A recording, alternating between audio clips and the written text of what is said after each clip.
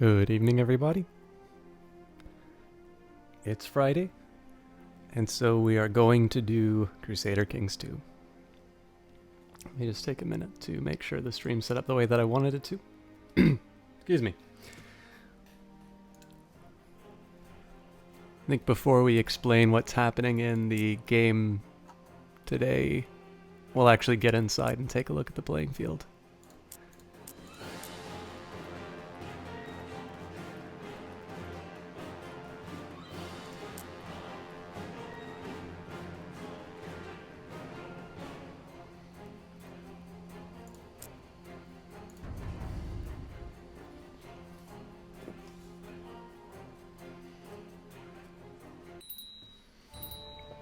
Alright, so as always, there is the time I want to do the stream, and there is the time I actually do the stream. We're definitely starting later than what I normally want to do especially for the Crusader Kings 2 nights, but I don't know what to say. Things definitely were a little bit busier today than I thought that they would be. So, what we left off with was basically two revolutions that started within my realm.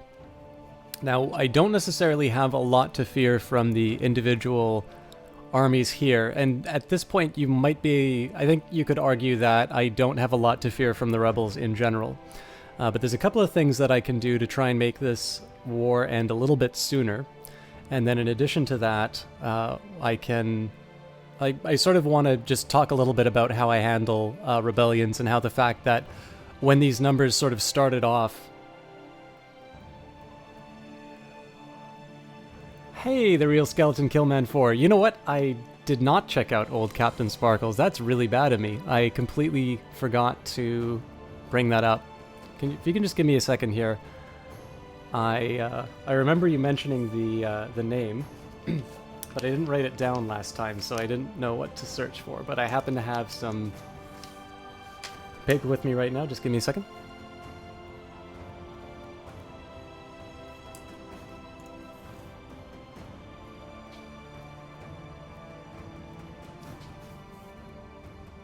Okay, I'll do that at the end of the cast. Thank you for reminding me. I feel really bad that I didn't do that earlier.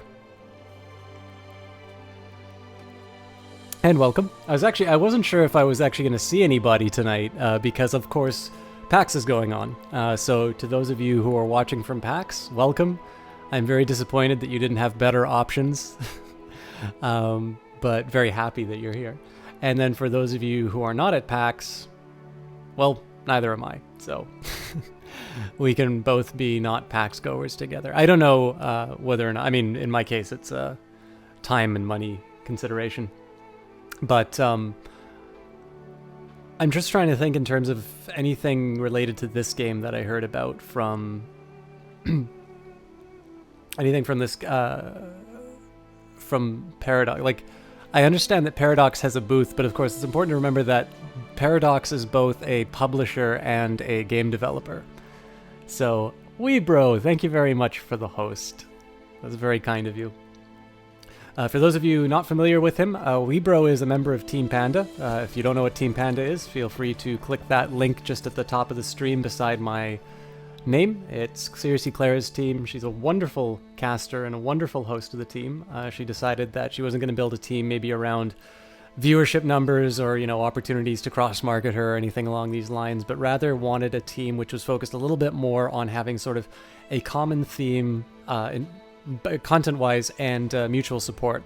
So, a streamer like myself who, and of course it's worth remembering I was much smaller when I applied, but a streamer like myself who's very small, maybe limited appeal, is still welcomed in with open arms, precisely because the focus is on growing and developing and sort of helping people out within her little community. So I think it's a wonderful team that she's put together, and watching people like Weebro, who is an absolutely outstanding caster, is sort of an indication in terms of the types of people that you get to meet on a team like this, and the great fun that there is in going along with it. So if you guys have not checked out Weebro, I strongly recommend it. He's an exceptionally gifted broadcaster, very good at doing little graphics and I guess you'd call them motion graphics. I don't quite know what it is. But I mean, part of the joy of his cats is not just what he does with games and how he interacts with people, but he also has a lot of nice little visual components, which is something that maybe either I haven't had the time, inclination, or talent to do myself. So always have a good time when I go in there. I go in there a lot less than I really should. But wonderful Team Panda member, and I don't know if he's actually present in chat or if he just decided to host, but I definitely recommend checking him out. And indeed, I recommend for all Team Panda members, but it's nice to point people out specifically for their strengths. Real Skeleton Killman, I hear you exactly on the situation for PAX. I have set myself a small goal of going next year. Now, you know, a year, for me at least, is a fairly long period of time to plan out for. There's definitely a lot of things that can happen between now and then, good and bad, that would prevent me from going in. So I'm certainly not going to make a promise about checking out or going to PAX, but that's certainly a goal that I've set for myself. And certainly I intend to save towards it once school is done. Hey, T. Clark, how is it going? Great to have you in here, as always. You've been playing a lot of really interesting games on Steam recently. What has been your favorite so far? All right, sorry, I was going to talk a little bit about the Revolution here. So, I was talking about PAX originally. So I was actually checking out the Paradox forums. Now, Paradox, again, is a publisher and a developer. So Crusader Kings 2, Europa Universalis, all of these games are by the Paradox Development Studio.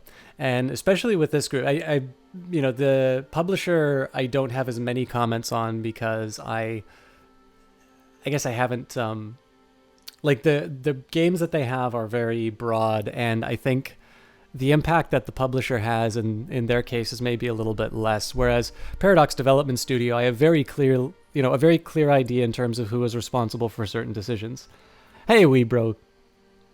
I am having a good night. I'm late tonight, but definitely looking forward to putting on a cast. I'm absolutely thrilled that you are here. Oh my goodness, I'm still saying that I'm playing Hong Kong. Let me change that right now.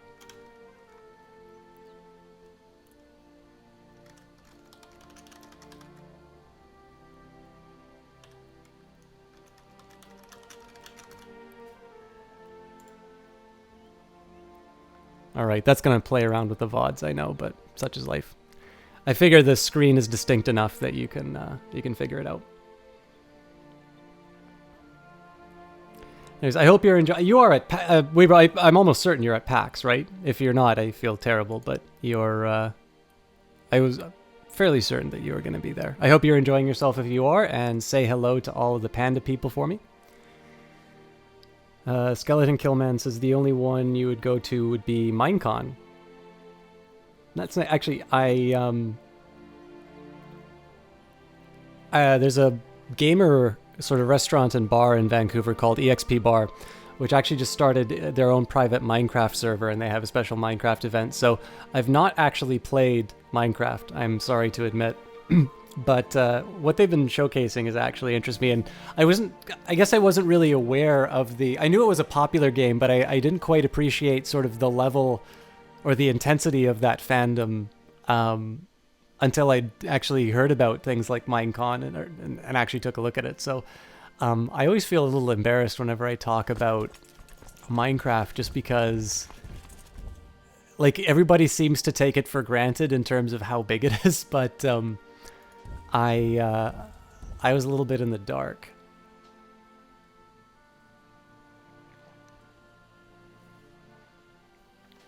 Hey, Aftershock 4G. I'm going to assume that the Bubbly Blaine reference was for Weebro. And hey, Sir Wedgie. Sir Wedgie actually is, I was talking about Seriously Clara. He is, I will call, the chief executive mod. He's the one who shows up most regularly, but also just an absolutely outstanding mod as well. We were in Seriously Clara's channel a little bit earlier today while she was doing her special PAX cast.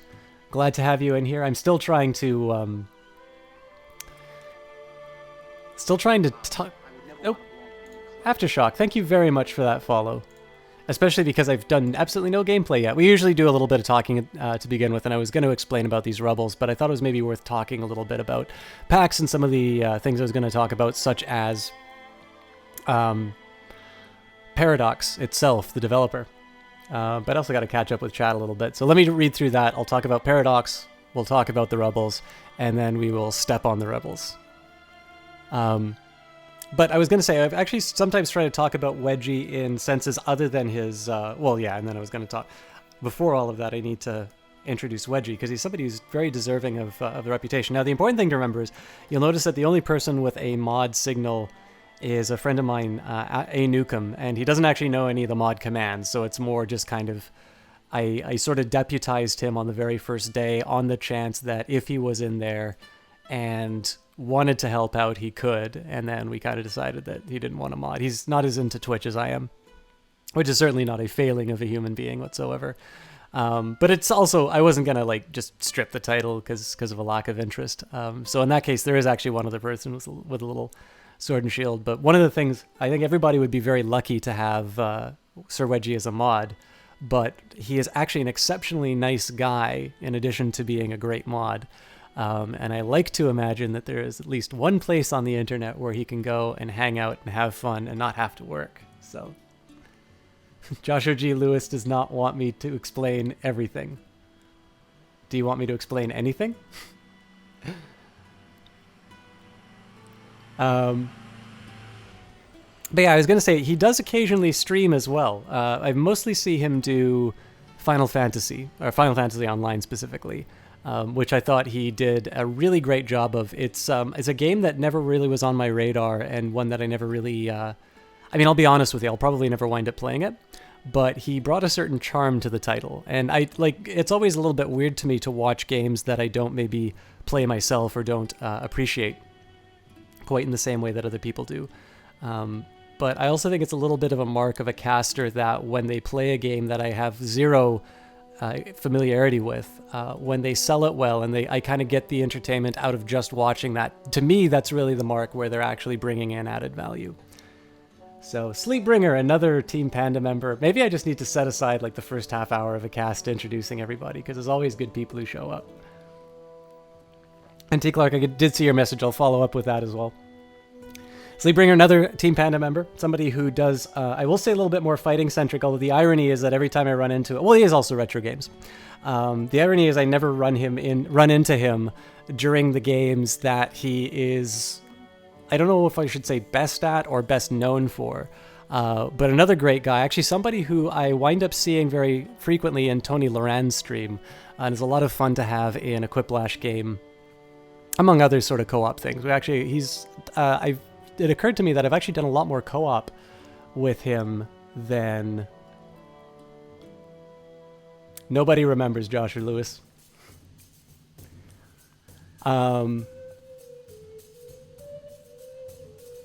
not a problem, Sleepbringer. But yeah, basically he... Sorry, I got thrown off. It occurred to me that he's actually done a lot more of the co-op stuff, or probably the most frequently shown up to the co-op stuff that Team Panda does, although I don't think I've ever really kind of credited him with that, so... Alright, let me catch up.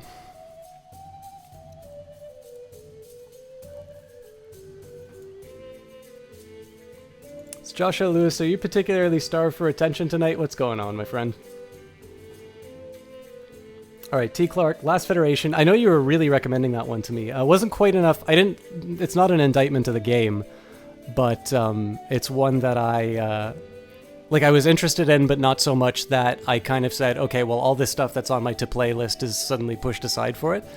I'm definitely quite interested. In fact, if you ever stream it, I'll be the first one in line. Dark Souls 2 is absolutely fantastic, I hear. I've only ever played the first Dark Souls, but definitely one that I'm looking forward to playing myself. I have it, I just don't have a computer that can run it.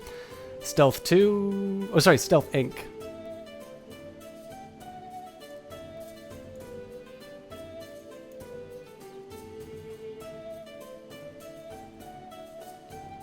Oh, sorry, I thought you were talking about Invisible Inc. I'm like, Clive put out a game for free, but no, it's free on the Humble Store as a platformer, all of them really fun in their own way. That's cool, T. Clark. I'm definitely check out Stealth Inc. because, of course, it is free, which is my favorite price.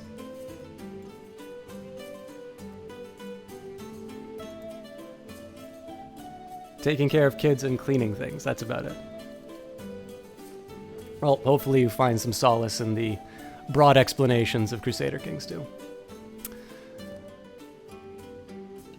All right. So one thing I was going to say about Paradox, I had a problem with their forums where I basically I'd signed up for them. Now, apparently at some point in my history, I think it was probably for Magicka, their claim is that I had consolidated two accounts together. Now, I don't actually believe that this could be the case because there was only one Paradox title that I had before, which was Magicka.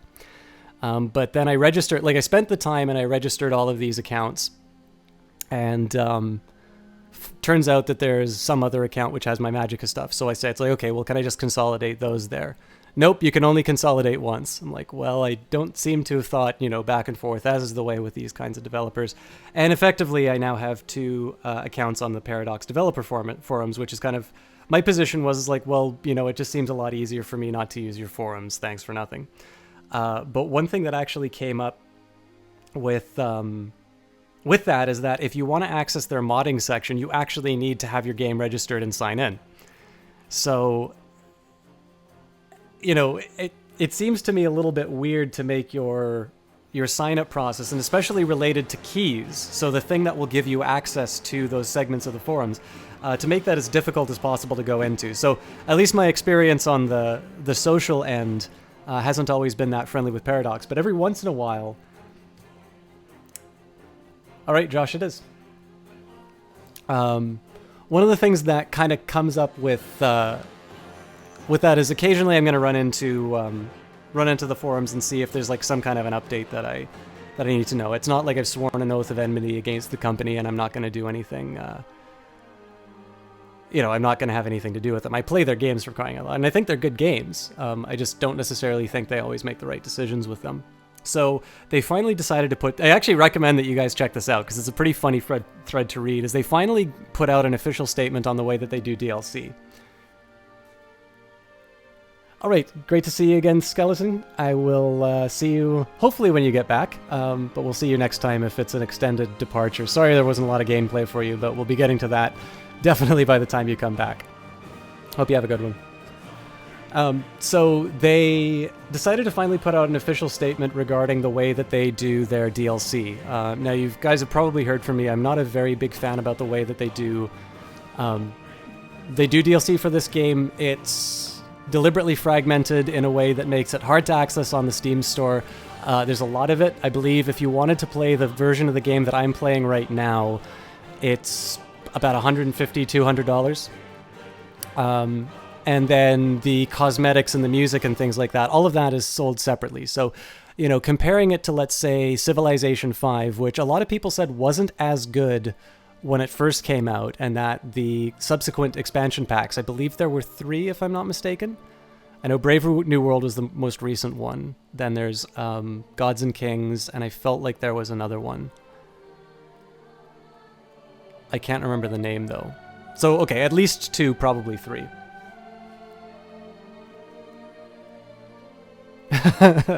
That's a great way of putting it, T. Clark, actually. But basically, there's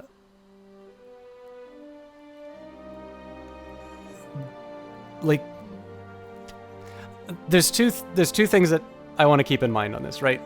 So you've got Civilization 5, which I think, whether or not people were lukewarm about it at the beginning, I think most people will say that Civilization 5 is a very good game, and in fact, if they're picking between, out of the most recent Civilization games, Civilization 5 and Beyond Earth, most people will say that Civilization 5 is their definitive Civilization experience. I don't know how beloved Civ 4 is. I don't hear as much about it, although I know some people say that it was their preferred game. But definitely, I think people say that after the expansion pack, Civilization 5 was all right. Now, Paradox put out this message kind of explaining it, and they're like, well, it's really expensive to develop, art assets and things like that, and we want to give the consumer the choice. So whenever you hear words like that, to be suspicious. But basically, it was kind of their effort to say this is the right way for the game to go, etc., etc. And the result is hilarious if you look at the comments afterwards. Most people sort of figure it as sort of this apologia for what is a very greedy and consumer unfriendly business practice. And effectively, they just shut the forum down. It's like, well, we can't, justify our decision to all of you. It is what it is, and it's not going to change. And I'm like, well, I'm sure this probably was not the way that they were expecting for it to go. Now, I will say businesses need to make money. These games won't exist if I don't buy them. But the important thing to remember here is that, I started talking about Civilization. Like, look how much it costs you to buy Civilization 5 in its full form. Let's say that somebody said, I'm waiting until all the expansions are released and I'll buy the game, and that's it. You don't even need to buy it on sale. Just buy the full version of the game once they announce that Brave New World is the final version. Compare it to Crusader Kings 2 right now, which sort of has this indefinite commitment to ongoing expansions. Now, let's say it's like, well, you can buy the parts that you want. It gives you the more ability. But again, I would say that most people don't really consider these... I think the appropriate comparison would be the expansion packs of Civilization, not necessarily optional add-ons, right? A texture pack is optional. Additional gameplay is something that once upon a time used to be an expansion pack. And again, you've got Crusader Kings 2, which is a very good game, but one that I don't believe is worth a couple of $100. And then you've got Civilization 5, which I suspect, I need to see exactly how much the whole thing costs, but you're probably not paying any more than $100 if you're buying the whole thing, and probably quite a bit less. Paradox, a murky history. Right, Xbox Live had a problem. Yeah, well, I definitely sort of distinguish between the developer and the publisher. But like I said, the DLC practices, which I think are not acceptable from Paradox, those I can blame directly at the developer because that's an internal decision that they made.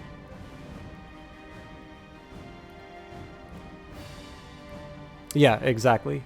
So, in the end, the solution to what I had is I just buy... in the end, one of the community managers said outright, it's like, well, why don't you just go vote with your wallets? And I'm like, yeah, that's that's roughly the answer I was kind of expecting from a company like that. So I do. With the exception, CPO Williams donated to get the Horse Lords expansion. So that'll be the one that I buy. That'll actually be the only DLC that I bought at full price. But for the rest of the time, I get the DLC when it's on the cheapest discount possible, because I don't think the game is worth it otherwise. Hey, Jeff the Hef. How's it going? All right, so that was my spiel out of the way. That was mostly just to talk about the Paradox developer studio debacle. But yeah, we'll see how it goes. I'm interested to see if they announce anything at PAX. I know they're probably going to talk more about City Skylines, which is something that that's from their publishing division, not from their development studio. But they do also have Stellaris, which is coming out from the developer side, so they might show off some of that. I don't know, I'd say vote. If you think about a lot of the early access stuff that's coming out, right? There's a lot of early access games which have been punished financially for their pretty vapid claims. There's also stuff which is pure hype. There's always going to be vaporware. But I think I don't know, at some points I think people giving a financial response is one that a business would listen to. I will say, I think people like grand strategy games and the expansions enough that they will continue to buy them, and I think that's what Paradox is counting on. So personally, I think people are not behaving necessarily in their best interests by being impatient with their purchases. But I certainly, unless somebody specifically tells me to use the money for something, so as CPO did with Horse Lords, I'll buy the games on the steepest discounts that I can.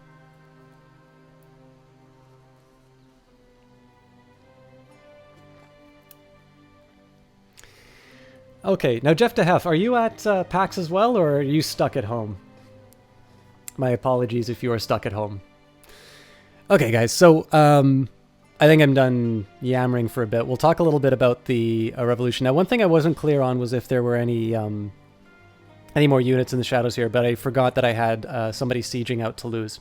So the way that I'm going to deal with the rebellion is try and keep this 1900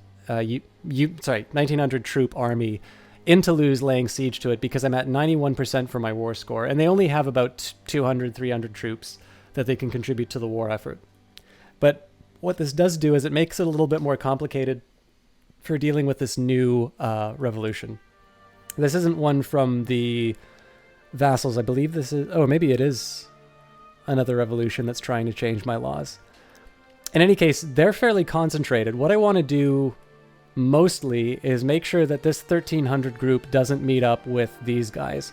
The way for me to handle that is to take my troops here, and I think we'll probably just try to do the best that we can to move into the northern part. The one thing I'm most worried about is if they kind of get together and then I try to attack them over the water. And these guys are in a world of hurt if these two units successfully get together. So the next thing that I'm doing, of course, is taking my 3,000 units, who doesn't have any other province to siege, and I'm just kind of going to put them in the most direct path, although I think it's almost certain that these guys could unite earlier. Again, I don't want to move the Toulouse units because I have a chance of just bringing back a whole segment of the country back into the fold. The main thing that we're looking for here, like I said earlier, was it's important to remember that the war that we started, the revolution when it started, definitely had more troops than me. And what we want to basically do is make sure that as many units as possible wind up separated from the main body. So like right now, these guys do not have a lot of morale. These ones do, but they're small enough not to count. So by focusing all of my attention into the center here, kind of where my capital is, I'm going to try and keep the main forces from uniting. And then another key thing here is that there's, 900 troops here, 900 troops here. But if I'm able to cut this part in half, these guys are an entire country apart, and any one of my individual stacks can take care of them. In fact, arguably, I could split this in half and send them down below. But what I sort of want to do with this 3,000 stack is have them ready to deal with the super group if they do just decide to all glom together at once. So, I mean, most of the strategy was already taken care of when we finished the playthrough last time, but it's kind of worth sort of reiterating what our planning originally was. The biggest thing is that even though they outnumber you, as long as you have a fairly intelligent placing of your provinces and your units, you can still wind up defeating the rebels even without hiring mercenaries or something like that. Too much going on at work to take a week off. That's definitely... I mean, mine would be school, which I'm technically not in, but I'm already working as a research assistant, so I definitely hear you on that, Jeff DeHuff. Sorry that you don't get to have the time off, but I'm sure you'll enjoy yourself. Hopefully you enjoy yourself while you're here at the very least, and that you get some work done. Alright, we still have some factions. I think most of this is because I've been losing some troops while we fight. So in this case, I definitely don't want to lose Crown Authority. So as always, we will... Oh, looks like I already assigned him. So I will send him to deal with the rising faction. I mean, if the faction comes up again, we unite our armies and deal with them.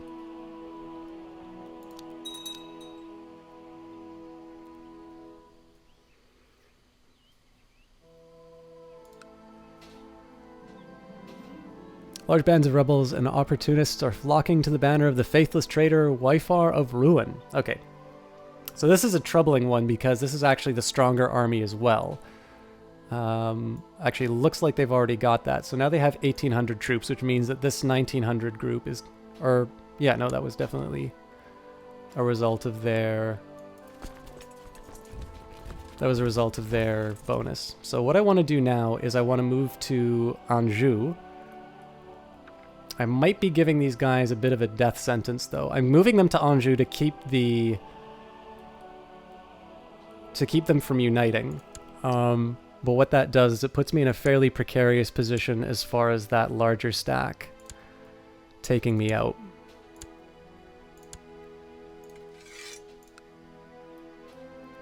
So this is basically going to turn into about 2,600 troops versus my 1945. Now I have the advantages of some stronger generals. But I'll move them to Anjou and hope for the best. The next thing that, of course, I can think about is move these guys into Toulouse. The other thing is, if it seems like it's a lost cause, I can always try and... okay, that's actually good news for me, so we'll let her rot. They are on their way to Maine, which means they're going to cause some more problems for me. Ugh, this is ugly. I think I'll just go directly to Anjou, and I will shrink the... Actually, that event really hurt me.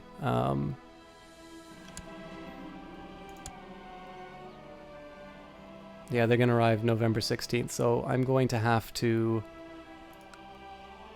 sit tight.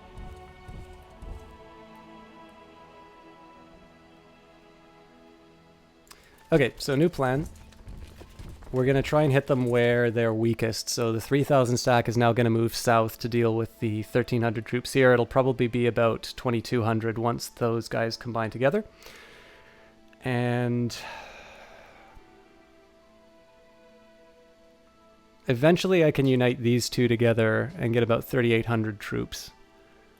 But I think at that point we'll probably just try and get everything... I think we'll just try and get all of my guys clustered together into one big super group. So the biggest thing I want to avoid is having this guy caught in enemy territory with nowhere to move, because then if I disband them, I lose half of my troops.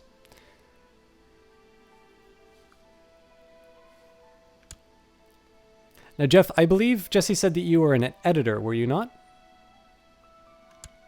Or am I losing my mind? Okay, so they're heading back to Maine. I think here we try and beat a hasty retreat. Let's see, we get to Evreux on November 30th. They arrive on the 26th.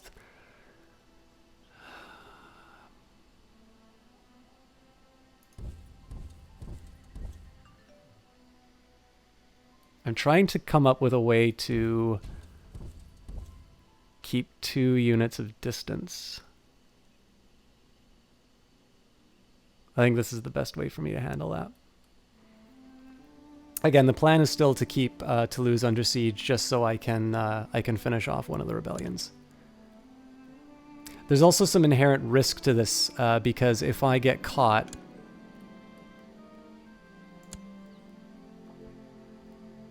If I get caught, I can't disband the unit, and they're going to get crushed by the 2,500. Well, maybe not crushed. I mean, it's not that wide of a margin, but generally the numbers are not in your favor.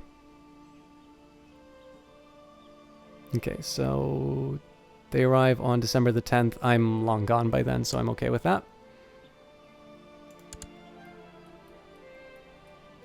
Siege in Toulouse wasn't quite enough to take the war score to our favor, which is a bit of a shame, but we'll deal with that as best as we can. And looks like we kind of got away with, maybe not murder, but definitely we're going to escape in time. So they're going to have about 3,500 troops to their name. Once I get to Rouen, I'm going to double back, beat them in Dijon, or meet my force in Dijon. And that is assuming I can't chase down these guys on their own. And we'll basically have about 5,000 troops to deal with their 3,000.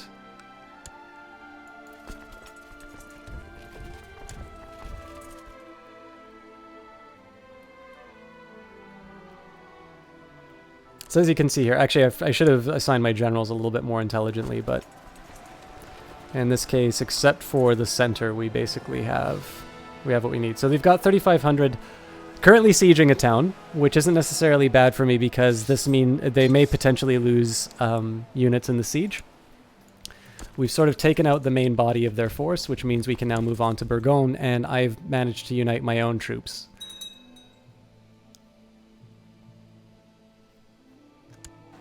Alright, so I believe... Oh, hang on. Defeat... Oh, that's just because they sieged the province. Not too worried about that. So you can sort of see how this is coming, how the plan's turning out now. We've got 5,000 troops, which we'll be able to take on. Even if they successfully united all of their troops at once, they wouldn't have enough... They wouldn't have a large enough force to deal with my existing group. So effectively the rebellion's over, but we still have that whole business of fighting to get out of the way. So we'll offer peace to the first rebellion. This frees up my remaining troops. There were 1,900, but of course they had to siege out Toulouse, so I lost a little bit to the siege efforts. We'll recombine in Burgonde, or as close to that as we can get. And we'll kind of deal the killing blow to the... Well, maybe not the killing blow, but definitely the part that eliminates the main army. Editing's kind of close. You work at a post house. Oh, graphics assistant. Cool. I used to work as a camera assistant in the film industry in Vancouver, so I know a little bit about post because I did go to a film school. But I will admit I was much more, definitely much more into cameras. Although I think, especially once you start doing anything HD, which is basically how everything's shot now anyway. But when I was working, you'd still see a lot of, you'd still usually see a lot of big features shooting on film. But basically, because I did a lot of sci-fi television, which was shot on HD, obviously the lines between post-production and what you're doing on set get a little bit blurred with things like image detections. Oh, Jeff, your job is way cooler than anything I did as camera assistant for sure. All right, we've caught the Prince Archbishop attempting to snuggle out a letter to the Pope where he wishes the Holy Father to intervene on his behalf. Well, for those of you who don't remember what happened last round, we own Rome, so I'm not too worried about what the Pope has to say about the matter. God will judge us. Lose 5 piety. All right, so we've killed off the last of sort of the rebel support units. We'll just take a minute. A letter arrived from the Holy Father. He demands that we release the Prince Archbishop from our prison and submit to the will of God. I bend my knee to the throne of St. Peter. The hell I do.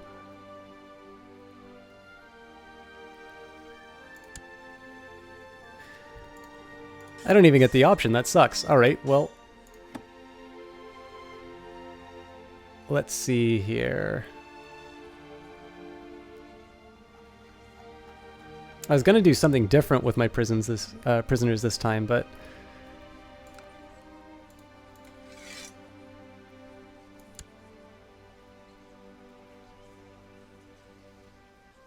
I wonder if I can ransom him too. Maybe I'll just straight up execute him. Yeah, I don't want to get -10.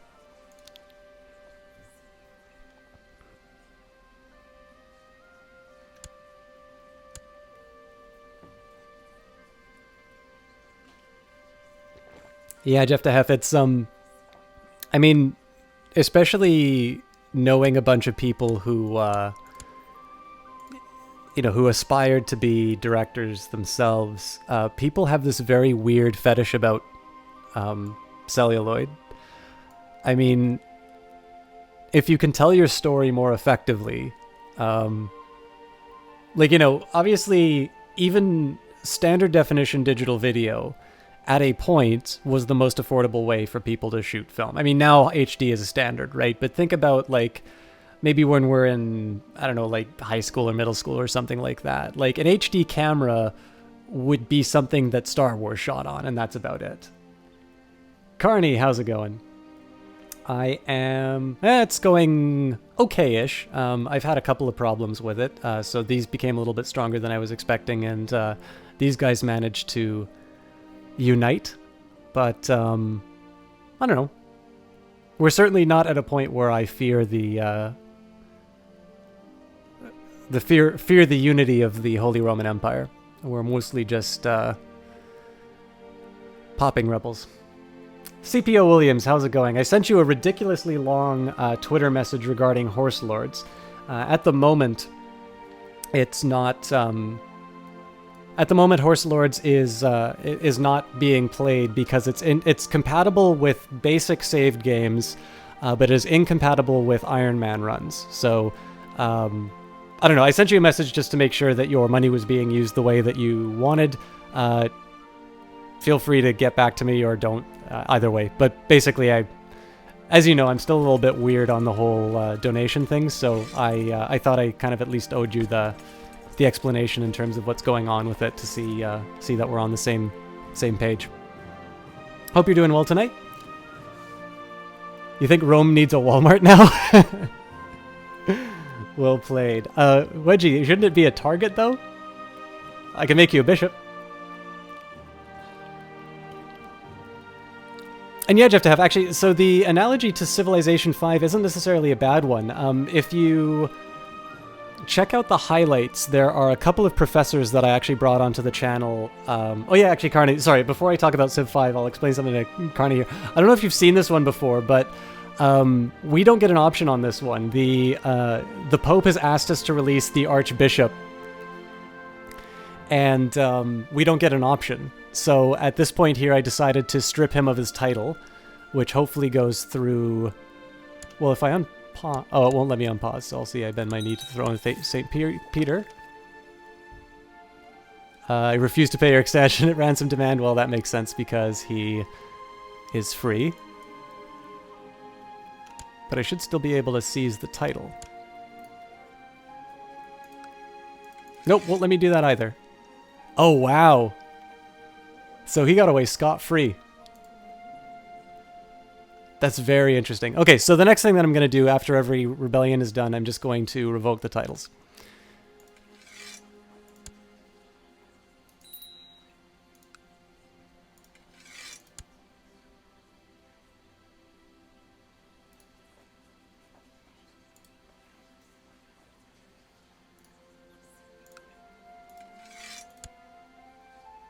This is going to make people hate me because I have too many duchies, but I'll be giving them away right away, so. And unfortunately, I can't actually take the lower titles. But we'll sort that out.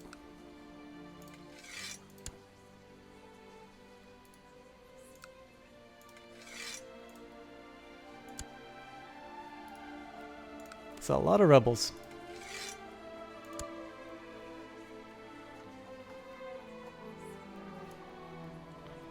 Kite260, how's it going? Kite260 is another Team Panda member. For those of you who are new to the channel, there's not too many people who will be new, although we did get that new Fallout, so Aftershock 4G, if you're still hanging out, definitely check out Kite as well. Someone in the mold of Weebro and friends.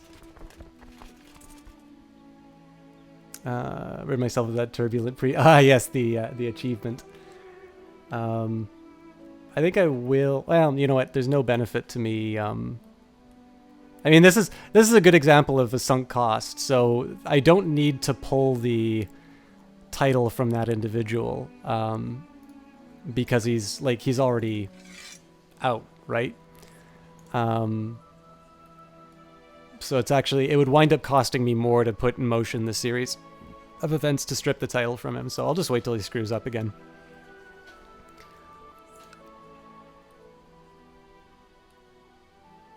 All right. Oh, Weebro's still here. Excellent. So yeah, Jeff to have, in terms of civilization, so there's a, I'll unpause the game. We'll get a little gameplay out of the way while I'm talking about this. So we have, you know, we have games like Civilization, or sorry, in the highlights, I talk with this professor about, Civilization 5 and, you know, just gaming in general. And one of the points that he makes about Civilization 5 is how, you know, everybody has the even chance of being successful, right? The Egyptian Empire is just as likely to win a game of Civilization 5 that goes to the year 2100 as the Americans are.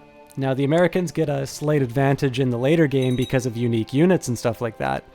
But basically, everybody starts on a level playing field. Now, this is clearly not how the real world works. And so, but I also understand why that game is that way. I completely agree. I unpause the game while I'm holding a tyrannical number of duchies, so I actually need to redistribute these titles.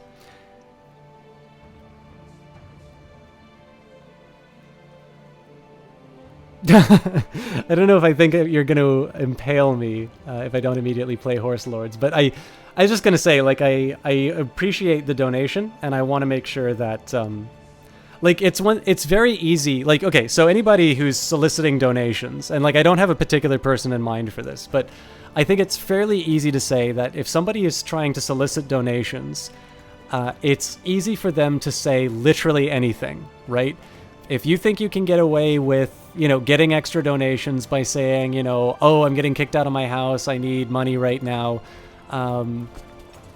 you know, even if it's not true, you know, there's a certain reliance that a potential scam artist would have in terms of being unscrupulous and just using an excuse like that. So, you know, it's all well and good for me to say, it's like, if you have something special that you want your donation to go towards, feel free to let me know in the comments. And I intend to stand by that. So if you give me money for Horse Lords and I'm not presently playing Horse Lords, I want to at least explain why. And given the fact that we're in the year 830 of a game that goes until the 1400s, the prayers of Count Emmerich have not gone unnoticed. Is there such a thing as a limit to my power?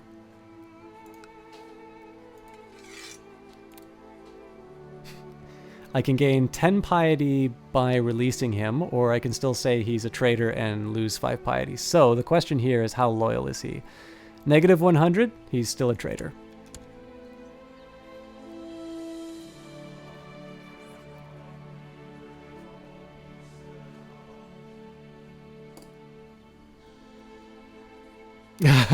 Sir Wedgie is making everybody envy him with his full tummy. I'm sorry, guys. I'm all over the place tonight. I think I'm a little bit sleepy, so I tend to ramble in it.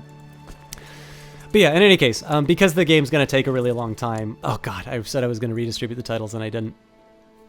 All right, let's deal with that to begin with.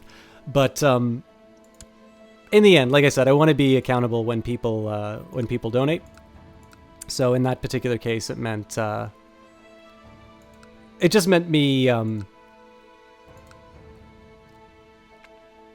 double checking that the weight would be okay. That took a lot longer to say than I had intended, but I was not expecting Horse Lords until this is okay. Yeah, fantastic then. So I'm really looking forward to play it. And Wedgie, thank you very much for linking out that Team Panda there. I know, like I said, I'm very manic right now, so I've been losing it. Thank you for being more on the ball than me. Okay, so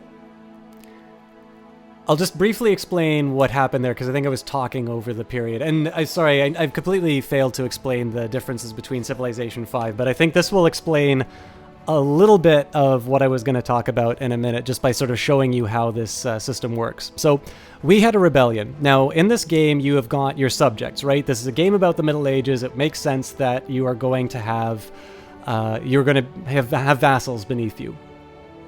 So in this particular case, people took up arms against me. They underwent a rebellion, and I get to do certain things to them. Right now, I've got people inside of my prison. Now, you'll notice that if let's not use, we won't use a prisoner as an example. Let's just take a ordinary vassal. I actually gave this guy his title. This is the guy who had the Pope sort of force a release. And in this case, the Prince Bishopric of Aegon, I could choose to pull the title from him. Now, it cost me 50 prestige because, again, that's kind of a tyrannical act. His opinion of me is negative 80, which makes sense because I am taking his title away. It's the only landed title that he has. But it's also important to remember that my vassals get a negative 20 opinion of me. Now, this is fairly sensible because this is an entire system built around sort of the power that comes with being landed. And your vassals are going to be very worried about your ability to revoke titles, and so they're going to dislike your tyrannical acts. Now, the reason why I was able to take away those titles from the people in my dungeon is because they had been rebels. So I am permitted to take away one title from each of them in order to kind of I don't know, do punishment or something like that. Anything more, and again, it's a tyrannical act which my vassals won't approve of. So the next step is to distribute them, because right now I've got a fistful of duchies. So if you hear like the Duke of Cambridge has the Duchy of Cambridge. And in this case here, I need to redistribute them because you get opinion penalties if you hold more than 2. I think that will be apparent if I... Oh, maybe not. Let's go into Limousin. Yeah, so I get a minus 90 approval because I'm holding too many duchies. And again, it's because I'm consolidating my power and everybody else wants to have them. So unlike Civilization 5, which I can sort of consider to be, remember how we were talking about how everybody has those even playing fields? In this case, I think Civilization 5 is about celebrating the achievements of humanity, and so you have that level of abstraction. As people who hear me say all the time, you have sort of this, you have this social planner idea. You've got somebody who's just kind of looking over the world and sort of deciding how they want things to be. And if they decide that, the world is going to be, or that the United States is going to take a police state, well, the United States is going to take is going to have a police state, and nobody can, nobody has any say about that.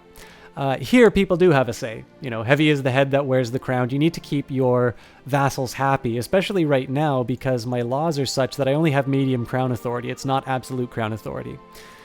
So in this case here, there's only so much land that you can manage. There's only so many things that you can take care of yourself. And so in this case, the judicious placement of certain titles on people is a way that you can go about managing your realm. So in this case, I'm going to switch the visual style to a duchy view. This is the Holy Roman Empire, which I more or less control. Obviously, we're in the middle of a rebellion right now. But I'm going to start dealing with these duchies that I'm holding by handing them out to people who like me the most. Now, it's worth remembering that all of these people are going to have negative opinion modifiers of me. So in this case, minus 90. I know the minus 90 is going to go away, because I'm going to get rid of all of these duchies. But comparatively, I've got somebody who has a minus 54 opinion of me. I've got somebody who's got like a minus 79 opinion. But in this case, minus 9 is actually fairly low. So in this case, I'll give him the landed title. And this is the Duchy of Aquitaine. So in this case, the reason why I took all of those titles are that so I can get rid of the rebellious subjects. I can take away their power and put it in the hands of people who will be more appreciative of it.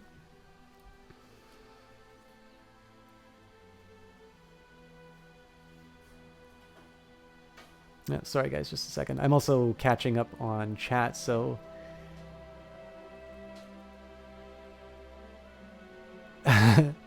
Would you be even more on the ball if you weren't stuffing your face? But this is not your job, Widgie. You're here for fun.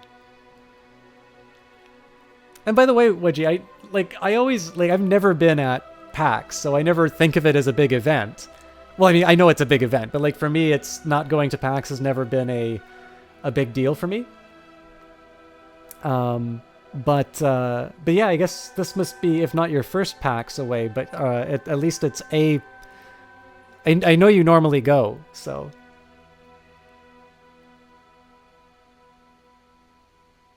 And Weebro isn't at PAX. I'm sorry to hear that. But we can all be not at PAX together. All right, sorry, I'll talk about gaming things. I'm a little... All right, have a good one, Weebro. Sorry, guys, I need to focus my thoughts a little bit more. Okay, so comparisons between Civilization and Crusader Kings 2. So again, this one I really like because of its because of its focus on the individual. So again, it's not... I mean, in Canada, we're undergoing an election, and I know in the United States there's going to be one too. So it's one thing to say, I'm the boss, so I get to do whatever I want. If you think about Congress, and I mean, most of my friends will say that the sort of the state of Congress right now is totally unacceptable, and it's hurting the states more than helping. Obviously, that's not something for me directly to say because I'm not an American, but I definitely think that that is by design because, of course, you don't... I mean, if you consider the conditions under which the United States was formed, you don't necessarily want one person to say, this is the way it's going to be and nobody can say otherwise. So in this situation here, I think one of the things that makes Crusader Kings 2 so interesting to me is that it's a game largely about managing those kinds of relationships and those kinds of, those kinds of issues. You are forced. So, I mean, don't get me wrong about what I was saying in terms of the states of the U.S. Congress. Like, it's clearly there is a level of conflict going on in there, which is, I think most people would say, probably hasn't been seen before, and that can be problematic. But on the other hand, the system isn't inherently bad, right? It's worked before, and it's one that is admirable precisely because it promotes compromises. It promotes people trying to work out these issues. And so, again, this game is a lot about, whether or not this game has a lot to say about democracy. I mean, it is about kings and vassals and things like that. I think this whole idea of sort of exploring the relationship of a ruler and subjects and everybody who's just trying to maximize their prestige and piety, and to turning that into the subject of a game makes it for a very rich experience. All right, so I don't want to give away Valois because that is my duchy. The other one is Orléans. So in those senses, those are probably the biggest areas, the asymmetry of the beginning. So again, I am playing this game now as an emperor. I started as a king, but I could have started as the Count of Verdun. And clearly I would play the game very differently as a ruler of this very small part of the world, as opposed to the ruler of this really big part of the world. And then there's other things, like obviously Civilization is a turn-based game. Crusader Kings 2 is a real-time game with a pause button. But those I think are a little bit more, like, I think the, maybe if not the subject matter, at least the, how do I put it? The, just the style promote those. I don't think that is as interesting as pointing out the whole idea of, how do you make a game about the feudal system and how the relationships between these various factions work with each other.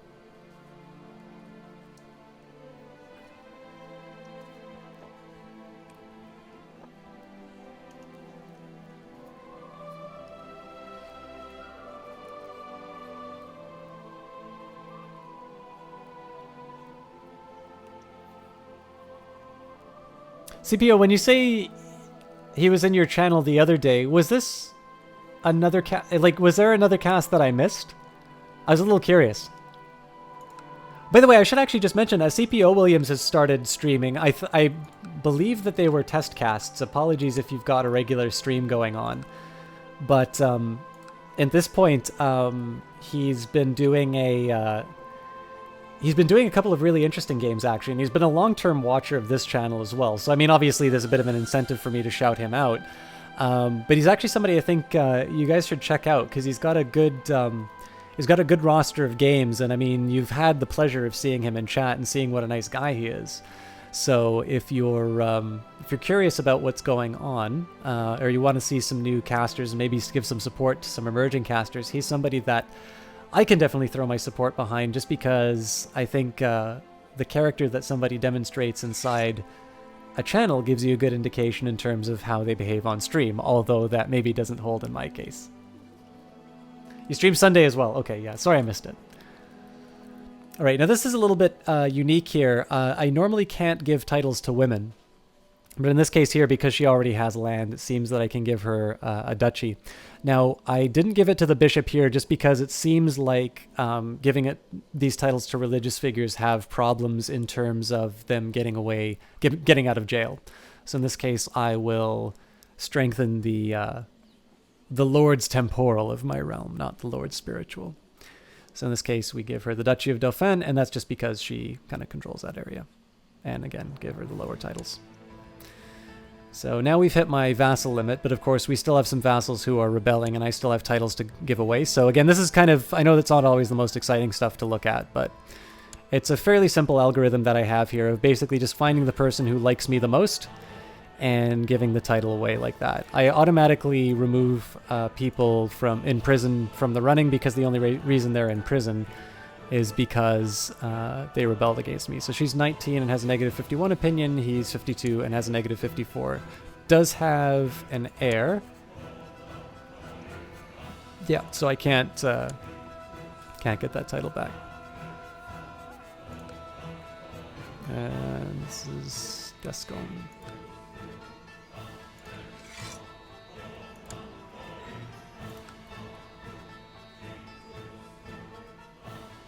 You're going to make it a normal thing because it's been fun. That's great to hear, CPO Williams. I'm always looking for new avenues of entertainment, and you've certainly got my eyeballs whenever I have a free moment.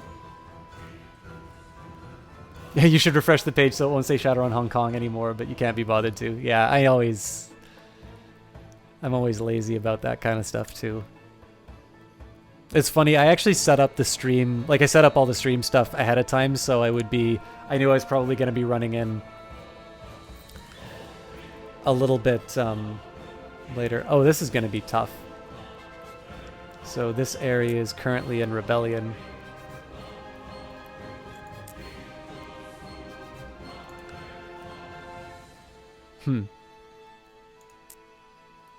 Maybe I'll just give the title to somebody entirely new.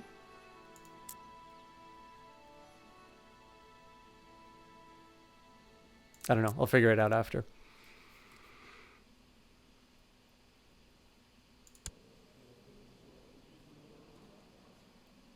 So I'll have one extra duchy, but I can handle that. For lack of a better word. Wedgie.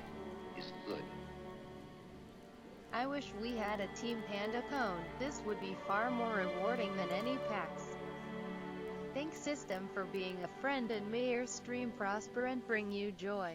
Oh, Sir Wedgie, that is so kind of you. Thank you for the... I'm really glad that I could actually finally see the amount and that somebody's name came up on there. So thank you very much, Sir Wedgie. That $5 donation means a lot. And especially from you, somebody who, if anything, I should be giving you rewards for your efforts. You're somebody who is basically making streams for me at this point.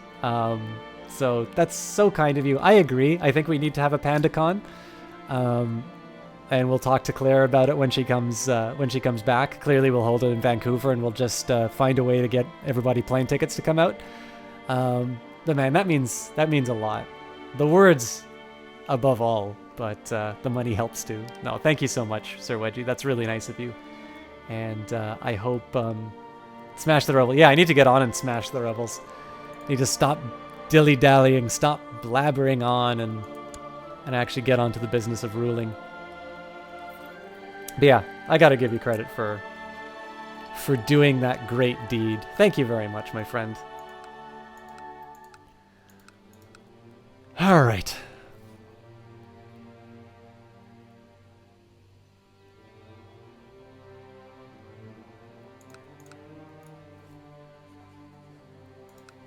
So this is the Duchy of Baden, which will also be the County of Baden.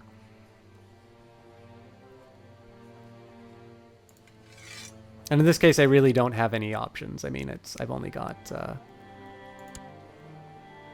the one other county in there, so. Okay. Brabant.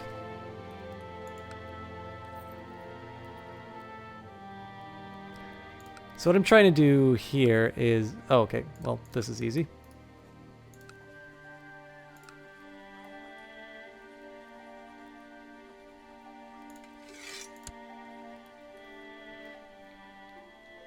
The other thing that you'll notice is in the top corner here, we've got my vassal limit. Giving out all of these duchies is just a way that I can sort of potentially add to the expansion of my realm.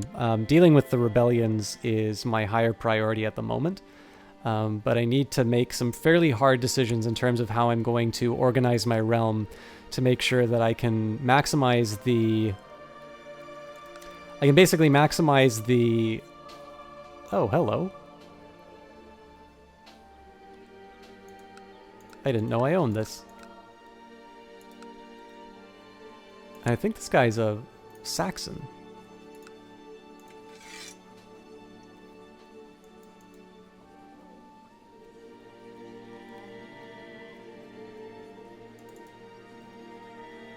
But I don't have the crown authority to take it away? Silly.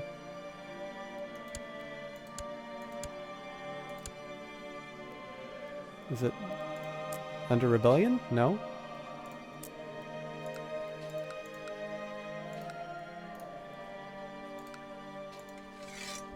Huh.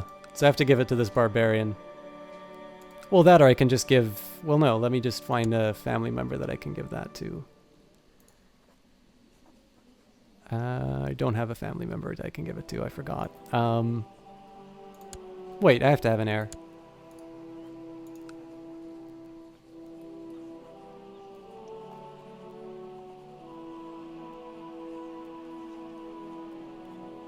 Yeah, that's not good. Gonna work either.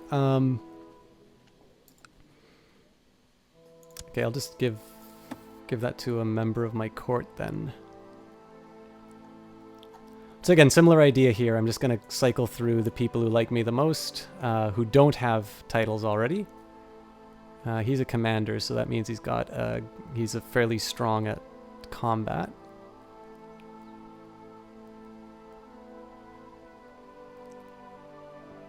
All right, that works for me. And again, remember that it's a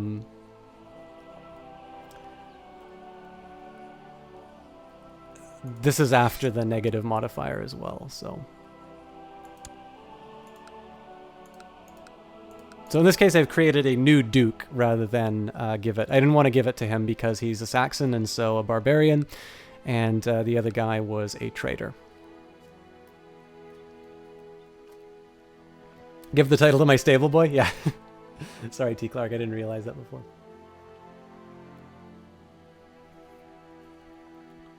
Alright. Almost done distributing titles. Oh, actually I am done. So I only have 3. Again, I've got 3 duchies to my name. That's a bit unavoidable just because I don't want to give away this third one. In fact, I'm not quite sure what I'm going to do after the rebellion, but I figure I can sort that out after the fact. I sort of need to win this war first. So let's go on and start killing people.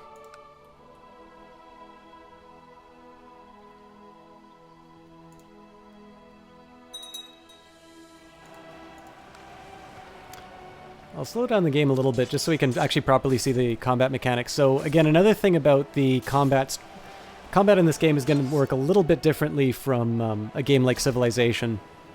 Now, it's not necessarily a swipe against the Civilization combat scheme. In fact, in some ways, I would argue it's maybe even a little bit more strategic in some senses.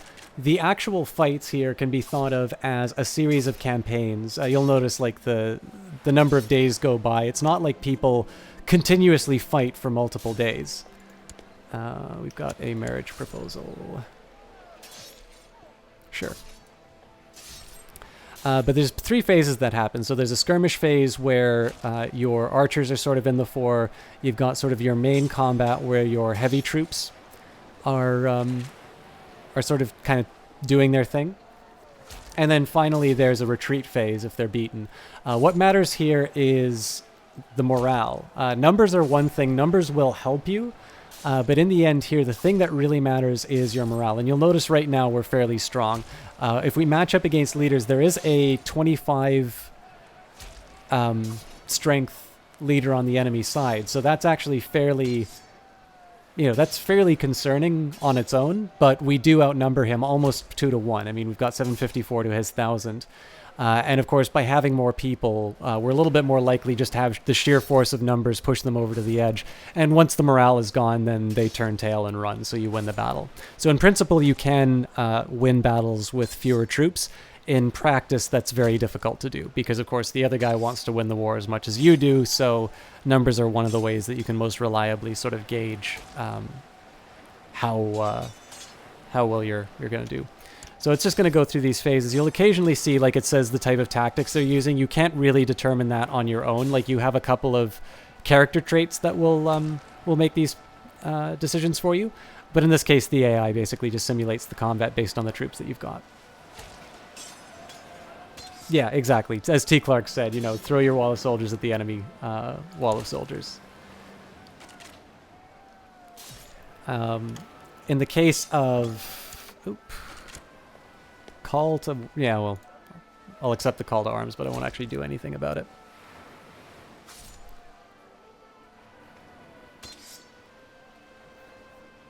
So, in contrast, you have... oh, yes, and of course, because we've beaten the flanks, now we get a combat bonus to the guy in the center. So that's almost certain victory on our part.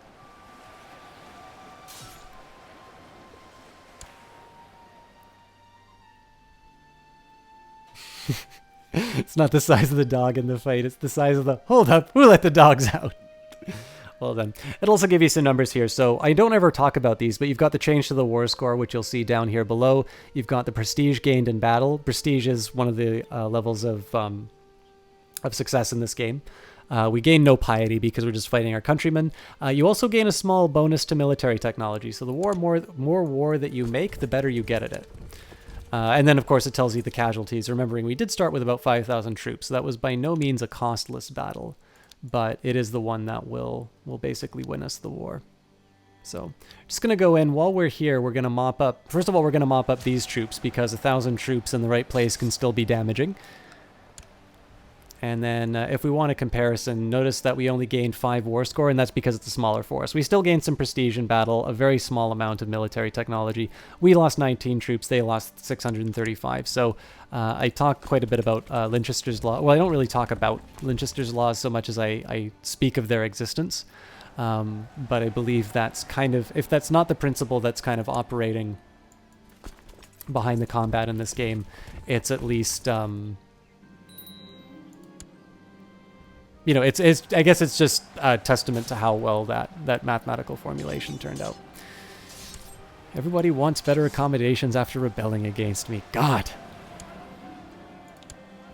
I will eventually decide to let some of these people out, but at the moment I'm gonna... Nope, don't go that way.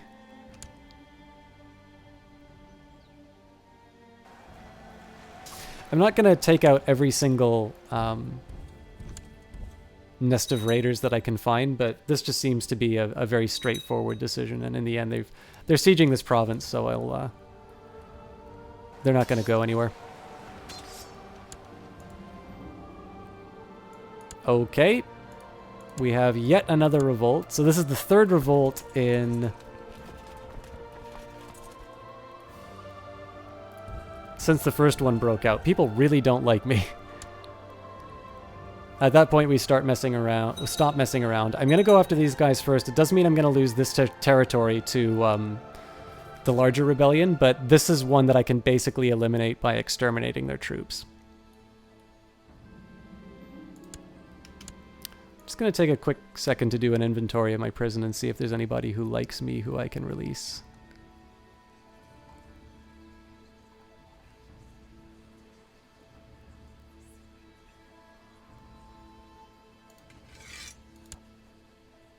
So I'll ransom any prisoners who have a neutral to positive view of me.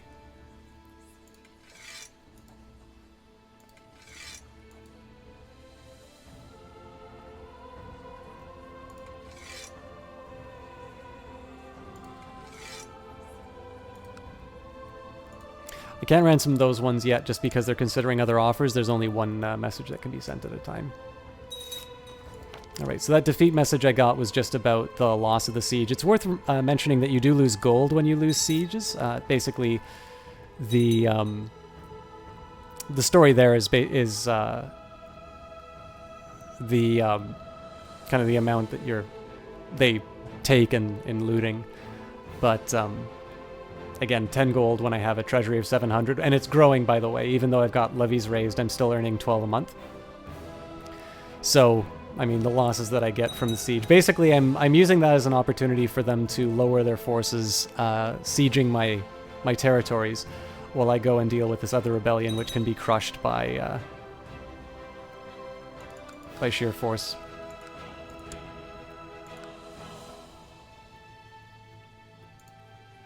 In the meantime, it looks like I'll have some opportunities to deal with factions. I think my Spy Master is available.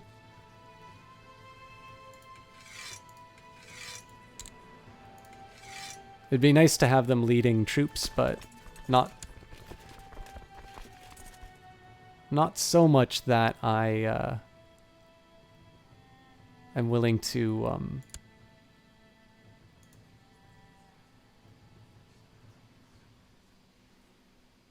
sorry, not so much that I'm willing to just, you know, give up my my ability to break up factions.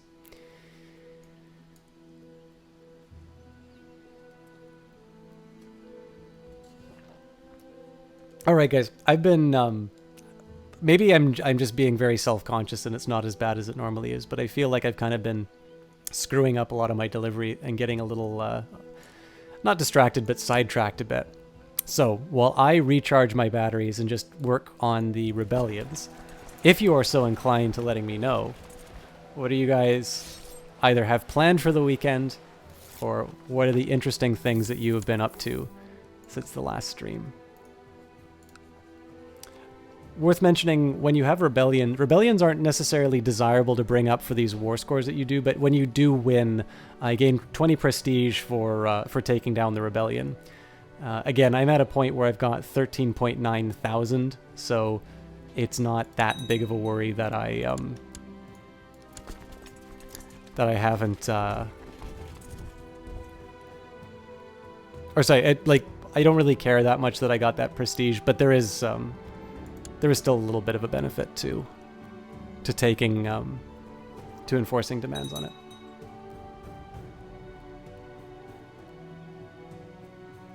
We'll be playing the puzzle game on Saturday. Well, I look forward to it. I hope I get a chance to stop by. More marriage offers. I've got a lot of daughters that I can marry off, apparently. I thought I already found them husbands, but...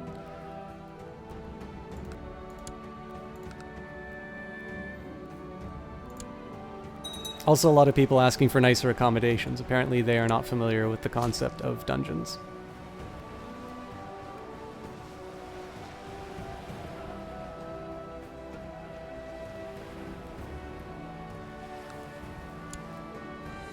Alright, so this is an ideal victory that you have here, right? One person lost in exchange for 520 of the other guys. Looking at what I have at the moment, I think the best thing for me to do is to just re-siege my own holdings. If they come close, then I can just kind of move next door and pop them off. What's more likely going to happen is I claim my territories back, and then I move south to finally crush them. Again, I've got 3,500 troops to do that with, so... Thinking of moving your troops to IHOP territory and conquer their stacks of buttermilk pancakes. Jeff's thinking about going outside and walking around. You usually stay home on the computer, but lately you've been in the mood to do that for whatever reason. It's actually... So one of my favorite memories working in film, I worked a lot of hours, but like inevitably you'd just go with whatever shows you had opportunities for, and you know, I'd pretty much be constantly working, but it did mean that, you know, my weekends, when I had them, they were entirely my own time, right? Like there wasn't school, so there wasn't homework to do. You know, I wasn't going to do any work when I wasn't getting paid for it. And so I'd usually just go out in Vancouver on the seawall, and I'd put like a lecture on my iPod, and I would just listen to stuff, you know, and it would be, you know, something I was interested in. Like I was really into philosophy at the time, so I was reading or listening to a lot of like late Yale lectures on philosophy available through openyale.com or .org. I don't know, do a Google search for Open Yale and you should still be able to find those lectures. But there's something about walking. Actually, I think Nietzsche was the one to say that the best ideas come when walking. So I definitely know that feeling, Jeff DeHeff. I mean, obviously when I'm streaming, I don't have the option, but I definitely like that experience. And I think audiobooks are really good for it. So I know some people have been badgering me to record audiobooks. I think on the condition that everybody has the time to walk on a walk outside in nature and listen to the audiobook, I'll be obliging. The kitchen is truly a wonderful place, filled with delicious things and smells, but it worries me that Pepin spends all his time there when he should be practicing sword fighting and learning how to rule. Force Pepin to learn how to fight. 80% chance he becomes brave, 10% chance he becomes gluttonous, and 10% chance he becomes craven. Pepin seems to have no fears at all. He has gained the brave trait. You thought the best ideas came when bathing? If your name is Archimedes, that certainly does.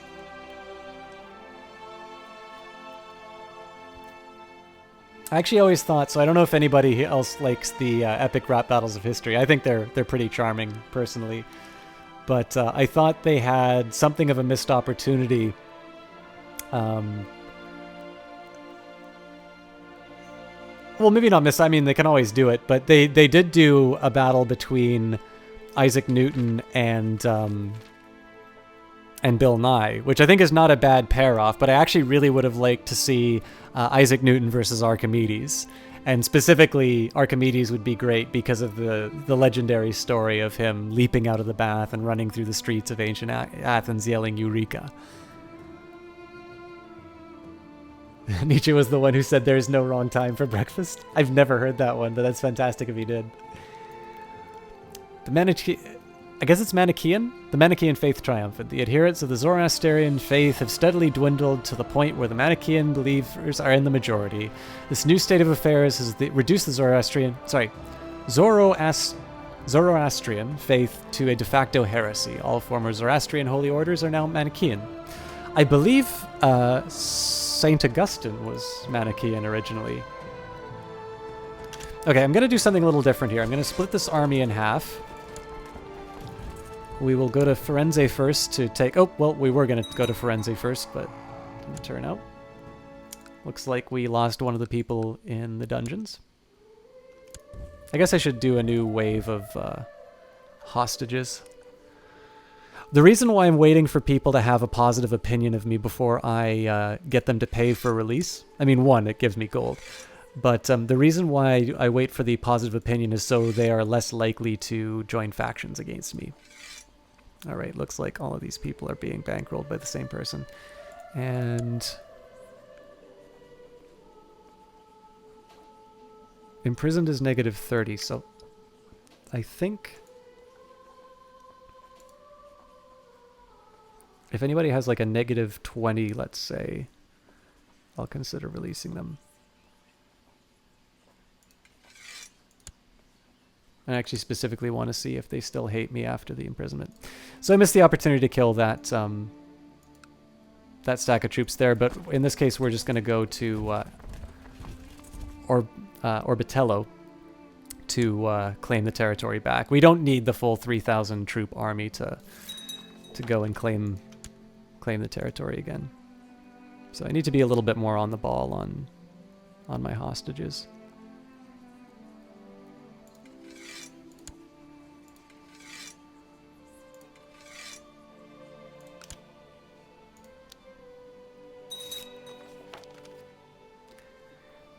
Did I see the East versus West philosophy? Yeah, I did. It was not my favorite out of all of them. There were a couple good lines in it, but I thought they had more opportunities with.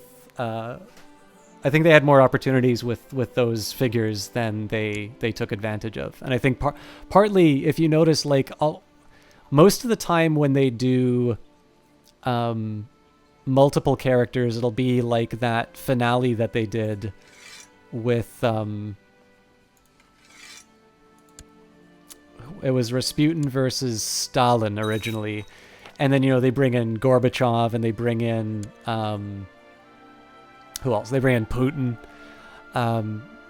So like in this case there was like there were multiple characters inside of it, and I think like one of the first times they did that was like Steve Jobs versus Bill Gates, which had like a third character. So I think when they do multiple characters, generally it's better when they sort of each have their own opportunity to speak.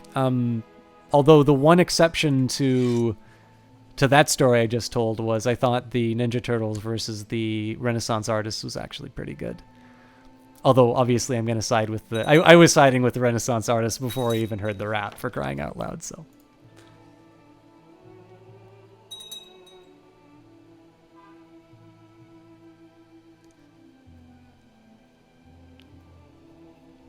All this talk about Russia, I should maybe do a Russian playthrough, or I should do European... Oh, by the way, I should mention this. So, especially Jeff DeHeff, if you're still around, there's another game in this by the same studio called Europa Universalis 4.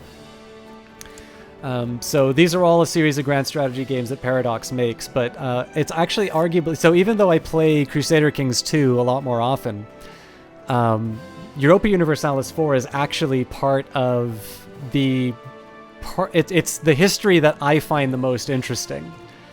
So like the early modern period and all of the ideas behind that. So, and the other neat thing about it is, so when we're talking about comparisons to games like Civilization, you can see a game like this being very focused on individual relationships and sort of the dynamics of being in power and sort of managing your realm. Now, in contrast, you have a game like Europa Universalis 4, and that is sort of the age of the nation state, and sort of this time where, you know, you have... I mean, in my opinion, I played as France, and in my opinion, Europa Universalis 4 is about France because history made it about France.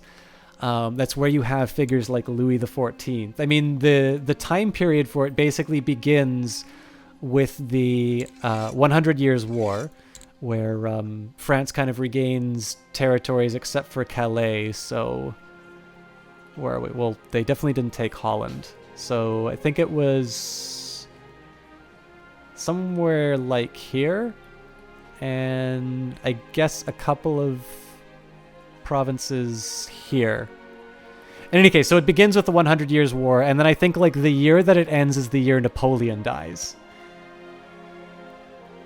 Scandi versus Mozart, Skrillex versus Mozart, and Gandhi versus Martin Luther King. You know, I really like Beethoven versus Justin Bieber, and part of it is because I think Nice Peter does such a good job of playing Beethoven. From the opening line, "Sit down, son, and let me give you a music lesson," to the closing line, you know, "You want to be a little white usher? Here, show them to their seats." It's just a fantastic performance. Although Gandhi also has a good closing line with Martin Luther King. All right, Honored Emperor, thank you for reminding me of my duties and obligations as your vassal. You are right, of course. For the foreseeable future, you have my promise not to support factions conspiring against you. Very good. So, this gives you an example again of kind of managing the micro level of your realm. I can take a look and see that there are factions conspiring against me.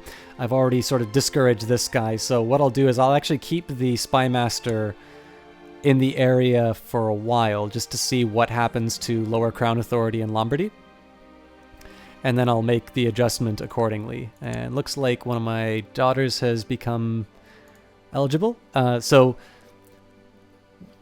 when we're talking about the micro level, we have these individual characteristics of these people. She is a charismatic negotiator, greedy, craven, wroth, cynical, gluttonous, and possessed. So naturally, we're going to marry her off. We could marry... Actually, this is not a bad option at all. He's 12, so we have to wait 4 years. Or the Count of Ferrara. Well, we already have Ferrara, so... Let's...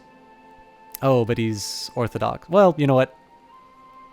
Do we get prestige for it? Yes, we do. So we will betroth them, and in 4 years, my demon-possessed daughter can marry her 16-year-old husband.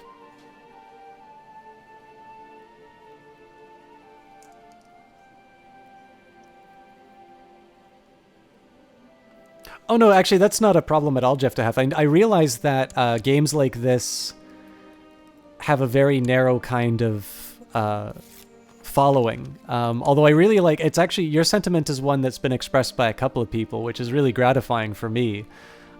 Which is that the games are interesting to watch, especially when explained. The comparison more so was just to sort of talk about how the situations or the the topics of certain games give rise to kind of different treatments. So in the case of Europa Universalis 4, because it's sort of, that's the age that it's about, you know, again, the age of Napoleon, the age of sort of nation states, sort of carving up the world into the, you know, into something ideal for them. You see a very different set of mechanics. So again, in the case of, if you think about Civilization, you sort of have this, you have this collection of a lot of wonders of the world that are being made, because, as I say, my reading of Civilization 5 is that it is a game celebrating the accomplishments of the human race. Crusader Kings 2 is about managing vassals. It's about the feudal system, and so as a result, you will see... you're going to see a lot more being played on kind of the... I guess we'll call it the political economy of this game. And then Europa Universalis 4, even though it's by the same development studio, doesn't actually have any of those personal level interactions. It's a little bit more about, you know, how do I position myself? How do I navigate the different alliances and the different, you know, the different states of Europe, so that I build, you know, I build the biggest empire. I build the sort of thing that, well, I mean, so you take over the world is basically what I'm trying to say. So to me, I always find that kind of stuff interesting. I'm really interested how the topic of a game translates to gameplay, personally.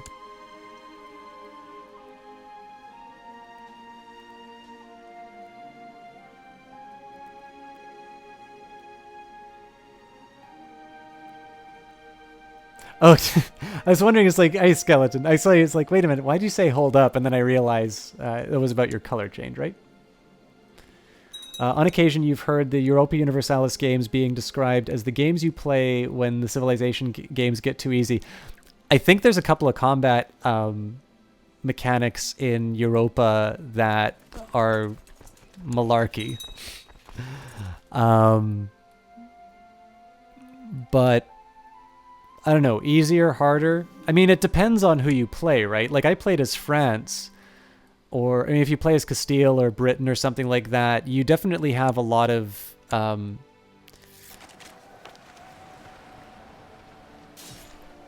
you have a lot of benefits to your position. So whether or not it's easier than Civilization, I'm not quite sure. Definitely it's more complex. I will grant that to the Europa series, but I always have a hard time of knowing exactly what, you know, I guess for me it's a little difficult to figure out quite what the appropriate metric for difficulty is. I think this guy's in Genoa. It's hard because, like, Genoa is run by a mayor.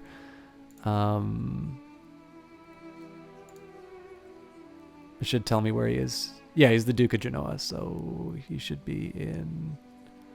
Oh, he's 2 dukes.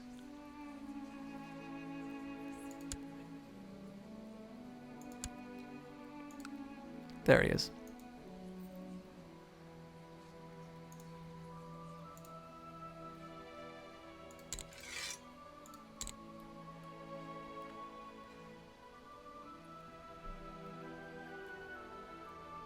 So when you got here earlier and I was changing the game, you thought this was Risk?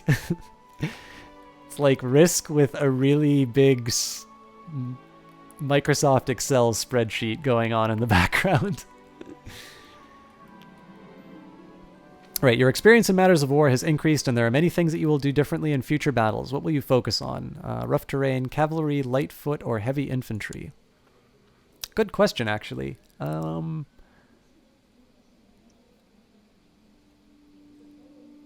Do I have a composition of my forces right now? No, I don't. That would be too easy for them to tell me what my forces are made. Oh, here we go. So my personal levies right now have majority heavy infantry. And this just tells me the total number of troops. So I'm going to assume that my personal levies are reflecting my, like these are reflective of my actual holdings, and say that I have more heavy infantry. So obviously the reason I do that is so that the benefit that I have can be distributed amongst the largest number of troops. All right, now this is a little bit worrying because this is something of a fair fight and it's in mountainous terrain, but I do have 165 troops ahead of them, or sorry, on top of them, and I believe I have a stronger commander, and specifically because I don't do this game justice enough in terms of what it looks like, we can watch the combat as it unfolds at the smaller level. Oh, the one thing I will do before I do that, though, is make sure... Oh yeah, no, they're still fighting, so... We'll watch the fight happen close up.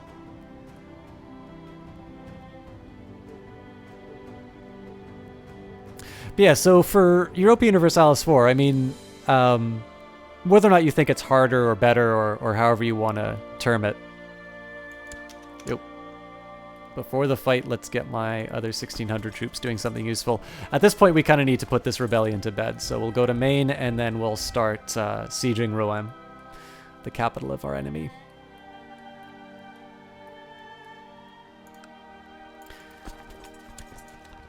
The one thing that I love about both games is that they have introduced me to some history that I haven't necessarily been familiar with.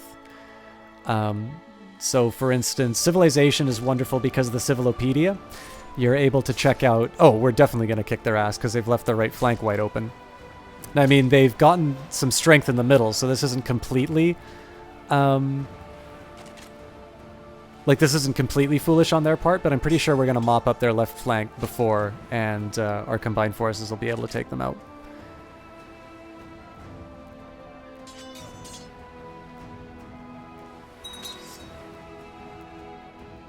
Oh, welcome back, Skeleton Killman. I will say, I'm pleasantly surprised by the number of people who showed up tonight. I thought with PAX we were going to be a very thin crowd. All right, so notice we did lose the center in the end, but in this case, only a cost of 435, and they lost 1395. So we'll split one more time just so I can mop up the enemy troops. Oh, I don't have enough to continue the siege, so we will reunite and just siege out the provinces.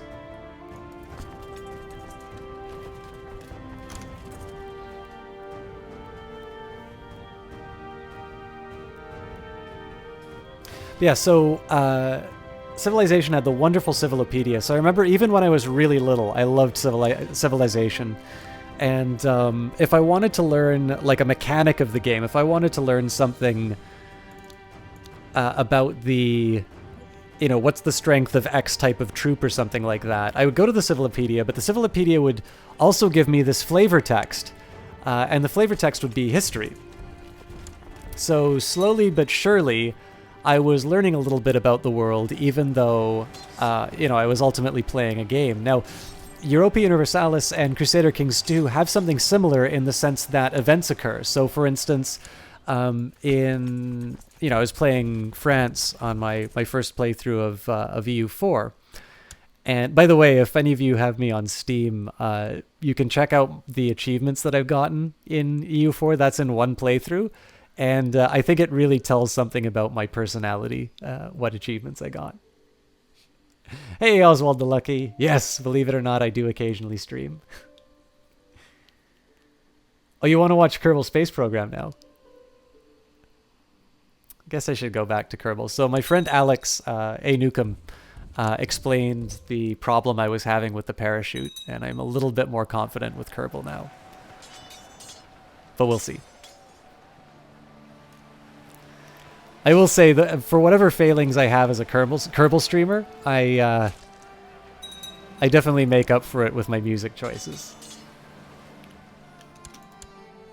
Wow, they're a lot stronger than I thought.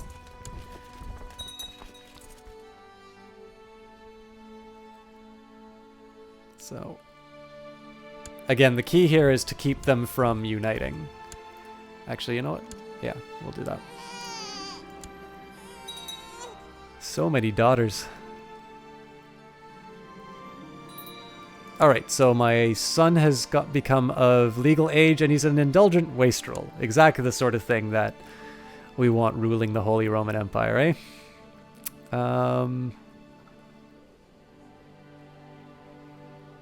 It's not a lot of good options here.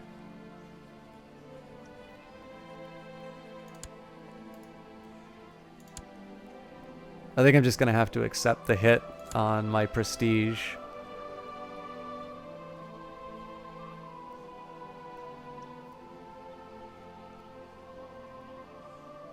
She's got some good stats, so we'll go for her. She's a courtier, which means I get negative 100 prestige, but it is going to be one that provides some benefit to my character's appalling stats. Kerbal is not free. Kerbal is, I think it's $30 or $40 now. It's definitely a good game, though. I strongly recommend it. Oh, so it looks like I'm just sitting on the sidelines waiting for the war to finish before I attack them. That kind of sucks, actually, because that's given them enough time to unite their troops.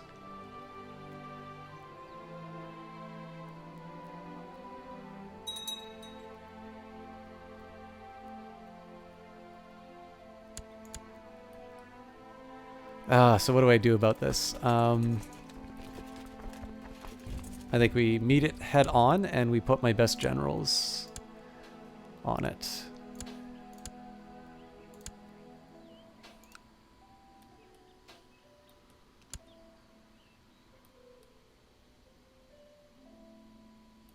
Wait, where did they go? Did they just withdraw?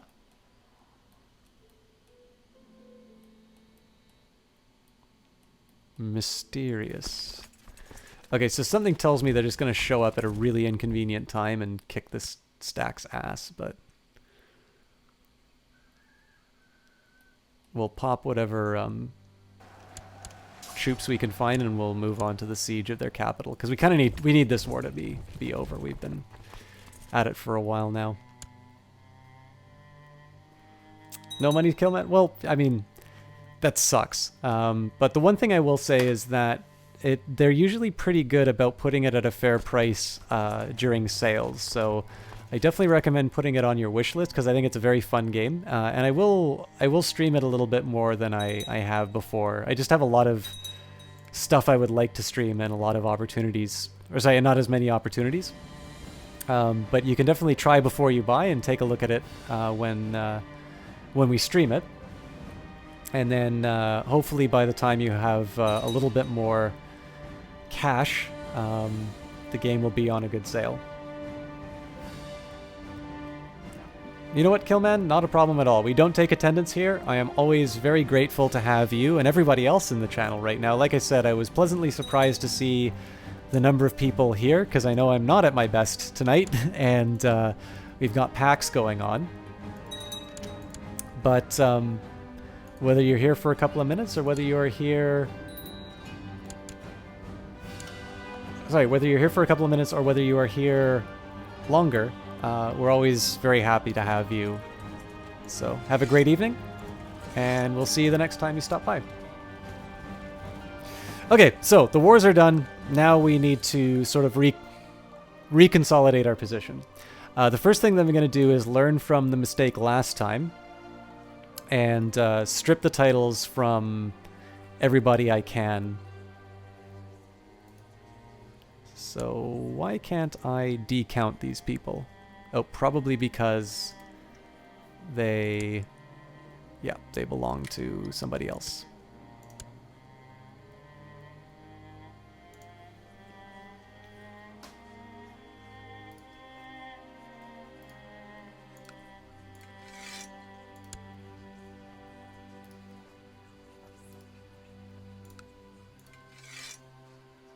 I already punished him.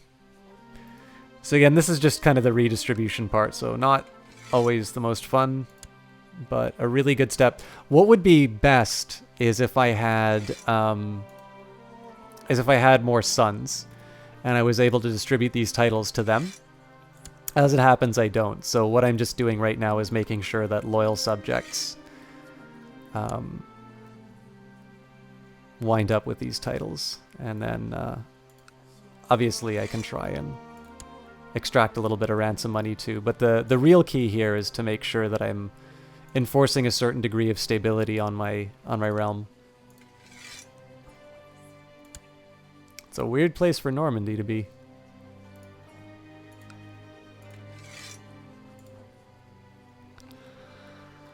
Okay, and then next up, I'm just gonna make sure. I guess they're all gonna hate me because of my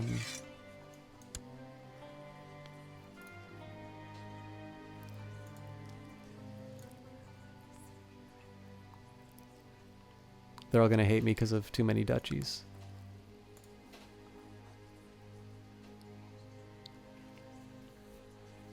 All right, let's redistribute the titles, and then I'll worry about hostages.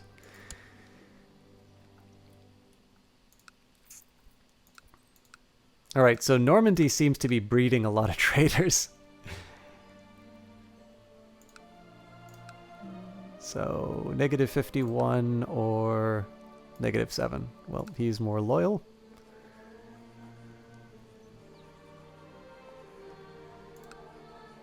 So congratulations, you are now the Duke of Normandy. Don't release the traitors.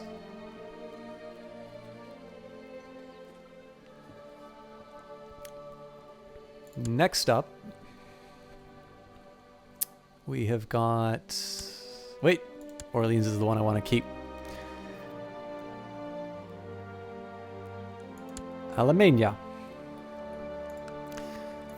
So again, we're ignoring anybody who has... we're ignoring anybody who's in prison, because obviously they've been disloyal before. And we've got -22 or -2. So looks like we're getting a few more lady rulers than what I'm accustomed to. So I suppose I'm just becoming a little bit more progressive than is my House of Rose playthrough. So, hey, guess what? You're being ruled over by a girl. Ha, you nerd.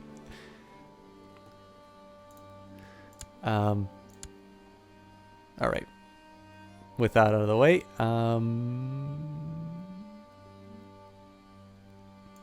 Burgundy. So here we're just kind of going through the usual algorithm of just sort of finding somebody who has a sufficiently high opinion of me. I already have somebody who's at positive 100, but I sort of want to see what my other options are. One other reason why I wouldn't necessarily want to give this guy a duchy is because he's currently my marshal. But in this case here, we will grant him Burgundy.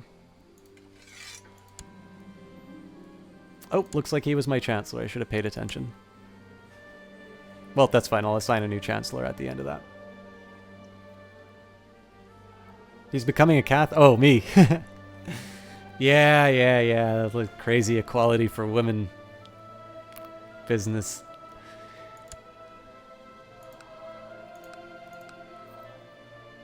All right.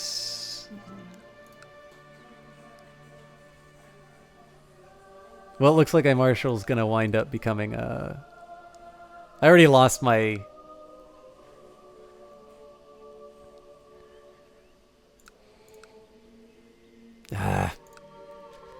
Alright, looks like I'm losing a steward as well. I'm not gonna worry about whether or not they hold positions. I think I'll just put the people who like me the most in these, I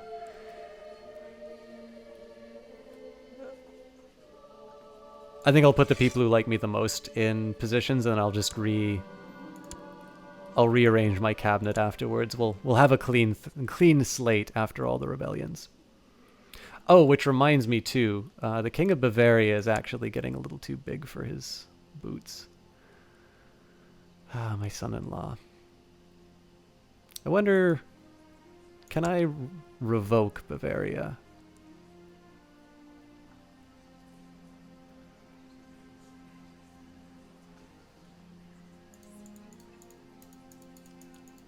I guess because I don't have a high enough authority? Oh wow, I have a claim on it. Crown Authority of the Kingdom of Bavaria allows revocation.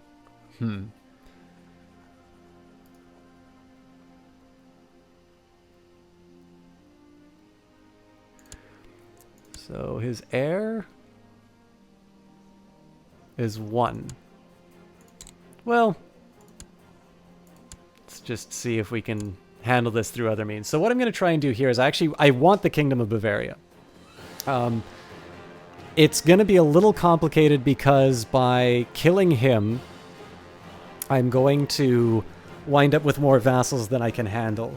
But what's happening right now is he's gotten kind of a toehold in England, which means his power is actually going to start increasing relatively quickly. So at this point, I sort of want to make sure that, he can keep taking over stuff. I don't mind that. But I do want to make sure that all of the kingdoms are in my possession. So at this point, because I'm not able to revoke it, the intention is to kill him, and then he only has 1 heir. Or actually, it could be that all of his daughters count as well. But, I mean, basically, his heir is fairly harmless. So in this case, I kill him. They're all young enough that they're not going to be able to have any kids of their own. So I'll basically just kill my way to ownership of his kingdom. Yes, that means I'm going to be doing a lot of murders, so sue me.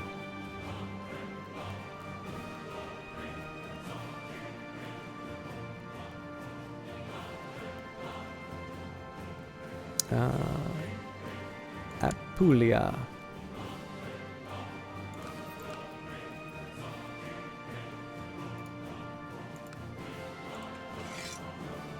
Okay, so apparently he wasn't rebellious?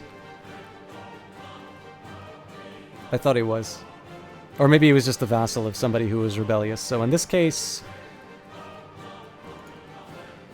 congratulations, you are literally my only option.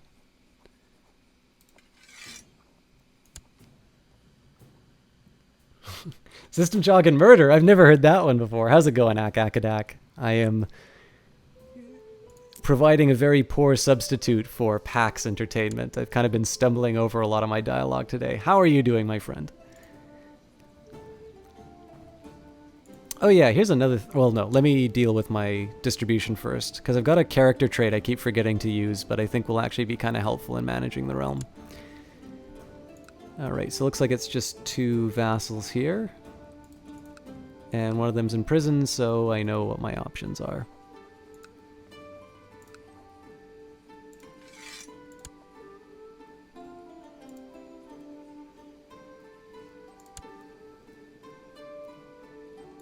Pisa?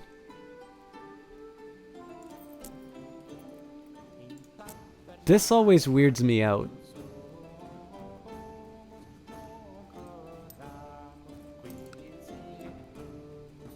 So he's the Duke of Tuscany.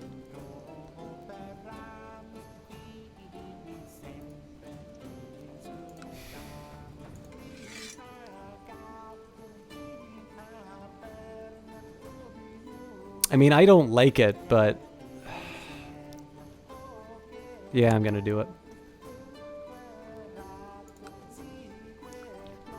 I think I'll let the fallout happen.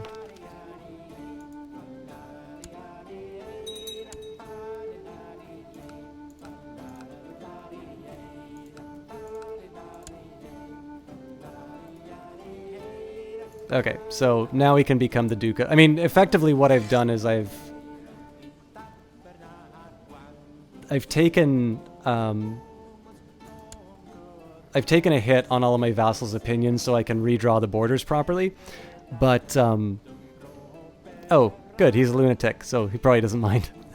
But in this case, this is just to avoid any kind of overlap in terms of Tuscany and making somebody who has sort of like a super state as far as multiple titles are concerned. You have had a long week and you deserve whiskey sours. Glorious. Oh, and Kite260 is still here. Very glad to still see you in here. By the way, Kite, it's been a while since I've caught your channel. What have you been playing recently?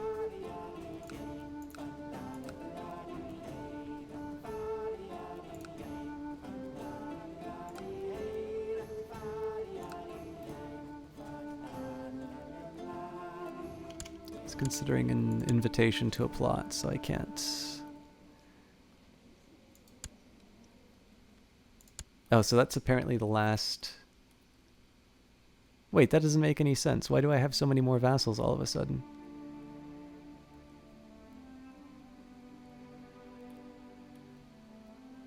Well, I'll let it run and then we'll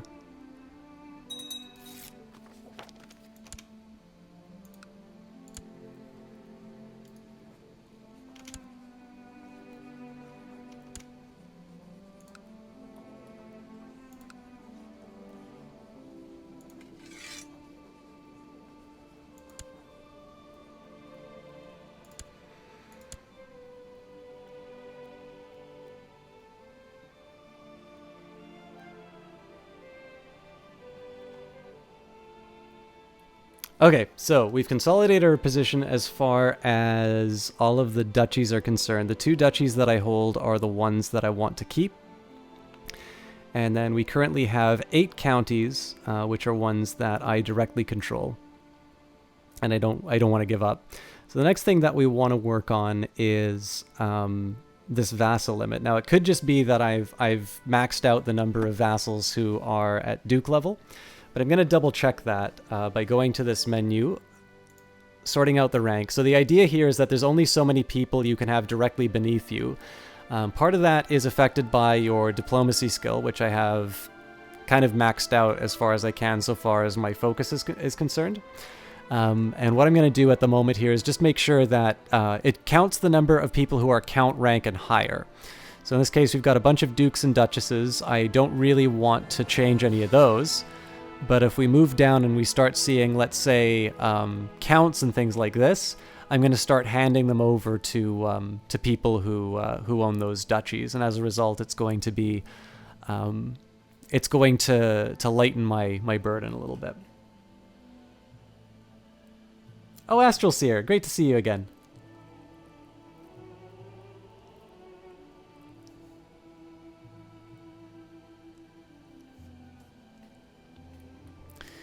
All right, so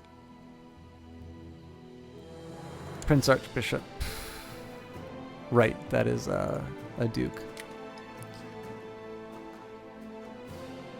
So I'll give you an example of what I'm talking about. Again, we sort of worry ourselves with this hierarchy in terms of how people interact with each other. So right now I've got a count.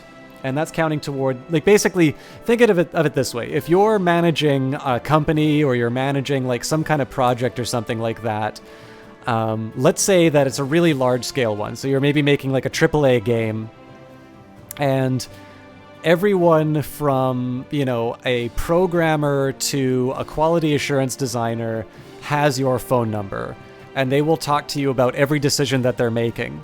At this point, you're not going to be able to manage that project very well. You know, if quality assurance is saying, hey, I found this kind of corner case bug over here, maybe you should let the programmer know it. And then the programmer saying is like, oh, hey, you know, my version of Visual C++ is, or I guess it's all Visual Studio now. You know, it's not working very well, so I didn't get, you know, this part done as quickly. Like, this is all stuff you really don't need to know. So this is why you have sort of a few layers of management. So at this point here, I'm in a situation where dukes are, I mean, kings ideally would be the rank below me that I could hand those out to, but I definitely don't have 44 different kings. Like, I have ambitions for that, but I certainly don't have, I'm not in that circumstance yet. But what I do have at the moment is dukes, and I kind of want that to be the lowest level that I deal with. So for every count that I have, I can sort of take that work and I can hand it off to somebody else. Or I would if I had the Duchy of Spoleto, so this is, of course, the one duke I can't do this for. Drat. Alright, well, what else do we have?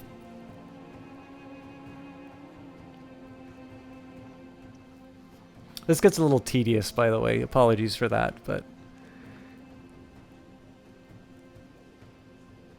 Alright, Corsica, again, I don't actually have the territory.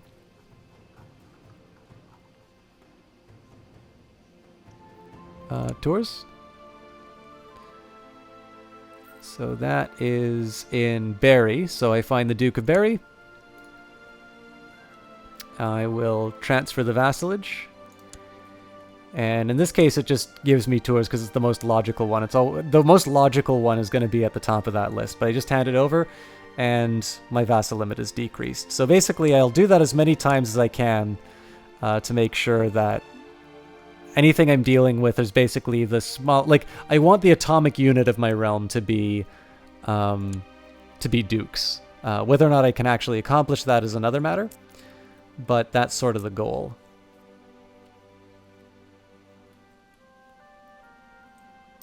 Oh, that's interesting. So it looks like there's yet another territory that so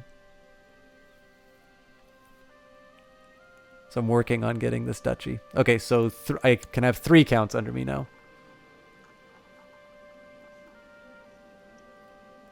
And basically those 3 counts sort of stand in place for people I haven't conquered yet.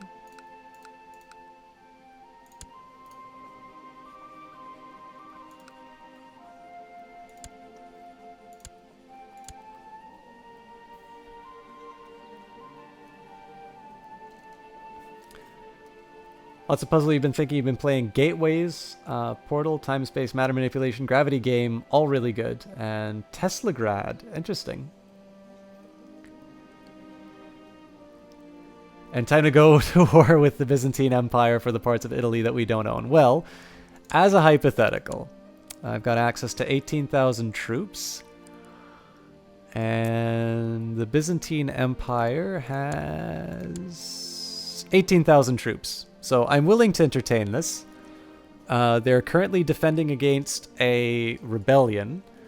So I think the best thing to do with this is wait until they start losing some troops to the rebellion. Ideally, we'll have something like the Abbasid Empire declare war on them. That's a little hopeful. But I think having... I think the next best thing that we can hope for is have a strong rebellion in their neck of the woods so that we can do some heavy damage to them.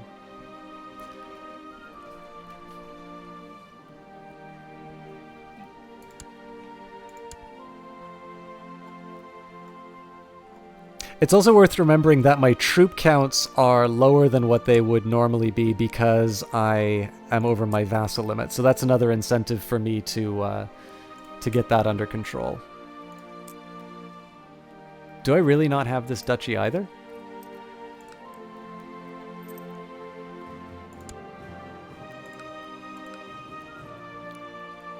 Oh no, I do, so...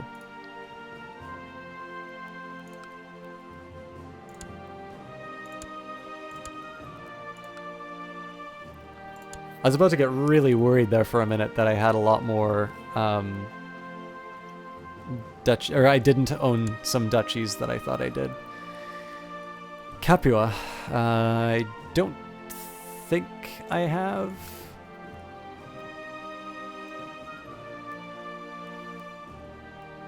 I don't think that's been created yet.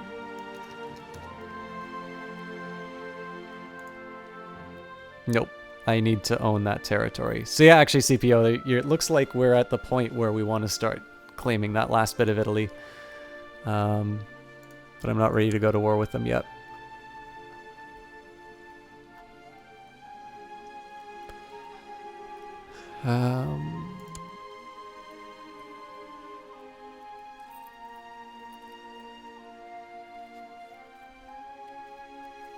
I suspect we're in the same case here.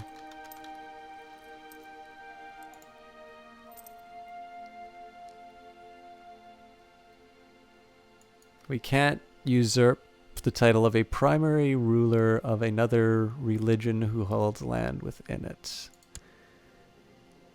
Okay, so we're gonna have to fight for that.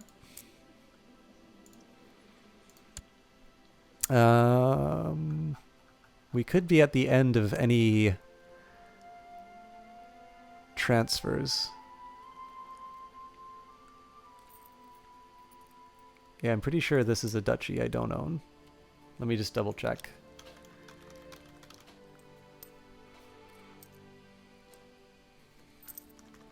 Okay, how they get...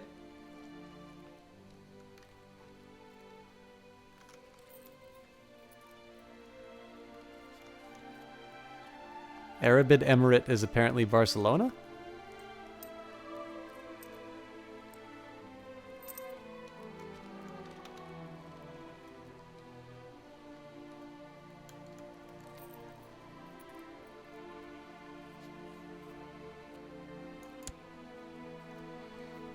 Does not make any sense.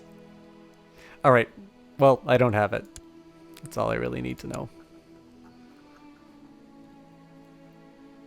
Yes, they may also have powerful... Absolutely true, Astral Seer. Actually, let's just double check who their allies are.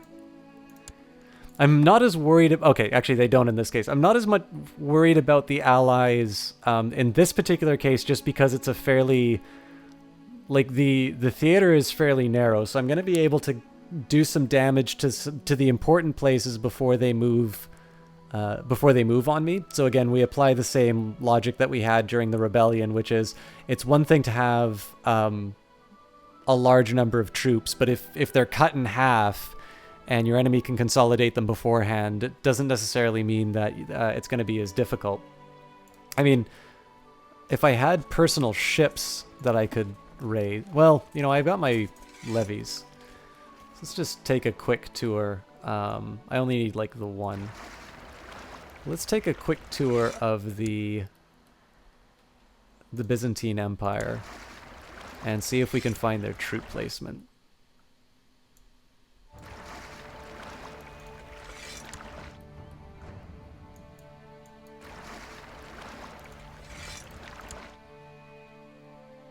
It's a lot of territory in England that my king has. Alright, so we'll move around in the capital first just to double check what's going on. I'll still finish handing off all of these counties, but I think we're kind of at the end of what I can do.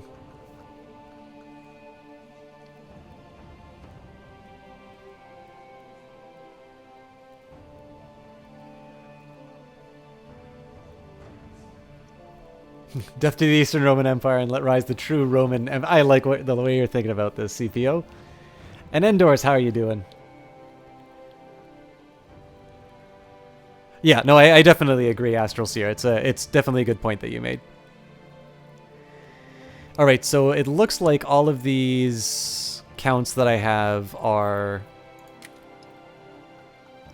kind of ones that I can't shuffle off onto somebody else. So I just need to accept that I'm going to be 5 over the vassal limit. But that does also mean there's some potential for conquest. So we won't declare war right now. That would be foolish. But let's do church infrastructure. But let's take a peek at what we can do. Oh yeah, also, let's see whether or not we can declare war on the Pope again. Nope. So we'll need to wait for a new Pope. Oh yeah, and I was gonna get rid of some hostages.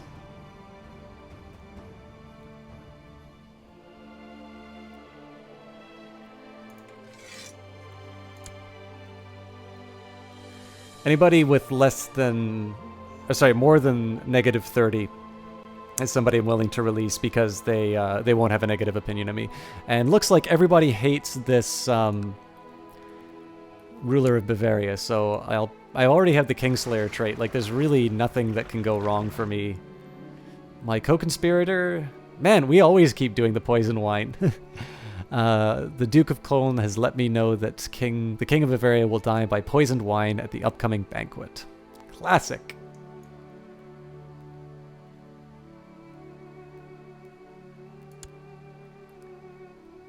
It was a fantastic evening. I'm glad to hear it. Okay, now this is good news. So it looks like the rebellion has about 4,000 troops. They are currently sitting on 1,000 over here, so their forces are at least a little bit divided. Oh, I was going to rebuild my cabinet.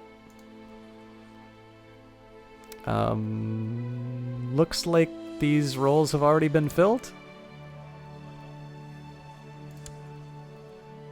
Still going to put the best in every role, so he's the best.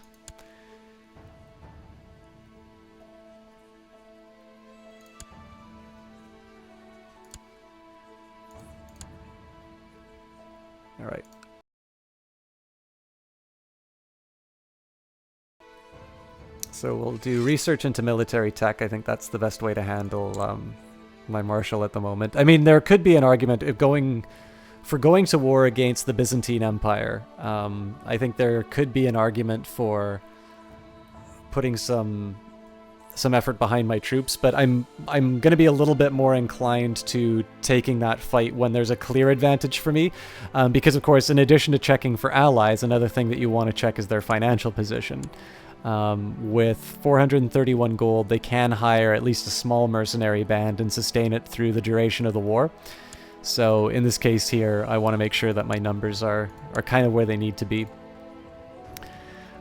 We also deal with factions, so let's go after Lower Crown Authority.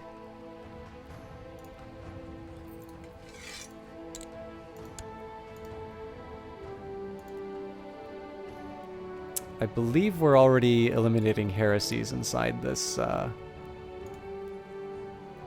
inside my kingdom. Let's just double check how that's going. He's currently in Sticht. Where the devil is that?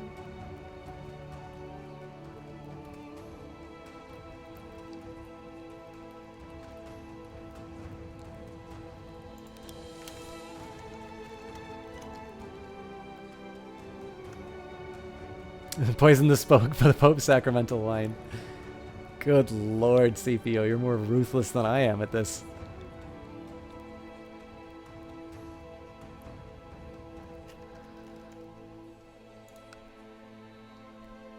Alright, well, it looks like that's already Catholic, so I think at this point we just start getting rid of these barbarian religions.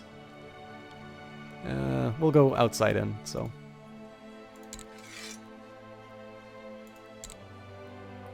By the way, I can't remember what patch they did this in, but they, when I put on the religious view, they do actually give the title Germanic now, so it's a little bit more easy for me to find where they are. Finally, to make sure that my realm is the way I want it to be, I'm not as worried about mayors, but in this case I do have a duke who has a somewhat dim view of me, so we'll get my chancellor on that. And then I haven't used this carouse option, which I'm kind of tempted to do, so let's see if I can find somebody else who doesn't like me. I wonder, so what's the opinion of the Pope? A lot of people who really like him.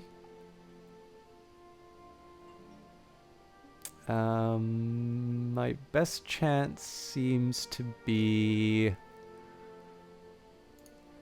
this Joker. So let's invite him to a private feast.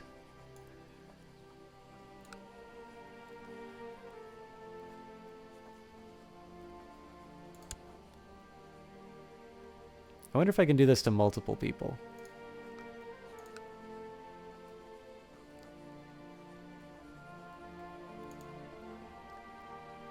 Oh, you know what? I think... Okay, so I think they've replaced the... I'm guessing there isn't a feast... Nope, there is hold a feast. Okay, so basically I just need to individually click on people to invite them to feasts now. It's a little frustrating, but let's just see how the one goes and see how that turns out. Okay, so all told, we're at 19.9 for our military. That's not right. Yeah, they're 18.9, so they haven't actually started fighting yet. But let's get a read on what their positions are.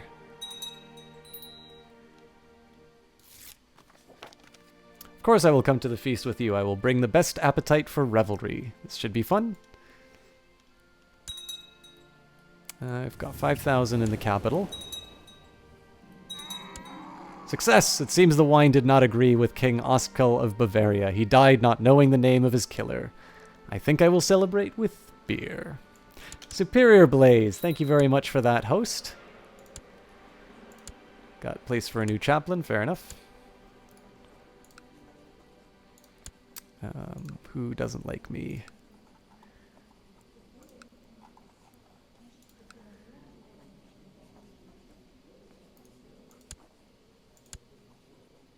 I particularly like giving this... So when I'm not trying to bring people onto my side, I like bishops as a trainer for the children. Not necessarily because of a high learning trait, although I suppose there's that.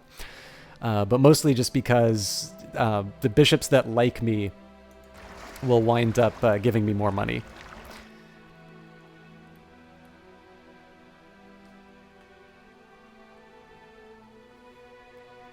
Oh wow, it's been a full year since you've seen their family. That's really good to hear. I'm glad that you enjoyed yourself, Endors.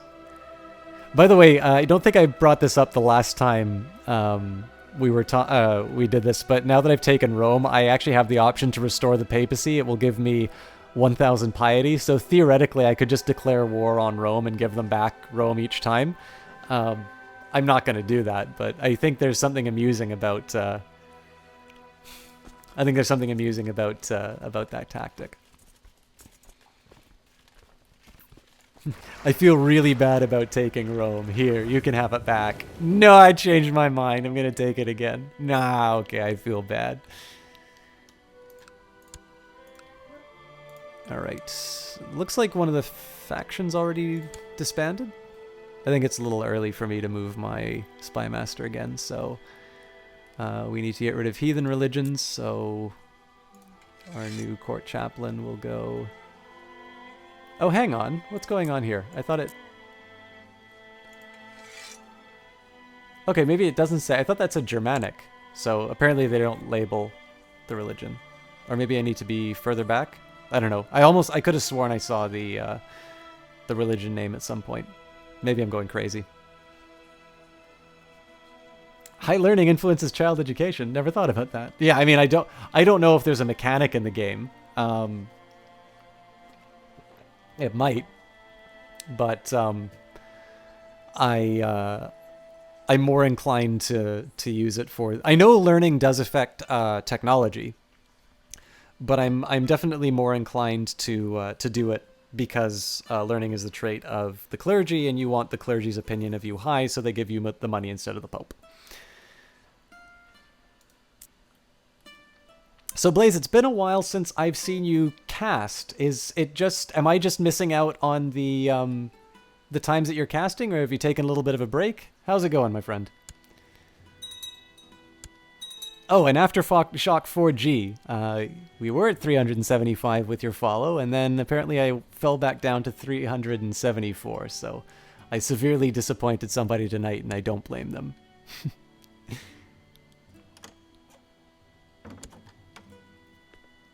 All right, another invitation for marriage. Why not?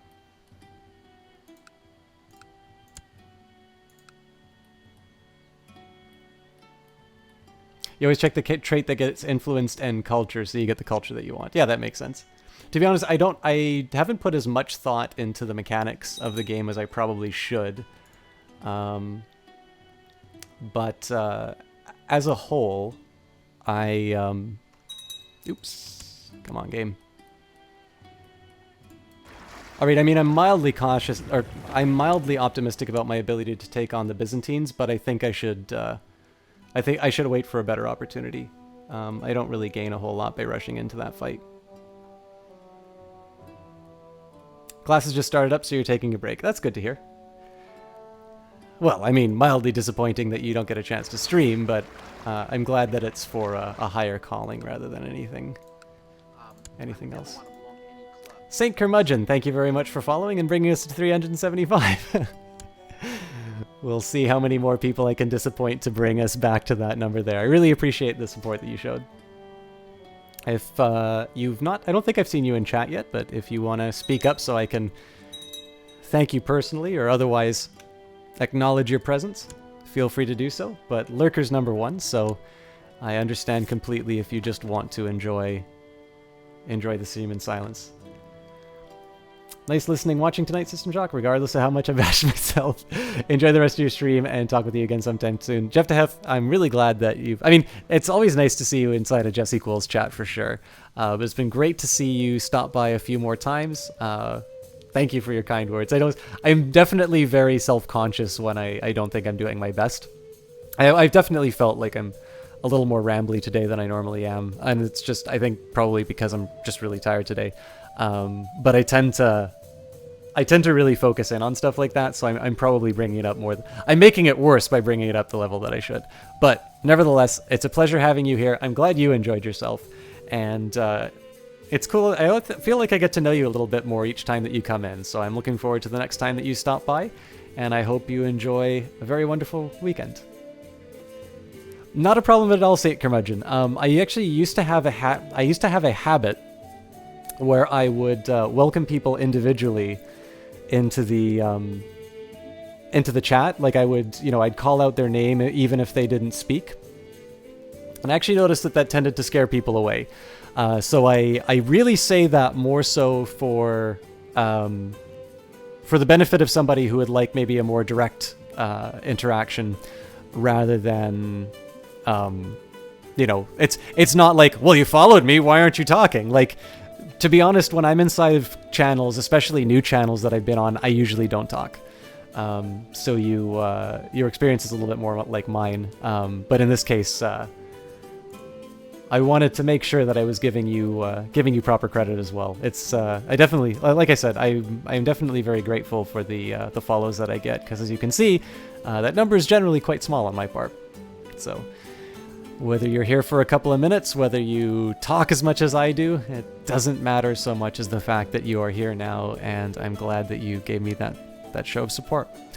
So my decision that I'm going to be making here, I'm just kind of weighing the different options. I have a bishop who kind of likes me. He's 51 opinion, so what we'll want to do is take a look at the religion view. Now is 51... Oh, that's not 51 on...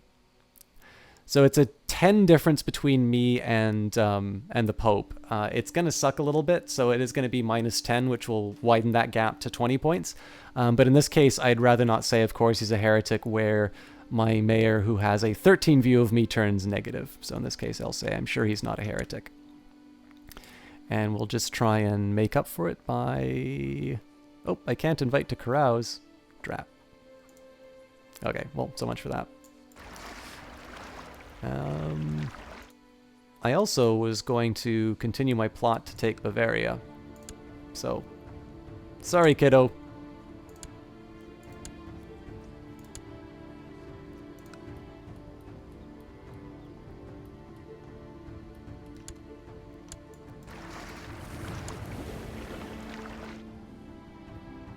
See, CPO, I never remember you as not being a chatter, but then I suppose I never would if I wasn't, like, there's a one-way kind of window for that, isn't there? Like, if I'm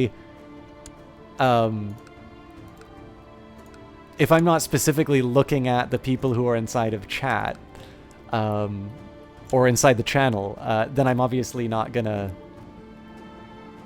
Alright, my co-conspirator has managed to get one of the maids near the king to solve our little problem for us. Fabulous.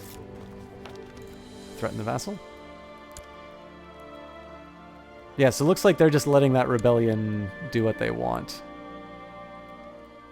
Alright, your guests have arrived for the private feast you have arranged. It's time to let the carousing and merriment begin. Let's get started.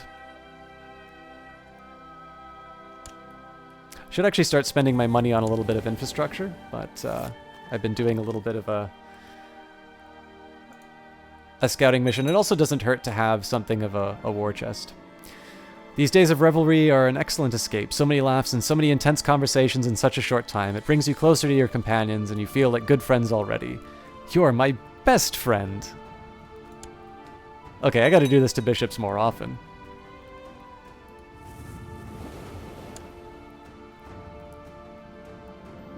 Failure! King Engelbert frightened off the maid with his wailing, but at least she made a clean escape and no one suspects my involvement. We just have to try again. It's because you stopped your lurker ways before I found you. Ah, okay, that makes sense.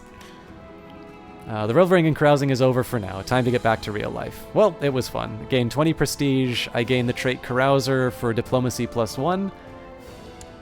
Okay, that's neat. I need to use this a little more often, I think. So hopefully this will give me a hand with my vassal limit, although I'm still going to have some difficulties. My army's a little bit smaller. Actually, here's what I'll do with the money.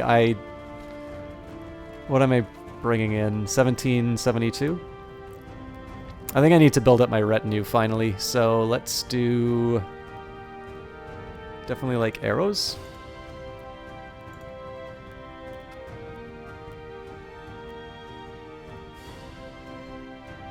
So let's bring it up to 1,000 skirmishers.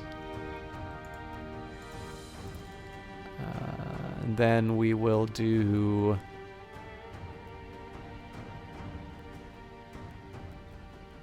let's actually try 1,000 of each of these.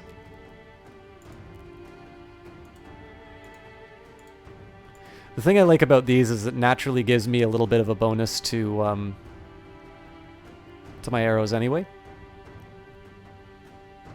I need light infantry.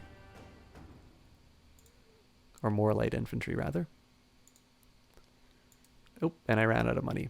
So this is probably going to put me in a severe negative while these reload.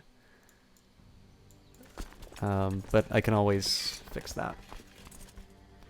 Hey, Platypus, how's it going?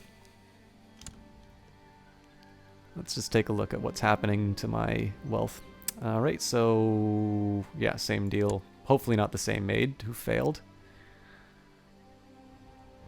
That's crazy if I'm still making money with these retinues.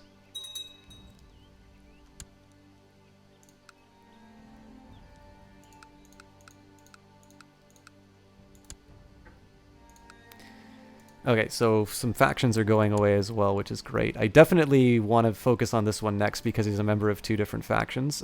He's not available until, oh, just a week, so that's fine. Let's just unpause and wait for that, actually. Alright, failed and nobody knows. Okay, so we're losing 11 a month now. So let's see if we can get by with a half reinforce rate. I don't really have any major wars that are going to be coming up soon, so I thought this would be the time for me to start building up a retinue. It's quite expensive to get going, especially because of the reinforce rate. But in this case, I'll set it to half speed and see if I can still stay in the black. If I can't, then I'm going to have to hold off and sort of rebuild my savings. But that's fine. I mean, like I said, it's just a nice little bonus to my existing forces. Haven't been able to watch my streams lately. I have an irregular live time. Yes, I definitely do. I will be able to do Mondays and Fridays for sure.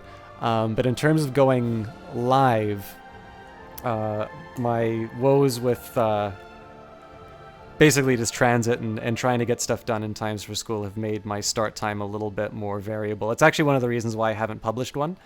So I do my best to try and articulate a rough window on Twitter, but I'll definitely say that one of the things I've been trying to get better at is having a little bit more of a regular start time. Hopefully, with school starting, I'll be able to come up with something a bit more standardized. Strange reddish-pink rash appeared on my palms and soles not long ago with a fever and a headache. Some parts of the rash have developed abscesses and is both ugly and itchy. I have the great pox. -1 to everything, low fertility, low health, and low attraction. Well, I'm 65. I'm not that worried about looks. Alright, so let's see whether or not the maid actually gets the job done the 3rd time.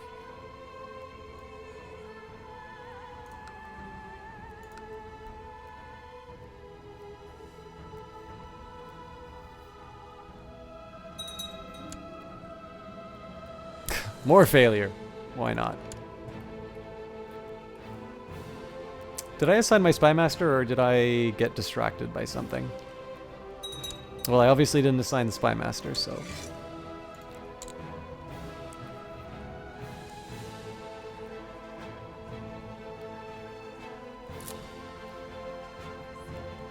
Oh, Platypus, I'm happy to tell you myself what I'm playing if you're amenable to it. We are playing Crusader Kings 2. Which is a grand strategy game by Paradox Development Studio. Grand strategy is actually a technical term in addition to being a genre, so it's a military term which refers to the use of all of the tools of the state. This would mean including diplomatic and military to achieve the ends of a war. And so in this case here, you take the role of a ruler. In this case, we started off as Charlemagne in the year 769 AD. We were playing his nephew, Pepin, who in this case founded the Holy Roman Empire. Historically, Charlemagne was the one to found the Holy Roman Empire. But in this case here, basically, you take the role of some kind of ruler in the Middle Ages, and this can be somebody as lowly as a count. Of course, I don't have any counts to show you at the moment. Where are they? Yeah, here we go. So if I wanted, I could actually play the game as this guy, the Count of Chalon. But in this case here, I am playing now the Emperor. We started off as the King of Francia, so we sort of had this northern part of, well, this is France and Germany now, but basically the northern part of Francia, and then, or as it was called, West Francia. We united it into the Empire of Francia, and then we conquered Lombardy and founded the Holy Roman Empire. Eventually, we're going to do some things such as claim the rest of the papacy. We've already taken Rome from the Pope. We will kick the Byzantine Empire out of the remaining parts of Italy and Sicily. And then our decision will be, do we unite Christianity under our empire here? Britain is basically the last bastion of Catholicism. Or perhaps we could decide to rescue our co-religionists and engage in the Reconquista of Spain a few centuries before that actually occurred. Or maybe we want to tame the barbarian lands to the east with people and their pagan beliefs. We certainly have lots of options, but basically this is a strategy game. It is technically real-time, but you'll notice I pause a lot so that I can do some talking. And it's a game that's basically about ruling, and this means managing the people under you as well as the military aspects. In fact, I would argue that the military elements of the game are quite simple, and that the game is a lot more about management.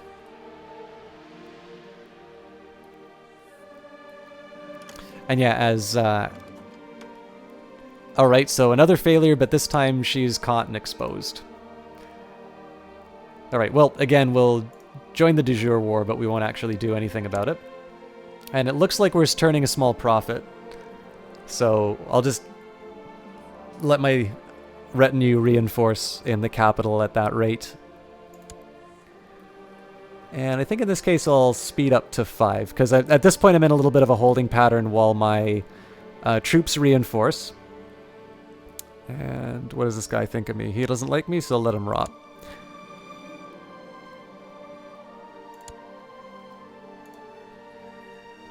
So at the moment we're waiting for the plot to go through to kill the Emperor of Bavaria. Again, it's not going to pass to me. It looks like I'm going to have to kill his sisters as well, but fair enough. He also has pneumonia, so this is I mean, pneumonia is basically a death sentence in these times, so probably nature will do what I couldn't handle myself. And then we've got... Hang on.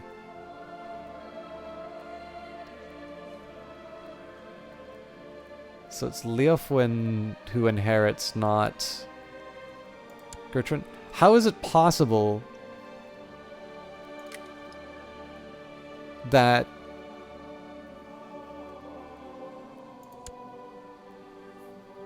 Oh, I get it. Adopted. Okay. Well, not adopted, but like from a different parent.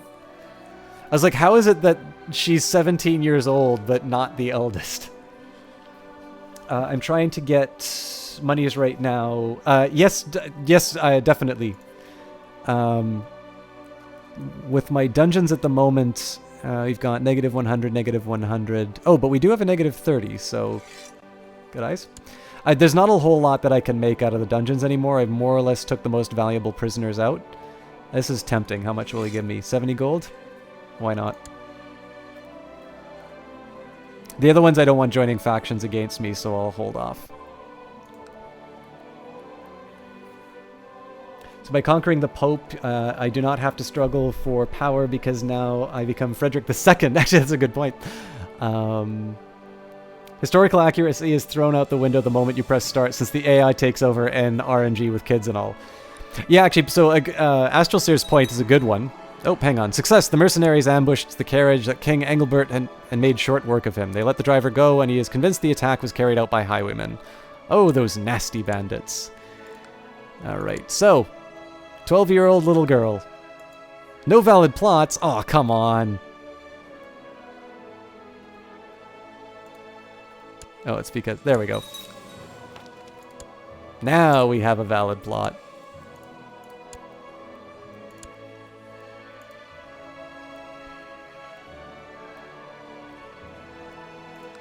Yeah, so a good example of where what Astral Seer's talking about, Charlemagne in this playthrough didn't have any sons, so the story I'm telling about Pepin here is, as his nephew, he sort of took on the mantle of Augustus and to Charlemagne's Caesar. So Sir Charlemagne created the conditions under which the empire would be founded, but of course we consider, Caesar also created the conditions for the empire, but we kind of there's some ambiguity about this. Some people will call Caesar the first emperor, and others will call Augustus the first emperor, but certainly Caesar did not have his control nearly as long as Augustus. So in this case here, because Charlemagne died without any children, it was actually the son of the brother, which in this playthrough he killed, that was the one to create the Holy Roman Empire. Also, of course, we had a number of revolutions, and my suspicion here is that even though I have an indulgent wastrel for an heir, I don't intend on having it break into 3 kingdoms.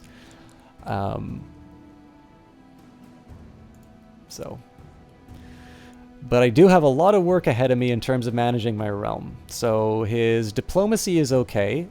Definitely need to improve my stewardship for my domain size. He has no intrigue, and we need learning. So I only have one option, which is to have the ambition to have a son. It's also quite necessary for the survival of my empire. We're now down to 16,000 troops, so it's actually just as well that I didn't declare war on the Byzantines, because they are growing, if anything. Still have the war going on, and it looks like they're ignoring them for some reason. I don't know why. You can even name your kids, and you may not get sons or daughters, so families will have a different structure. Yeah, and there goes Pepin, speaking of which, yeah. And of course, this is Pepin, the son of Carloman, so not the Pepin who was actually the proper successor of Charlemagne. Now, the good news, of course, about losing this this ruler is that I no longer have a truce with the Pope, so I can declare war right away. Let's start by working on these plots. So Geitha is the next one.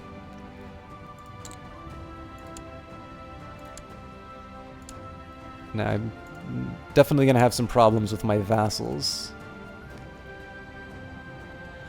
So at this point, High Crown Authority is my biggest priority right now. I want to get that legalism up, and so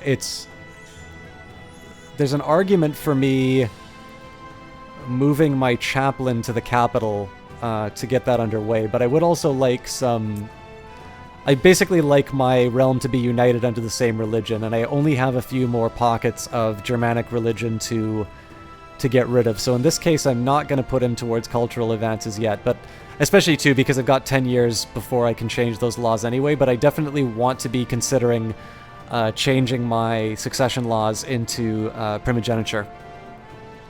And ideally, I'll do that for the entire realm, although right now I only have one child, so...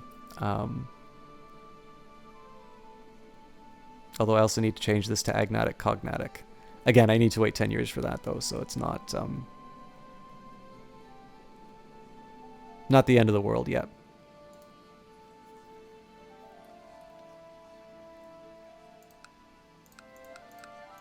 So let's think a little bit about... I'm just going to take a minute here and take stock about what we're going to do. I need to pick an ambition, but let's just see what we're going to be accomplishing this round. I want to build up the rest of my retinues, and that's going to be done naturally. I definitely do not want them to be reinforcing at the full rate. I like money. Because I have changed rulers, there may be some people who become eligible to be released from the dungeons. Not quite. Oh, this'll do. Rest of them still don't like me that much.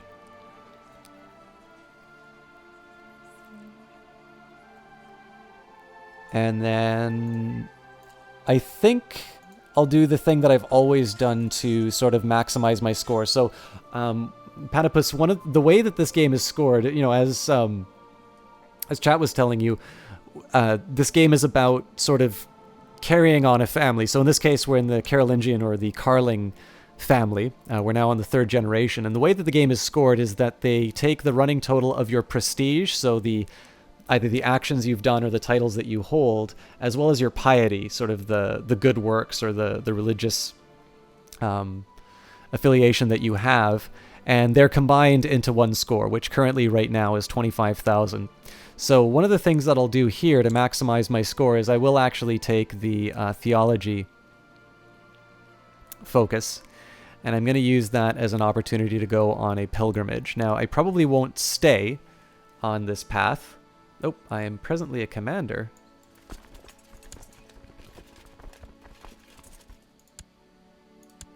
Let's realign those. I think this is a little dangerous to do, but I just want to see if there's any opportunities to hire better people in these positions too. I think I've inherited everything that I need, but yeah, I've got a really good spy master, which is good news because I'm terrible at it. Alright, so it looks like the kingdom's roughly where I want it to be at the moment. Let's see, are there any major figures who hate me? I've already got a chancellor working on him. Maybe they just haven't had enough time to get to know me to hate me. How about I don't really have the loyalty of any bishops. Alright, so I think I'm okay with everybody's placement at the moment. My immediate goal would be to take on the Pope here. I'll wait till I finish my pilgrimage first. Secondary goal will be to claim the territories from the Byzantine Empire. However, that is going to need to wait for their forces to go down. So in this case, this is just a matter of waiting until they wind up in some kind of a conflict, so that I can take advantage of their weakened state. And then again, I need to decide whether I want to unite Christianity under my empire or whether I want to go to war with the Umayyads. There's arguments for both sides, but at the moment, those are both going to involve me raising my vassal limit and my demand size higher than what they need to be. So I also need to make sure that I need to make sure that the actions that I take don't expand the empire to a point that I can't defend it. Still sandbox, though, is no importance tied to the score. It's yeah, exactly, Astral Seer. I mean, I think the biggest thing that people like to do in this game would be hunt for the achievements, which have nothing to do with score. Well, I mean, there are some score-based achievements, but they're relatively straightforward to get, in my opinion. It's a very complex game, never played. Yeah, Patapus, it's an extremely complicated game. That is part of the appeal for me. But I learned this game on stream. It's definitely a very challenging game, but I think very rewarding in its own sense. Good news, my co-conspirator, the Duke of Lombardy, has let me know that the Queen of Bavaria will soon have a tragic fall from the castle parapets. Fly, little bird, fly. That's terrible, keeping in mind that it's a 12-year-old girl. But I would actually recommend Patapus. Civilization has been one of my favorite games to play ever. It's not a real-time strategy game. It is turn-based. But, I mean, this one's kind of turn-based because, oh my god. Help! My retinue's about to perish.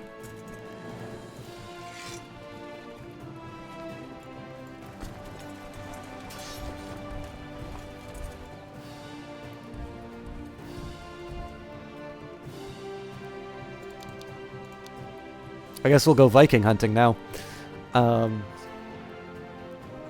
Civilization's been one of my favorite games in my entire life of gaming. It's one that I've gotten a lot of pleasure out of, kind of learning the different bits of history and the little events that kind of come up in the game. I think I'm still going to lose this even... Okay, no, good. We made it. The contrast, I know I made, sorry to chat for the repetition here, but the comparison that I would make between this and Civilization would be that, failure, the Queen of Bavaria dodged the assassin, ran off, my complicity was discovered, curses.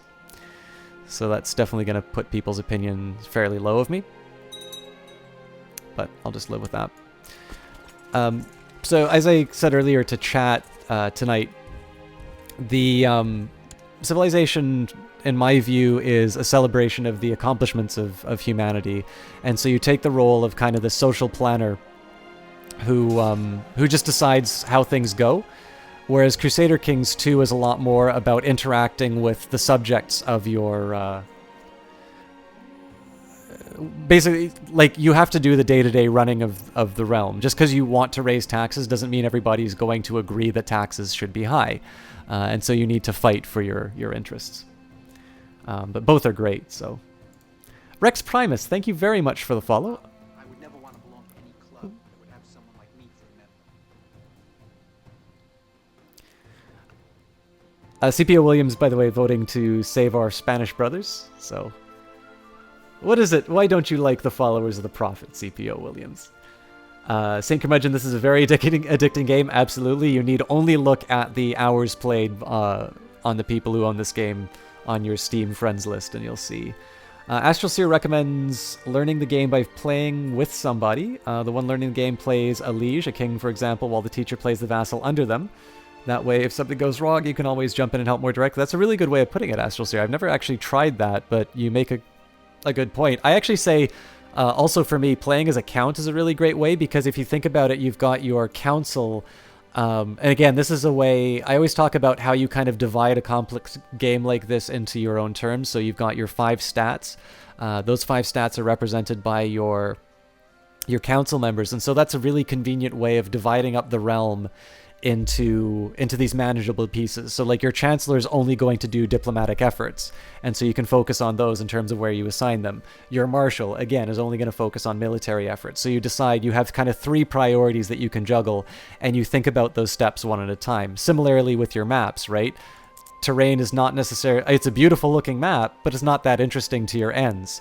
Knowing the political boundaries tells you a lot, and, you know, whether or not you want to attack the Umayyads or whether you're going to go into Bohemia. Perhaps you don't want to know about the political divisions, but rather the religious divisions, and find out where the Germanic heresy is still sitting inside your realm. So the game gives you the tools to sort of manage it in bite-sized components. But I will tell you, first off, the tutorials for this game are not very good. Generally, if you want to learn it, you either need to have a lot of patience or you want to ask questions. And by the way, for those of you in chat who don't know this game but want to get into it, feel free to ask questions. There are no dumb questions inside of this chat, at least as related to Crusader Kings 2. So I'm very happy to answer as many as I know, though of course I'm by no means an expert on the game. And yeah, CPO Williams is starting to answer how far you can go with it. So you can play up to 700 years. So we have all of the expansion packs enabled on this game except for the Horse Lords, which is the most recent one that they've added. That would corrupt the current Iron Man save. And special credit to CPO Williams for donating to the stream so we could get Horse Lords for the next playthrough. But in this case, you start at some position in the beginning of the Middle Ages. In this case, we began at 769, and it ends basically at the beginning of the early modern era, so 1453, I believe. Yeah, Patipus. And the fall of Byzantium. Yeah, that's a good point.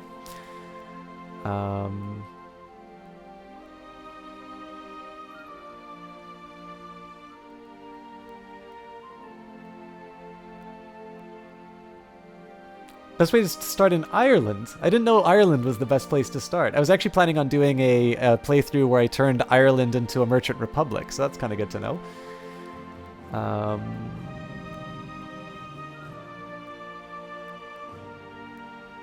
Astral Seer wants to throw himself up as a teacher for this game. Loves playing it with other people to teach them, so feel free to add on Steam. Yeah, that's fantastic. That's also one of the things I really love about streaming Crusader Kings 2, is because I'm certainly, like I said, I'm not an expert. People are probably not watching for the high-quality gameplay, but people have a love for the game, and so... as is the case with games like this, there is a wonderful community that's built up around it. And so if you are interested in it, you are generally going to find find somebody who can get you through. All right, so we've got our first faction, or well, first new faction to deal with. It's independence though, so I don't need to worry too much about it. All right, I devote myself to the service of the church and eradicating her enemies. I have not yet fallen away to mortal sins, nor do I shy away from danger. I am Galahad. I get the True Christian Knight trait, which gives me monthly piety, temple vassal opinion of +10, and 50 prestige. Very nice. So what I'm going to be doing here, these are my personal troops, so I'm just going to go through these Viking raiders. I probably won't be able to get these guys in time, but I almost lost them, and I also almost lost my retinue in Paris just because they were a little bit too close to the Viking raiders' boats. Yeah, and actually Platypus, it's another, we're covering a lot of the material before. I think Paradox Development Studio has a very unfriendly way in how they sell this game. It's not just $40 for the base game, but if you want to play the version of the game that I'm playing at the full... If you buy this at the full rate, you're spending over $100 for this game and all of the DLC. So I recommend to people who are interested in it to get it during a Steam sale, because honestly I think it's the only way that the price is actually fair.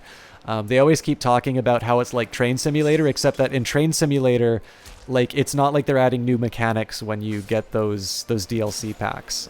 In this case here, like, they're kind of selling the DLC as if they're not expansion packs, but they really are expansion packs. So I recommend people, just so that they can communicate through the way that they interact with companies in terms of how they support them monetarily, and also just for their own interest, because, I mean, I'm a student, right? It's not like I can throw money around on games.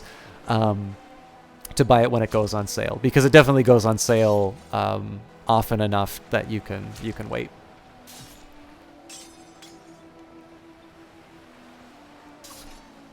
All right, success. The hunter did what he was paid for and made sure Queen Lauf would never return from the hunting trip. He will keep quiet about the ghastly deed to save his own skin, if nothing else. To hunt man is truly the greatest sport. The other thing that I'd actually like to add, Platypus, to your question about how far you can go in this game, another way of thinking about it is the rank that you attain. So in addition to going over a certain period of history, so in my case 769 to 1453, unless my bloodline dies out, is you can set yourself the goal of reaching a certain point. So to take the example that we've been given here of, of starting off in Ireland, as St. Curmudgeon suggested. So we've got, the Count of... Oh my god, why did I pick this one? Deshume...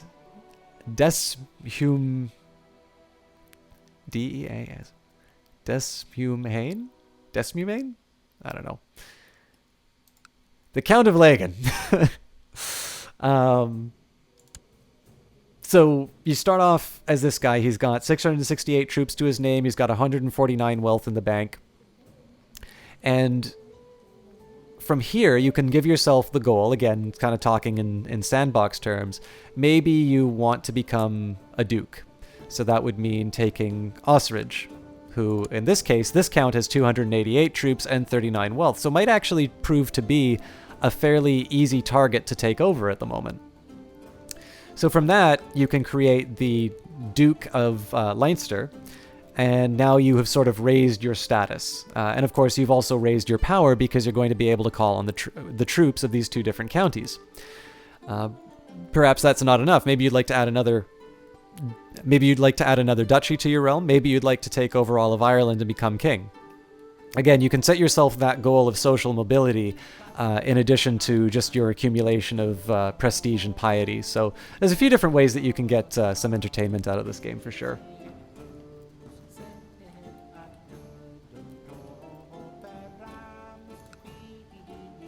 CPO Williams is asking me, how many more little girls am I going to murder?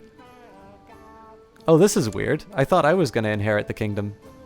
So I've actually been murdering these people for no reason.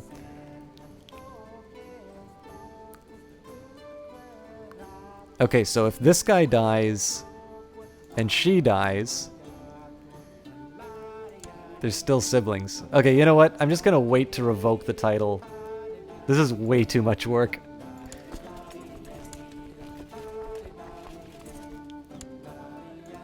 Unless I can revoke it through plots, but I don't think I have the appropriate authority.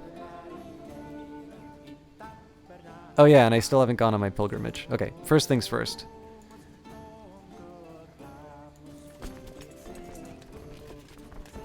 I don't believe I am a commander. Why is it saying I am?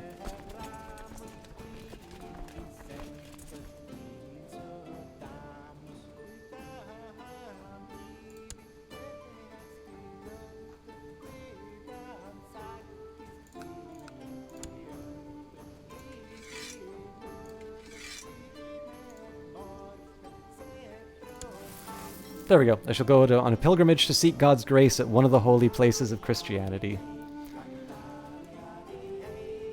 I will start making travel plans. This automatically gives me 20 piety in the bank. So again, even though, I mean, piety is sort of a resource in the game as well. There's some things that you can do which cost piety. I like to do this at the beginning of a ruler's life just because you get a small amount of ticking piety every month, having been on a pilgrimage. So you kind of, I'm foregoing some of the benefits of the other focuses for about 5 years, but in return I'm getting some piety. So I like doing this personally. Let's see. Oh, Rex Primus gave a pretty good tip here, actually. So I'd never heard of Tremor Games doing tasks for points. That's very cool, actually. Also, when you do play with someone else who has the DLCs, you get access to all the DLCs without having them yourself. Yeah, and the weird thing was, I had heard from somebody that you have to match the DLC that you have. So I actually didn't play this multiplayer for a very long time because I thought there were going to be mismatches of DLC. Definitely agree with St. Curmudgeon on saying that this game is best played by setting goals for yourself. You still not managed to restore the Jewish state in Palestine? Oh, okay, so we're all of the same mind on this. This is one I want to try myself. In the meantime, I will go to a holy site in the west and visit the tomb of St. James in Santiago. And doesn't have to be all conquest, though. Another great goal is to play as a single county duke, but to get your bloodline as kings on thrones through marriage and Game of Thrones style antics. That's a neat. I agree. And by the way, there's also, if you need another reason to check out this game, they've made a really good Game of Thrones mod for this game. And in fact, I would argue that some of their empire mechanics are actually better than what Paradox implemented themselves. So, for instance, when the current occupant of the Iron Throne dies, the entire kingdom gets split up, and everybody picks sides in terms of who the next king is going to be. It's really cool.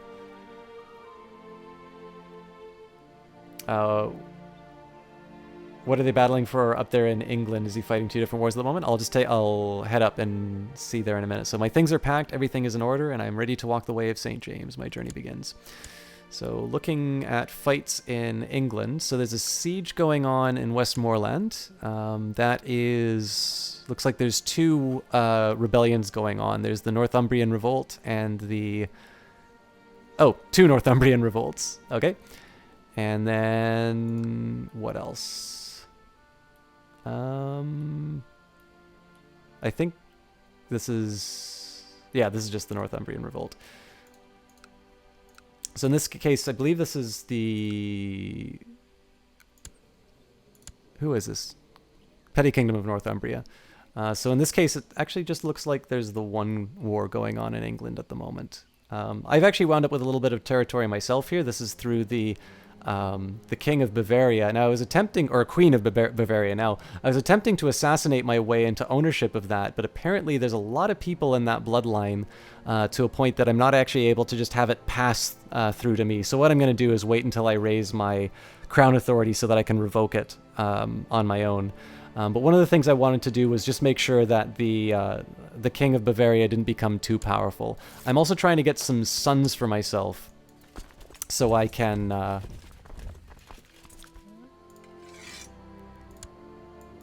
I'm trying to get some sons for myself, basically so I can start passing out these king titles and allow myself a little bit more flexibility so far as my empire is concerned. Astral Seer is taking his leave. See you later, everybody. And thanks a lot for saying it was a great stream, Astral Seer. I think I've been very insecure in terms of quality of commentary, maybe more so at the beginning of the stream rather than later on.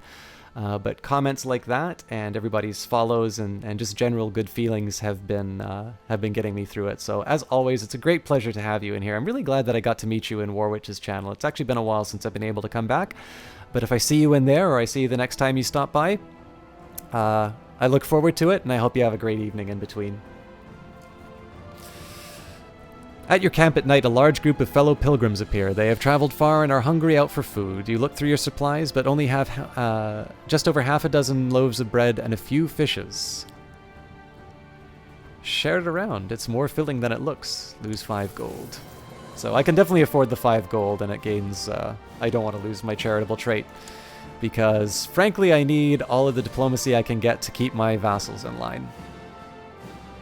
And again, we're waiting until my pilgrimage is done before we start a war, but our immediate goal will be to claim the rest of the papacy.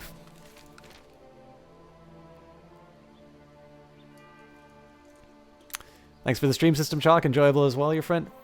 Akadak, I'm taking it that you're taking your leave as well. It is getting late tonight, so if you are off, great having you in here. It was nice to see you in Clara's chat as well, so I've had the pleasure of seeing you 2 times. I need to play more Dota, and at some point we need to 1v1 to settle out once and for all who the master is. I saw PPD playing a Techies game, and he did not look like he was having fun. But he was playing Legion Commander, which gives me some hope that EG will be running that hero at some point. But have a great evening, my friend. I hope work treats you well, and you have a most enjoyable weekend.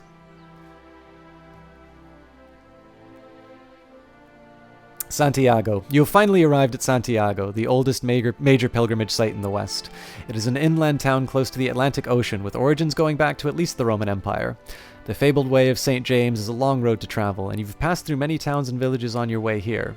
The legend holds that St. James remains were brought here by ship from Jerusalem, but they were lost to sea due to a storm. But soon after, they were miraculously washed ashore, covered in scallops. Because of this, scallop shells have become a popular souvenir among pilgrims. Your mind dwells on the legends of this holy place as you make your way through the crowds towards the center of town. I must remember to bring a seashell home with me. You yield in the 1v1? Have it? No. What time is it where I am? I'm on the west coast in Vancouver, or the greater Vancouver area, so it's 11:40 for me. So in this case, it's not disastrous. I mean, midnight isn't that late, but I know for a lot of people, especially, I seem to have a lot of East Coast viewers. So definitely people who stay up till 3 a.m. to watch me are extremely generous with their time, but I question the impact on their health for sure. Actually, while we're at it, guys, I'm going to be reading out some commentary in terms of just all of these theology things. So how about we do a roll call tonight? So 1:40 a.m. for you. That would probably mean you're in the center of the continent. I'm trying to think, is it not mountain time? Central time, is it? But yeah, let's do a roll call. Whether you're a long-term viewer or just coming to the channel. Where is everybody from? Let's get a geographic dispersion. Oh, CPO Williams. Yes, CPO Williams is in Texas. As was Webro, if he's still around. As you walk around this holy ground, you ponder the secrets and the essence of God. The teachings of the Holy Church have never felt more relevant to you than now. Imagine the knowledge contained in the scriptures stored here. I can say, the way to heaven is through study. I gain the trait scholar, and a 20% chance that I become zealous. Alternatively, I can say, no, I will spend the time praying and gain 30 piety. We will be studying. Central Daylight Time. Oh, great. Man, there's a lot of people from Texas. This is fantastic. You finally returned from your pilgrimage. It was a rewarding and interesting journey, and you'd do it all again if you could. Still, it's good to be back home. A great experience. Gain the trait Pilgrim and 30 piety. So just to give you an idea of what that effect is. So we take a look. What I've inherited from that journey is Pilgrim, which will give me 0.10 monthly piety. So basically every year I'm looking at 1 extra piety. I gain 5 opinion of somebody of the same faith. I get the scholar trait, which isn't always guaranteed, but in this case it increases my learning by 3. And other scholars have a plus 20, same trait option. Generally you'll find scholars amongst the clergy. So again, you're fairly well positioned in terms of the in terms of the bonuses that that your religious vassals will give you. And then I've gained Zealous, which in this case gives me 1 monthly piety, +2 martial, church opinion +10, and same religious trait option is +30, but comes at the cost that either opposite traits or other faiths get relationship minuses. So if I take a look at my religious screen, you'll notice that now all of my temple vassals like me. And what this means is that because they like me more than the Pope, I'm actually going to be getting taxes from them, which means that my monthly... we'll actually compare this. So my last monthly balance was +184. Part of the reason for that is I am building up my retinue. But I suspect once the month rolls over, we'll actually see that I've gotten more money. But we'll see. I actually will hold off declaring war on the papacy just so I can see whether or not I can see the specific benefit from that change. Alright. So it looks like I'm losing money.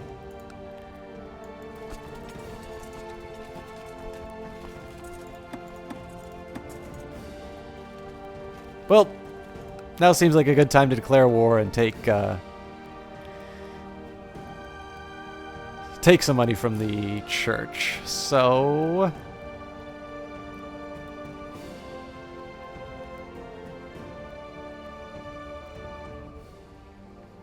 I have so many people who can claim these.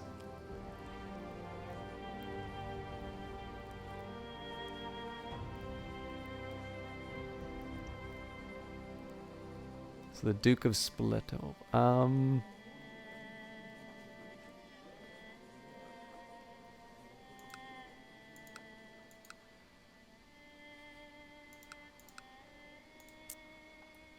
I just need a minute to think about how I'm going to do this.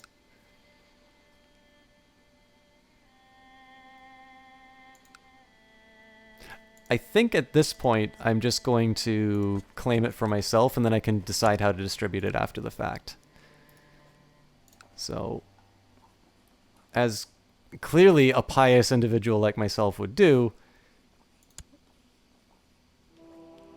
I claim I go to war with the Pope. Again, they've got a fairly healthy army. They also have a lot of money usually, so they can do fairly well as far as raising troops are concerned. But clearly with 12,000 troops, we can clobber them. In fact, I probably will set aside some of these. This is always a little unwieldy to manage. I can probably afford to withdraw some of these levies. But let's just take a look. We'll ditch these. What I am going to do is try and consolidate the... So where are these guys going? Nowhere near... I can't remember what county I sent them to. Prisons.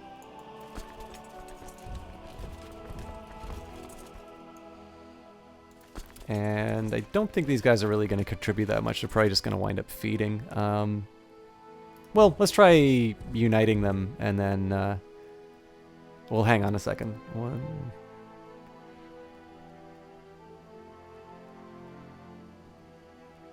Well, you know what? Couldn't hurt.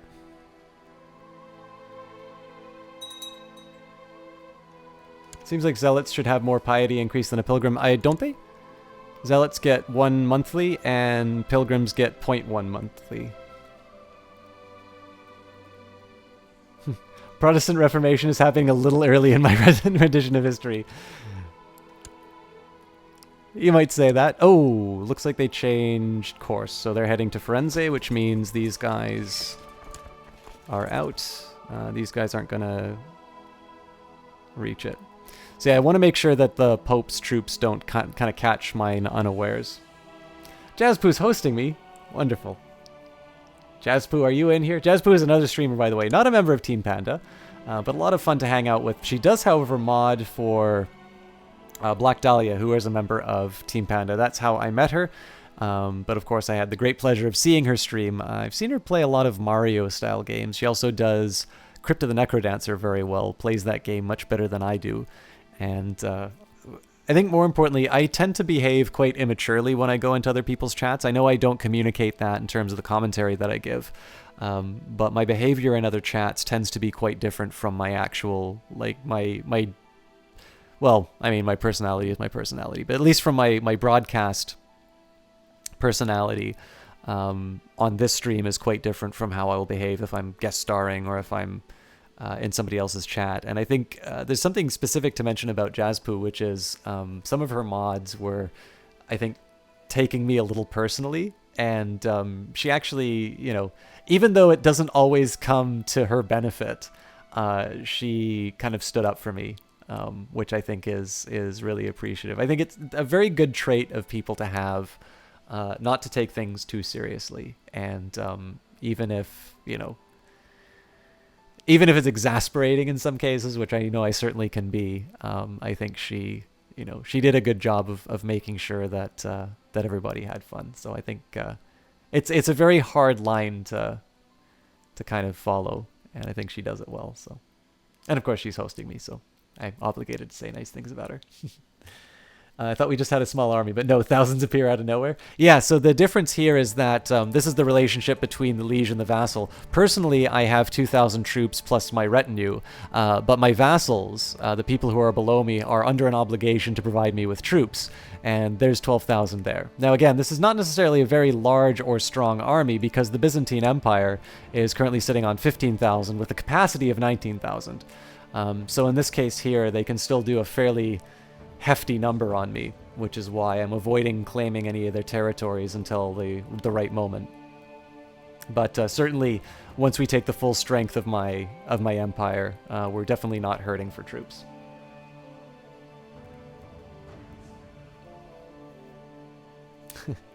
It's the Emperor of the Holy Roman Empire. It's a rather large, massive land. Just a bit. Just didn't get how the game worked. You thought they were grouped together around the board. Yeah, I mean, one of the problems is the visual depiction. So if you go out too far away, they vanish. But yeah, in this case, basically the dispersion of the troops, because each vassal is going to be providing a small amount from their own personal levies, you need to consolidate them and then move. I'm probably not actually going to wait for all of this to get together. I'll probably just ditch some of them, but I figure I'd take the larger option and then move down from there. All right, the Count of Jesus, I'm getting used to old pronunciations. Cantazro claims that the Duke of Flanders is attempting to promote vile heresies. How should I use this information? Could expose and denounce him publicly, giving me reason to arrest him. Probably don't want to do that. He's a commander. I could threaten him with exposure unless he stays out of factions, but he's got an okay. Well, he is in factions, so let's threaten him with exposure. He laughed at the evidence, flat out refusing to stop meddling in political factionalism. Negative 50 opinion. I think that's me to him.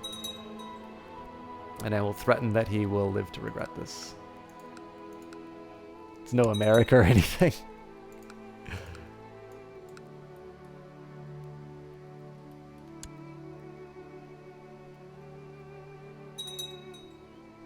Not sure if this is a Deus Vult moment. You are attacking the Pope. You're confused right now. I believe any reading of history will show that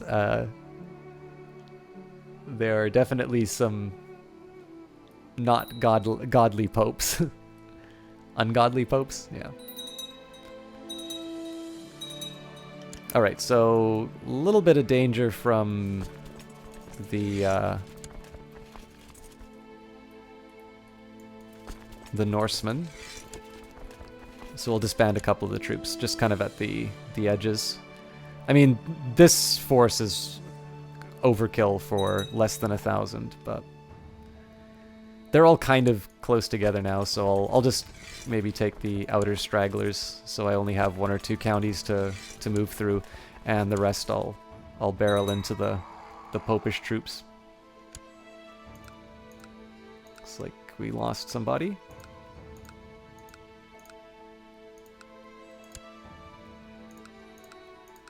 I don't spend too much time reading this. I generally, after you play this game for a while, you kind of get the gist of what most of the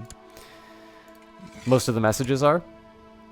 So you don't need to spend too much time looking at them. And I think my resolution that I stream at is not high enough. Oh, God. Just a second, guys. Oh, good. Okay.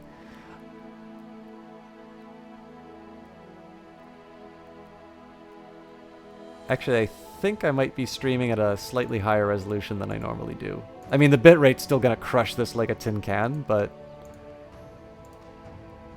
I thought I was doing some work for my some of my RA work, and I set the resolution higher so that I could capture the video, but it doesn't seem to, like, the stream's still gonna look like ass, but I was a little bit worried that my I'd be dropping too many frames, and that doesn't seem to have happened.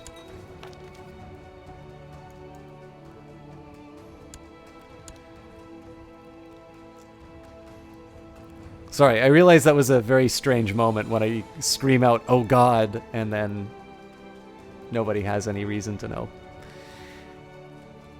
And yes, I'd actually used OBS for academic purposes. Who knew?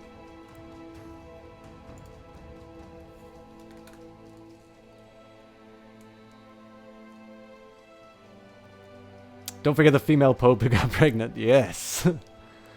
That's valid, but you're no House of Rose yourself. That's true. Yeah. Ignoring the many of affairs and murders that happen in the House of Rose, judging strictly by their piety. This is true. Do I only play Dota 2? No Smite or LOL? I have played Smite. I didn't stick with it, not for a dislike. It's just kind of the amount of time that I have for things is it didn't lead me to spend enough time in that game. I played a little bit of League of Legends, wasn't quite my thing when I first played it, but I've gotten to know the streamer Ponce better. Actually, occasionally, well, whenever I show up, like it's, as you were mentioning, when the hours don't quite work out, same problem myself. I don't always have enough, I don't always have like the availability at the time that Ponce streams, but actually watching his stream has given me a new appreciation for League of Legends, and I think it's made me a little bit of a better Dota 2 player. And so what I did was I reinstalled the game, but I haven't spent a whole lot of time with it just because I'm kind of focused on getting a little bit better at Dota 2. But where originally, like, I just, you know, I knew why other people liked it, but it wasn't for myself. I think I just kind of gained a new perspective on the game. And so want to give it another try. So I have it installed. I have not played it as much as I would like to, but I think out of the two games, it's a little more likely that I would be playing League of Legends more often than... Whoa! That's a mercenary army. So we'll just move over.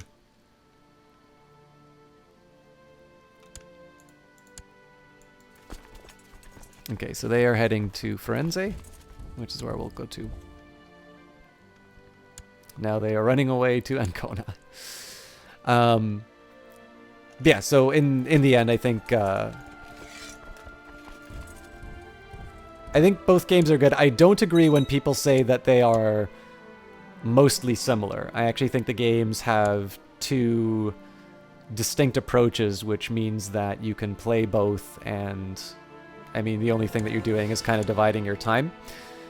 But with that in mind, I definitely had my kind of my preferences.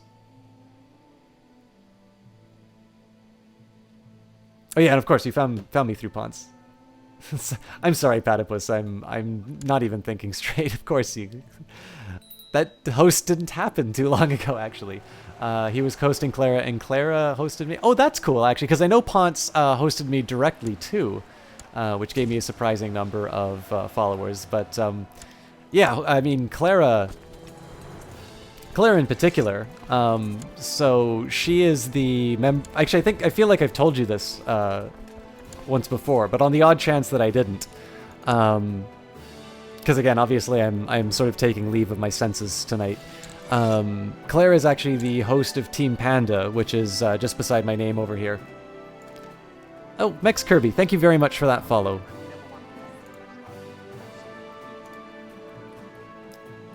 Glad that you like what you're seeing and you threw me that support. I always, like I said, I'm actually surprised with PAX going on that we got the the turnout that we did. But more importantly, that you guys have been so open with your follows and your compliments. So I definitely appreciate it, even if there have been several today. I'm always happy for more, and more importantly, I'm really happy that somebody is enjoying the stream enough to want to see it again. Thanks a lot. I hope you're having a good night. But yeah, basically the Team Panda, Panda project is purely her initiative, and of course I mean I know her through. Okay, I'm gonna have to. Well, now we've got enough time that I can hold off on the retinue. We'll get some money from sieging out these territories. But yeah, I mean every partner gets one team. So I think it's, I always talk about Team Panda, and I know I get very repetitive about it, but it is worth mentioning, right, that Clara could have used that team for anything, and the fact that she kind of made a home for me and a lot of other figures, a lot of people who are hosting the channel right now, it's worth remembering, right? This is a precious resource. You get one bullet to fire, and in her case, she chose to do it from a bit of a different perspective. So I think there's a lot of credit that should be given to her for that. Wait, PAX is going on? Peace. You don't know what the team is about. Well, I mean, the big thing for her is that she refers to kind of her stream following as the family. And so the effort behind Team Panda was to bring together streamers who have kind of a similar feel. Now, I mean, obviously my game is, or my stream is going to be kind of unique. Like, there's not a lot of Team Panda members who will do strategy games, and absolutely none of them will do grand strategy games. But in terms of feel, in terms of user interaction, and just generally the kinds of priorities and the sort of values that they have, they're more kind of united thematically. And, she opens it up. As a mod, I evaluate Team Panda applications, and I can tell you that the number of followers or donations or something like that is not one of the criteria. We have won this battle a long time ago. I just wasn't paying attention. So what she does is, again, it's a little bit more of a focus on building up maybe smaller streamers or just people who fit sort of a, not necessarily a guideline as far as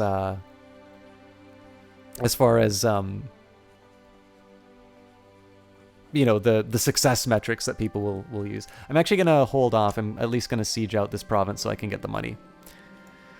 But yeah, basically that's kind of a loose definition of what the team is. I'm sure she does a much better job of kind of explaining the appeals behind it. But I think she does basically the biggest thing here is that she's focused more on the content of casts rather than the size of the casts, and she's built a community which is very much geared towards building people up. And most importantly, I can say we've had some applicants who were very, very strong members of the family and were declined their first time. We hope that they reapply. And it's not that she just leaves them on their own.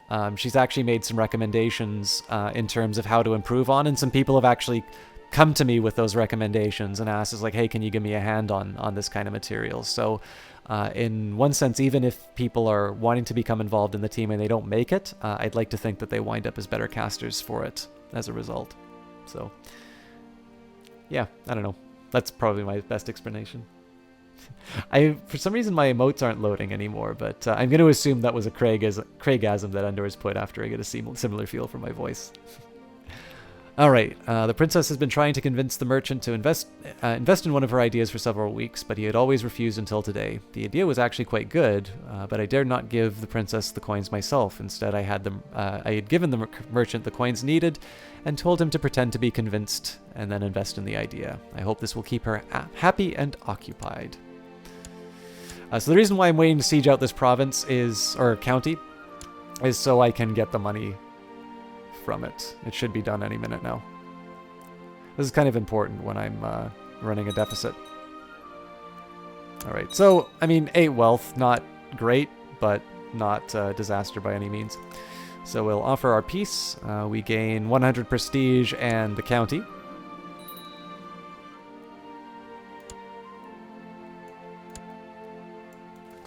And now I will... Nope. So apparently I need to clean up these vicious... Oh, it's because they're in Paris, damn it. This is going to take a while.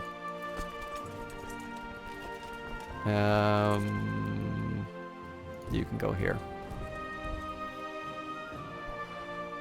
Oh, who do I give this to now?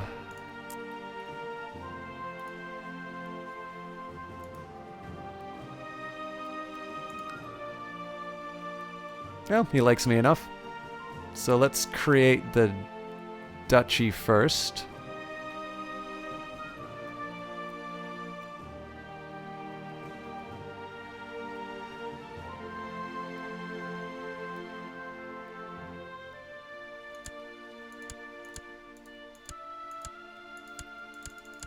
Wait, do I already have a Duke of Spoleto? What's going on here?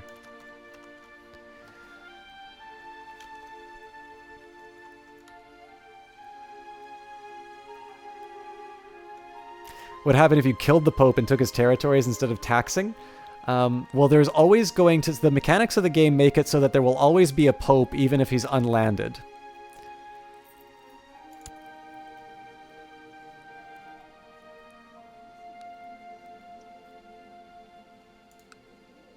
Oh god, okay, so he is the Duke of Spoleto even though that he owns... Well, you know what? I'm sorry, dude, but... My vassals are going to hate that I did this, but...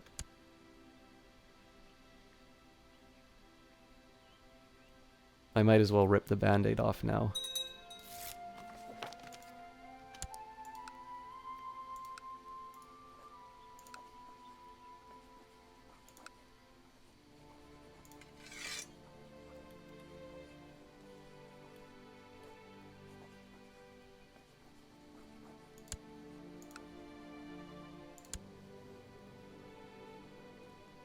And then I'll just give him the Duchy of Ancona when I create it. So basically, there's always going to be a Pope. I wind up taking the money from his holdings, and then in this case here, depending on my... so notice that I've lost some stature with some of these subjects. So in this case, well, that can't be right. 67 versus 61. But in any case, the bishops wind up giving the taxes to the Pope, and I don't get any option on that. It's worth... So in this case here, the perspective that I have in this game sort of implies a lot more power than I actually have. In terms of the mechanics of the game, I'm currently under medium crown authority, which the game defines as the powers of the nobility and the monarch are in precarious balance. So to give you an idea of the different descriptions they have autonomous vassals. Vassals are a law unto themselves, ruling their fiefs like a petty kingdom. Their obligations to their liege are minimal. So in this case, I can't revoke titles. I really can't draw any levies from them. Vassals can fight each other. So, I mean, I have a title as king, and that doesn't mean a whole lot. Limited crown authority, vassals enjoy a very large degree of autonomy, but have to provide their liege with fairly substantial portions of their levies. Vassals can now fight each other. Revocation of infidel titles, no longer free. And then in this case, I gain additional levy. Well, sorry, vassals do need to give you levies, but they're quite minimal. This one gives an additional 20% for those levies, but you do have a lower opinion from your vassals. Right now, I've got medium crown authority. So in this case, that doubles the bonus, plus 40% from clergy, burghers, and nobles. And again, they define the powers of the nobility and monarch in precarious battles. I'm trying to get high crown authority. The monarch has curbed the rights to the high nobility, relying instead on a budding bureaucracy led by a lesser nobility. Vassal titles can no longer pass outside the realm through inheritance. I get a 60% bonus to burgher, noble, clergy, and feudal. Obviously a very big penalty for vassal opinions. And then my ultimate goal is absolute crown authority. The lords of the realm are chafing under the unrestricted powers of the absolute monarch. Vassals can no longer wage war. Vassal titles can no longer pass outside the realm through inheritance. And an 80% bonus to the levies. Negative 30 opinion from all of the vassals. But of course, this is effectively being an emperor, like the kind of thing that you hear or you read about when people talk about ancient Rome. Well, not that ancient Rome I should be careful about that, actually, because there's plenty of ancient Roman emperors that were only in power because of the army allowed them to be. I think I can change my focus. Nope, 39. Anti-Pope, here we go. Yes, I am actually going to set up an Anti-Pope. Not quite yet, but we are on our way. Oh, darn it, no way to make everyone hate me immediately.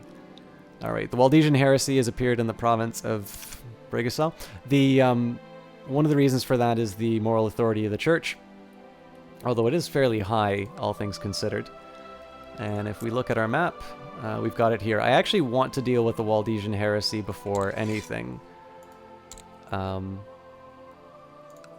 So in this case, we'll reassign my court chaplain to deal with them.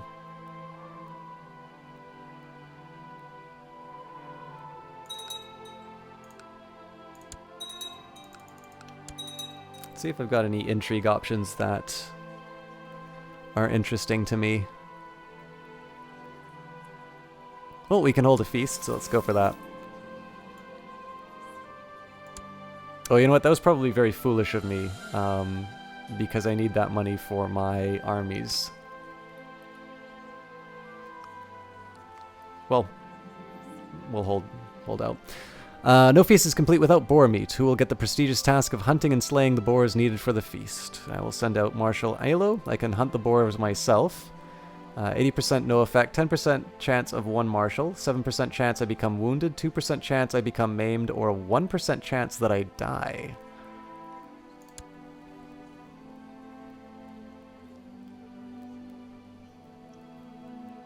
Do I want to risk that 1%? I mean, it's a 10% chance something good happens. Oh, but I get prestige. I will hunt the boars myself. And we didn't die. Oh, but I did gain the marshal, so cool. As we often say on this stream, you only YOLO once. I just lost a truckload of cash.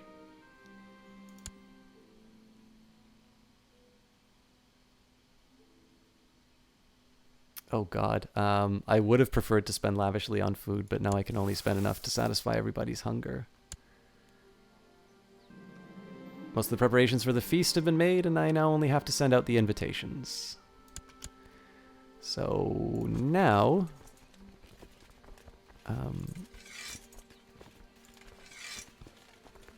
okay. So I was at least able to get rid of the levies that were causing me some financial pain. I hate doing this, but let's stop reinforcing the retinue for now.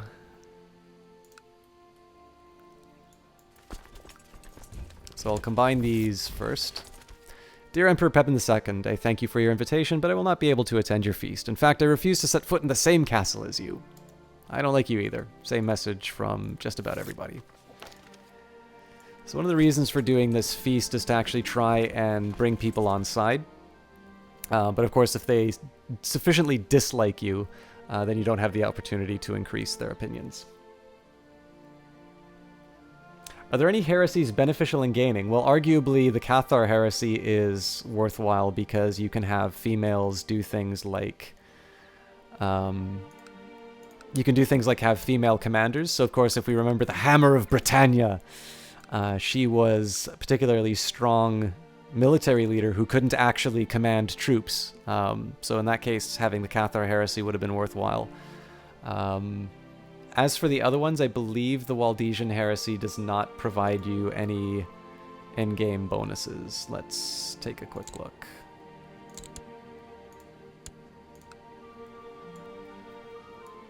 So Waldensianism...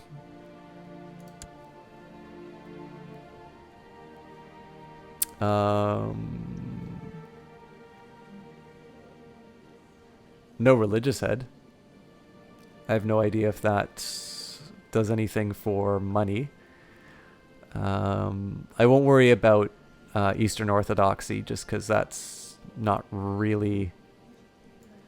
I mean, I don't really count that as a heresy. It's a heresy, but it's not like a... It's not a Catholic heresy. It's a schism. And Cathars. I thought there was another Fraticelli's, but I guess we don't have any right now, so.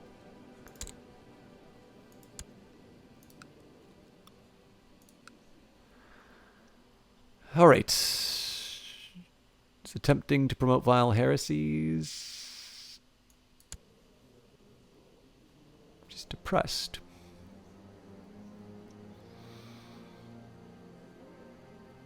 Oh, hang on. He wants me to arrest my marshal. I will keep that to myself. I think you're confused about the meaning of beneficial if that's my answer.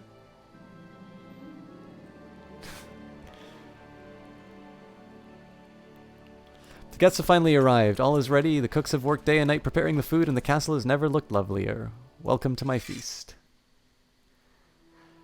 Hey, Killjoy83, I should let you know, I'm sorry my emotes are not loading at the moment. I think I've got a flaw in my browser. So in this case, I don't know how you preceded your message, but welcome. It's great to see you again. All right, let's go punch some Vikings. How are you doing tonight? Bishop Reynolds spoke up and told everybody how great the food at my feast was. I was really glad that someone was kind enough to say something nice about the food, given how hard I had worked to ensure that the food was the best part of the feast.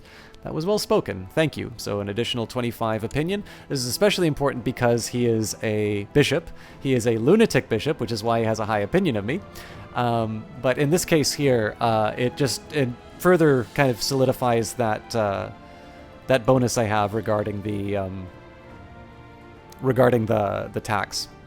Everybody drank and was happy, except for the bishop who just complimented me, who refused more wine. This insulting gesture means that he does not appreciate my hospitality.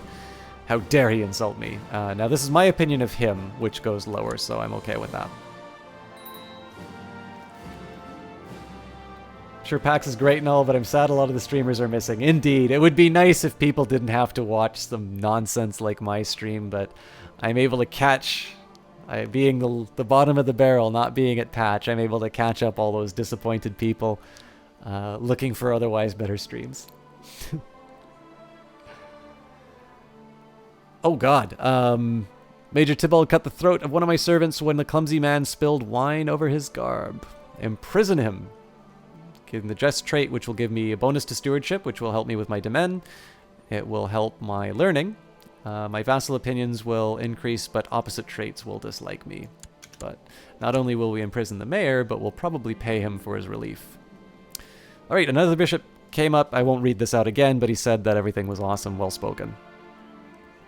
And proceeded, the other bishop, apparently in a fit of rage at having his... Oh wait, no, this is the other bishop. Well, imprison him too.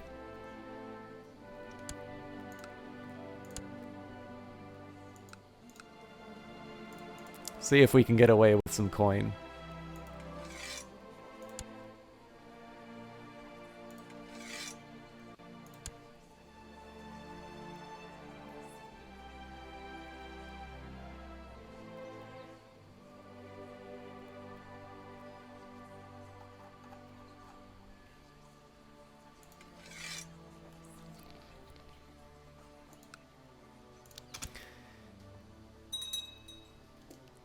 Oh yeah, Killjoy. Obviously, that was spoken tongue firmly in cheek. Money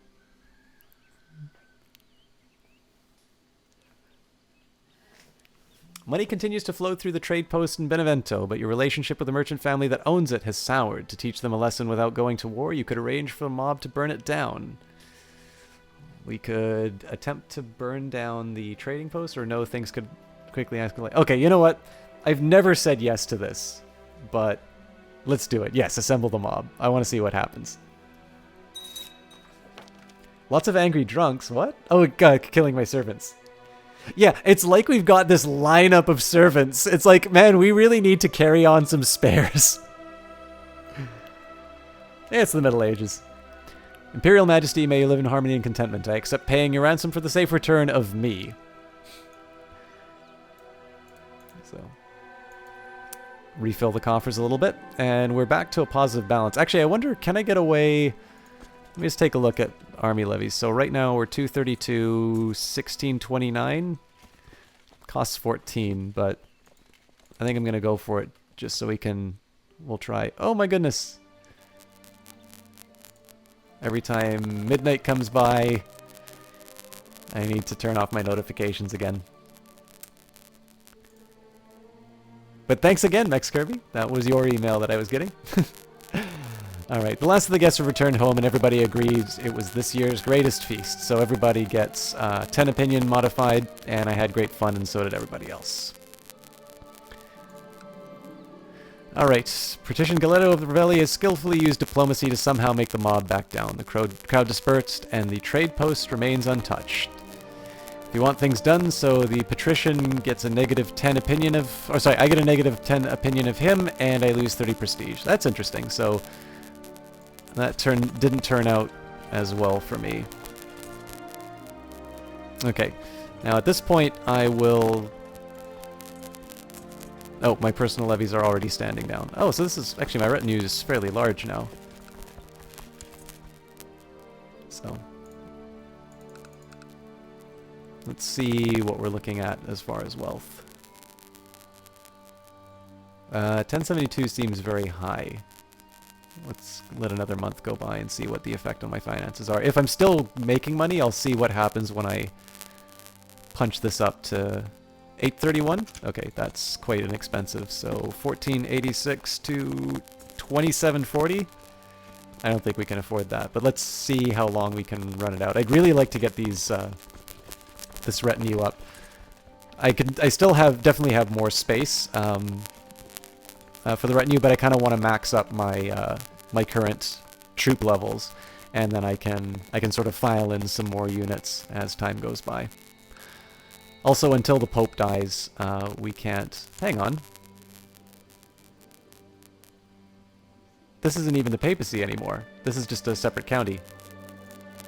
So where's the Pope?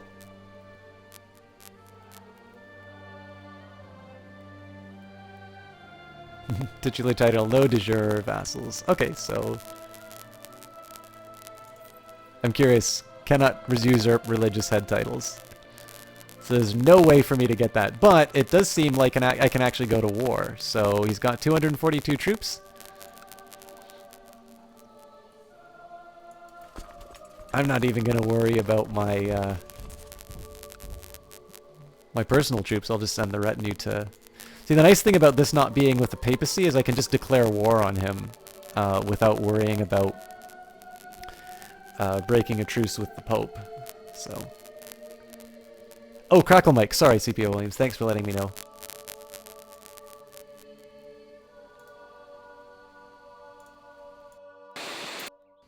Let me just take a minute to clear out my system memory too, because I think that's what's causing it.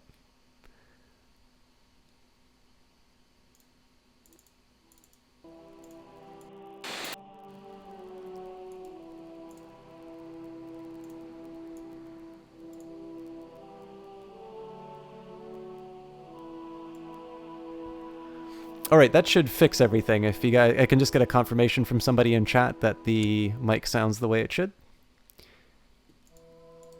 Although, as always, I kind of stopped talking after that, and I really should continue to give samples. I can't remember. 39, so I've got 2 years before I can bring that back. Yeah, I'm losing 10 gold a month. I don't really think it's worth it to spend that much money on reinforcing my retinues, so I think I'm just going to go for halfway. I think the next thing I'm going to do is business, so I can make some fast cash. And then after that, I sort of need to figure out what I want my focus to be. Should actually maybe consider seduction, just because I need the intrigue. And well, do I though? Because family gives me the bonus diplomacy, which will help me with my vassals. Nah, I'll figure it out later. How are the Byzantines looking? Drat. They're not at war. 18,000 troops, so I technically outnumber them, but it seems like I really don't like that. Like, in the end, with those troop numbers. I feel like I just need one battle, or like I need a siege to go wrong, and then all of a sudden I've got, you know, the entire Eastern Empire crawling all over me. I mean, technically I could hire mercenaries to unlevel the playing field, but it seems like an unnecessary risk. Seemed to happen right when my notifications came back. Yeah, that's possible. I don't believe that's happened. I don't believe that's happened before. I should actually double check though, because I seem to get at least Crackle once a night, and I also seem to have my notifications come back once a night, so I should be taking a look for it. It'd be a little bit strange, but I can also see that happening. I can think of a couple of reasons why that would actually occur. So... yeah, likewise, Patipus. It was great to have you here for one of my streams. And again, I'm sorry I kind of messed up the Clara connection. But I hope we get to see you again, or alternatively, I hope I get to see you in one of Ponce's streams, because that means I will have been able to catch one finally. Until next time, and it was absolutely fantastic having you inside the channel. It's always nice to have... I always love anybody who stops by and watches. Because that gives me, you know, I don't want to be too focused on the numbers, but I'm not going to lie, to see that there is more than one person voluntarily taking their Friday night and watching the channel, or Saturday night now, Saturday morning. Yeah, somebody taking the time to watch means quite a bit, whether that's one person or 10 people or however many. But to have somebody participate in chat makes my job a little bit easier. It also enhances the experience for everybody else, usually.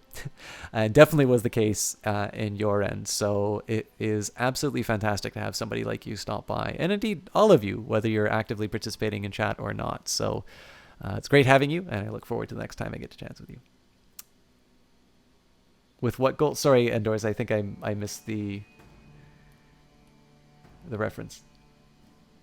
The first Twitch I followed and stopped by Ponce after learning about him, but he was offline and hosting Clara. Okay, that's cool. Yeah, Ponce is, especially if you like League of Legends, Ponce is a fantastic guy. He actually put a really neat little history YouTube up where he talks about the origins of barbecues. So where I just kind of sit, like, this is a great example of the difference between me and Ponce. Like, I'm an econ major.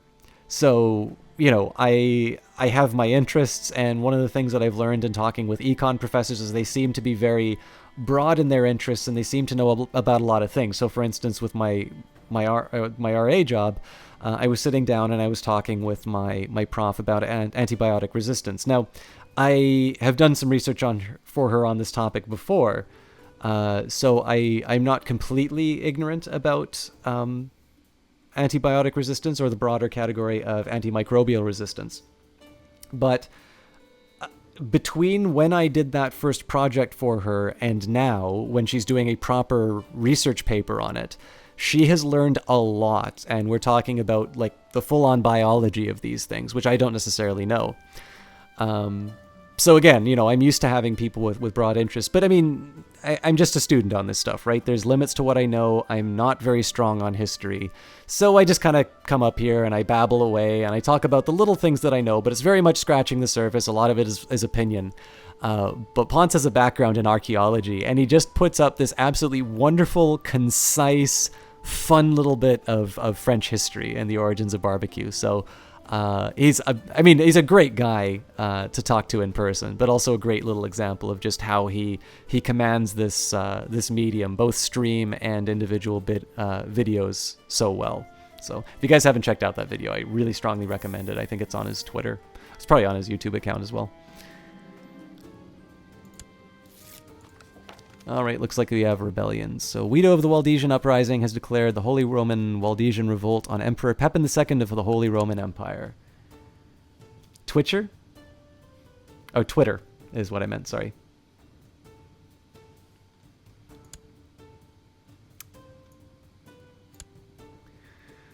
My Emperor, I am pleased to report that the majority of the population in Onnesbrook has been converted to the Catholic faith. So I believe that is one of my Germanic...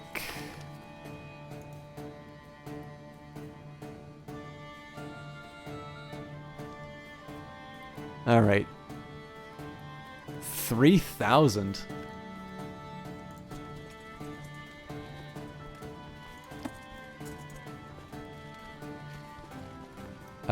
The vassals can deal with them.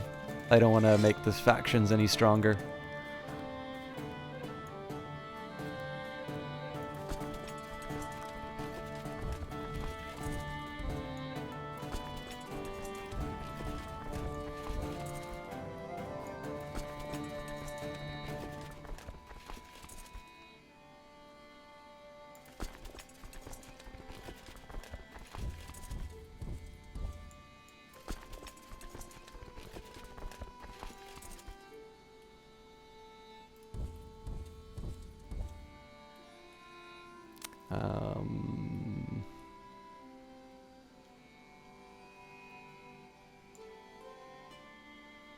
I think I'll just make these guys stand down.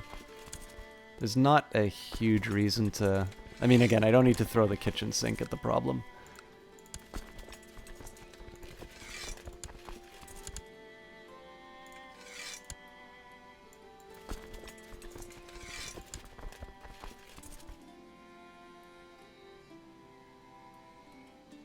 So I do need to deal with this kind of promptly, because if I don't deal with them, then another division's going to come up.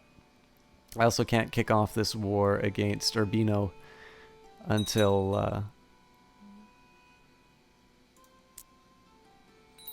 I take down my levies. But yeah, everybody's mad that they have to fulfill their obligations. So sue me. I'm a little bit worried about this faction just because my spy master hasn't broken it up. What about my chancellor? I feel like he could be doing more.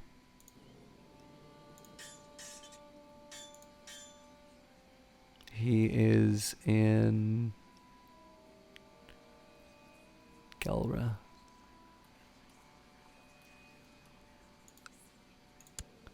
Well, he likes me enough, so let's find other vassals who hate me. Queen of Bavaria is one. And looks like everybody else actually kind of likes me, which is surprising. So, I guess we should make her happy.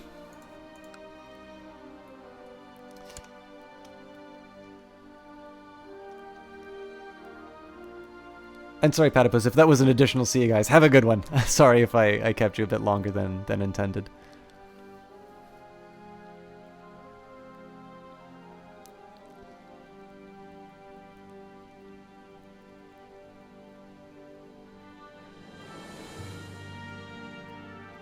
Again, these numbers are kind of overkill, but you know what? I'm happy enough with this. I'll get the people who are just 2 counties away, and then we'll kick this thing off.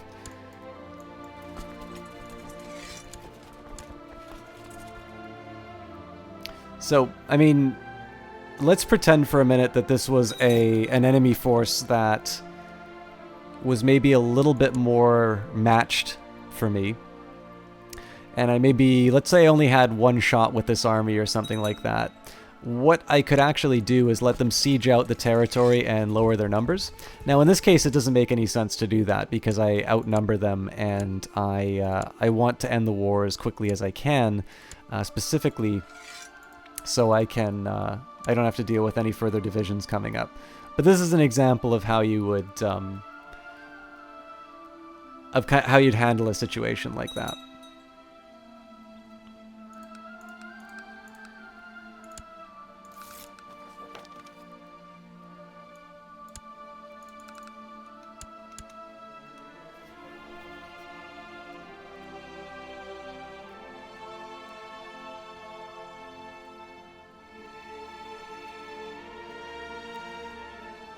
I am crossing a river for this, but again, we outnumber them by a substantial margin, and they are religious heretics, so their combat ability is not going to be as strong. Not quite enough to wipe them out, though, so let's... they're heading to the south. So I'll clobber them here, and then I think I'll just double back and deal with the...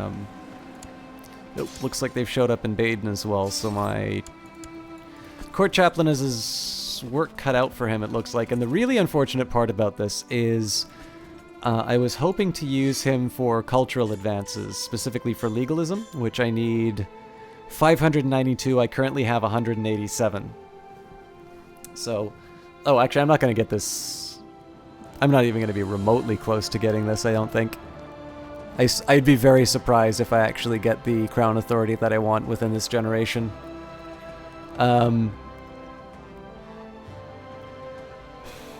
That's frustrating. Oh well, so anyways,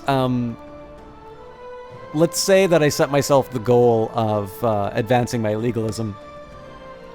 The fact that I need to use my court chaplain to deal with all of these heresies that are popping up and like basically do things that are not necessarily raising up my technological level is bad, just because again I'm not like, just like my steward, like let's say the steward had a way of crushing rebellions. Well, that means that I'm not getting more money in the treasury. That means that I'm not, you know, doing, well, I mean, just about anything other than these immediate short-term goals is preferable, in my opinion. So, it sucks that this, you know, that these things happen, but you know, you deal with them as best as you can. Okay, looks like he wants to cross the river to fight me, so makes my job easy. Pope Leo V has died and has been succeeded by Pope Anastasis III. Welcome back, Skeleton Killman, yet again. Hope you're doing well. Okay, looks like he was not moving north to fight me. I misread the direction. Well. Probably going to be wrapping up relatively soon, but we have the last of the papal holdings. Obviously, this is now just a county on its own, which we'll be bringing into the fold. I suppose I could have offered vassalization to this guy. I didn't necessarily have to conquer it, but a little late for that now.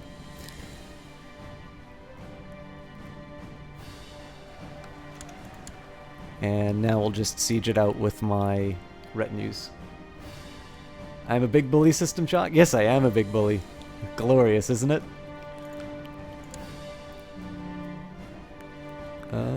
Offer vassalization? Nope.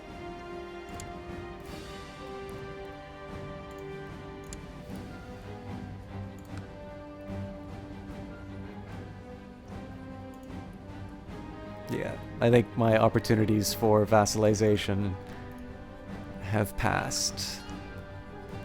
False religion, I'm a king, and base reluctance. Yeah, these guys are not being vassalized.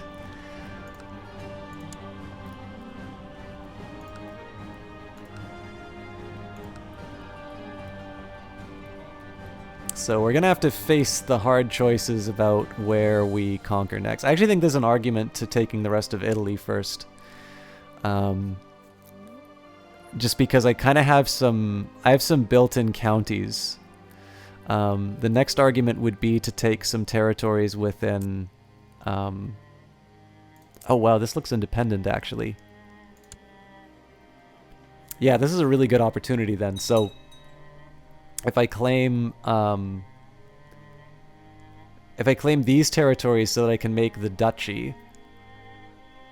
Oh great, more tithes.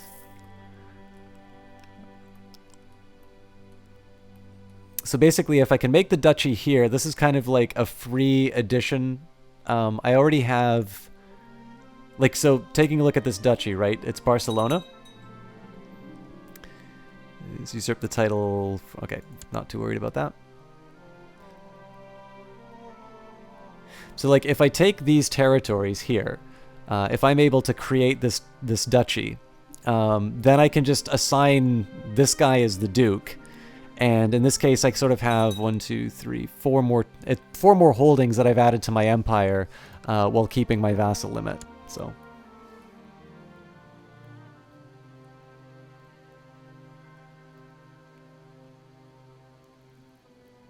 What happened in chat while you were gone? I thought he was being serious. Sorry, what did you mean? I'm beating up the...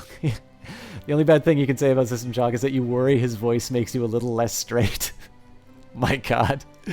Well, I don't believe there's anything inherently wrong with that shift. I'm not entirely sure my voice is the reason to undertake it, but... Skeleton Killman is a little guy.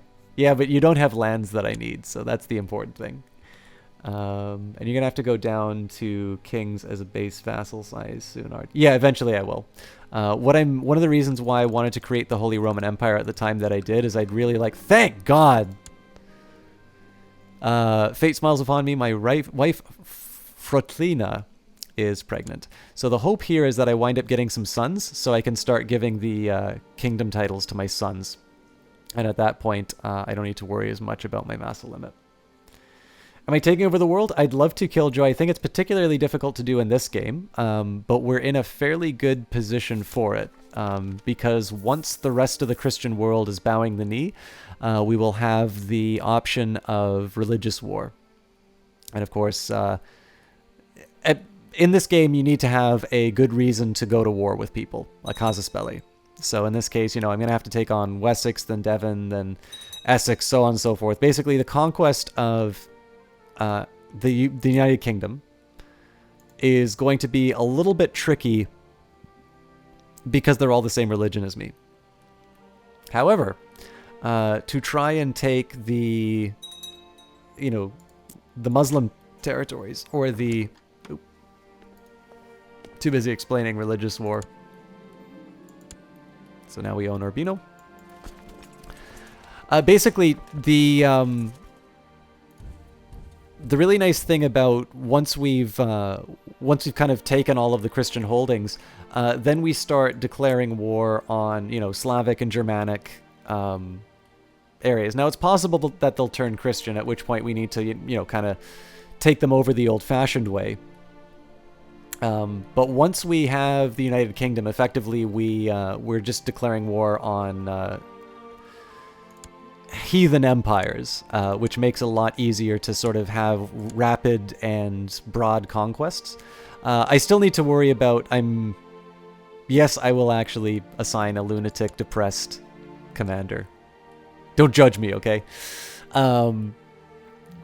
So it's maybe a little bit more plausible that we'll be able to take the whole world, but it's worth remembering, right? You can only declare war for certain sort of fragments of empire. The best that you can do is kind of claim duchies, I think. I don't believe you can do a just straight up religious war for a kingdom. So basically we're going to have to take each of these individual pieces one at a time, and if they're all owned by the same king, so for instance trying to take on the Abbasid Empire, I'm going to need to either assassinate or I'm going to need to wait a long time to be able to take another piece of that empire. So I'm definitely going to do my best to take over as much of the world as I can, because I think being the Holy Roman Empire is a really good opportunity to do that. But in the end, I'm a little bit doubtful as to how effective I'm going to be at accomplishing that. All right, let's hand out some spoils. So I believe we need to create this duchy.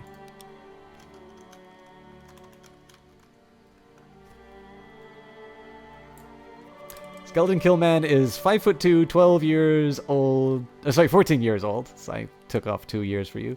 It's at least short in your family. Nice. Endors was 5'4" until 16. Some people just grow later. Definitely true. Your older bear's just a year older, pretty much an entire foot taller than you. Have a great night, St. Curmudgeon. It was great having you in the channel. Thank you for that follow, and I look forward to seeing you again if you so choose. My voice is putting you to sleep? Well, I'm happy to be of some service. Alright.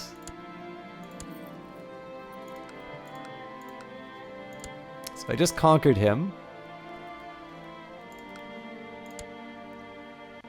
And he hates me, so guess what? You got a new boss.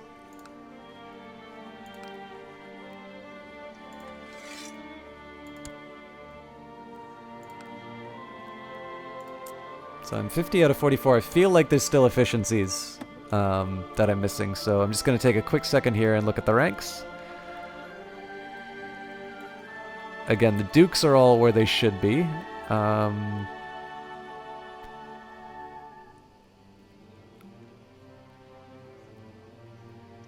Okay, so Corsica we don't have.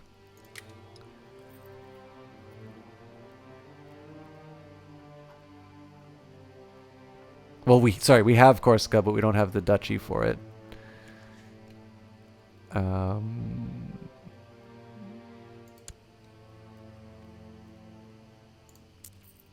Right, owned by the Byzantines.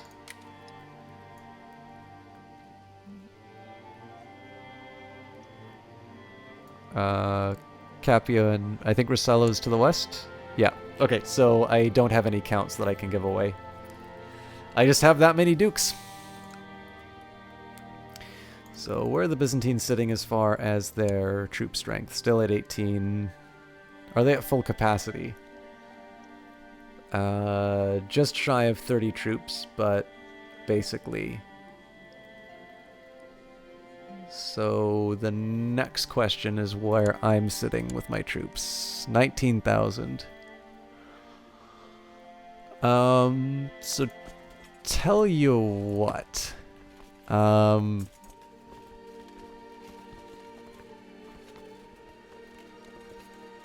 still don't feel good about doing that, actually. I'll add more to my levies first.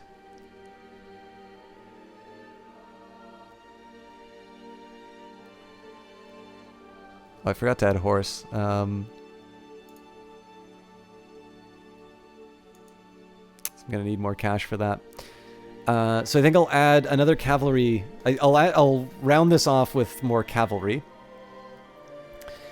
And then once I maximize my retinue, I think we'll declare war on the Byzantines. Unless, of course, opportunity presents itself to begin with. At which point I'll just declare war on them.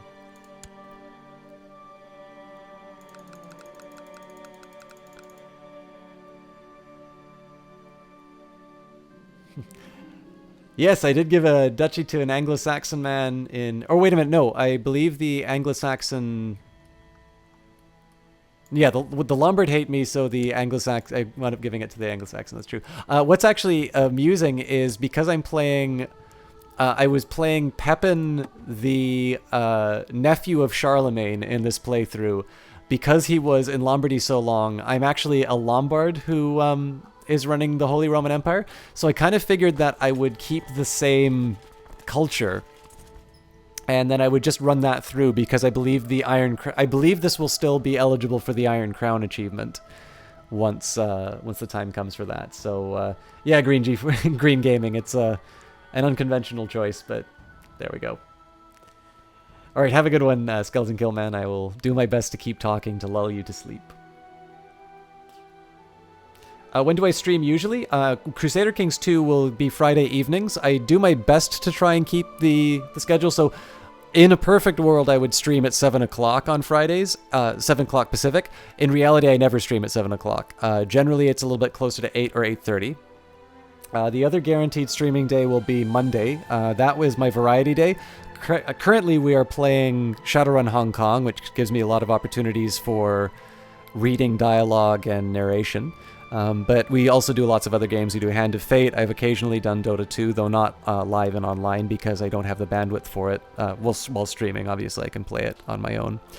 I've got 2 games in mind which I'm keeping close to my chest because it'd be neat to drop them on the stream as a surprise. But we've also done everything from FTL, eventually we'll do Talos Principle, fairly broad range of genres.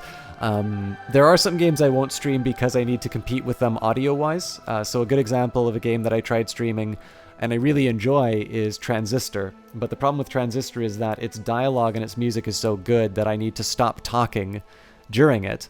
And of course, because I don't have a camera, any time that I'm not talking is a time that I could just be a corpse slumped over my keyboard. So generally, it's not something that I have any success streaming, although I think they're fantastic games. So currently, it's just Mondays and Fridays as my guaranteed times. And I would say, you know, again, the ideal would be 7 o'clock in the evening. More realistically, it's 8 o'clock. And then any other stream times would be kind of streams of opportunity, which I try to take but I haven't been able to implement with any regularity, mostly because of school coming up. So the best thing that I can say is if you follow the stream as you've already done, you'll definitely get the notification of me coming online.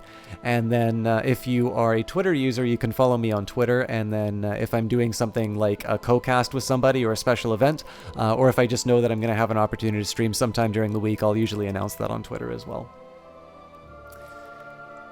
Byzantines can still hire Viking mercenaries. Ah, yes, that's very true.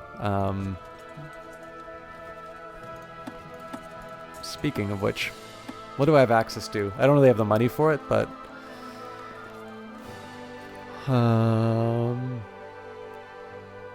it's really expensive, actually. Alright. There are many mysteries in the Catholic faith. It might be interesting to spend some time delving into the old texts of the Bible. I will dedicate more time to reading the scriptures.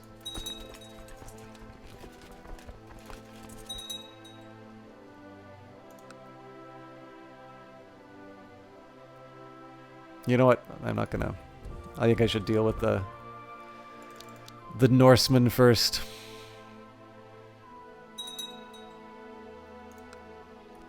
Again, we're in another one of our little holding patterns here. This is mostly just building up my armies so I can claim some territory. We have got a son. Fantastic news. So we've got Theodicus Carling.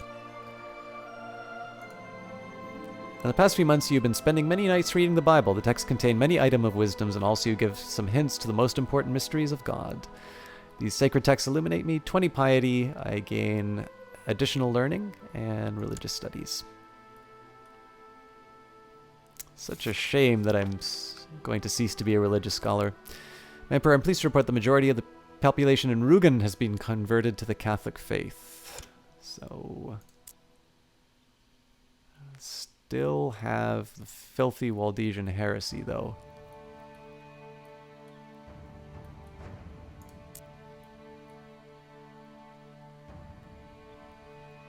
Hey, Kite260.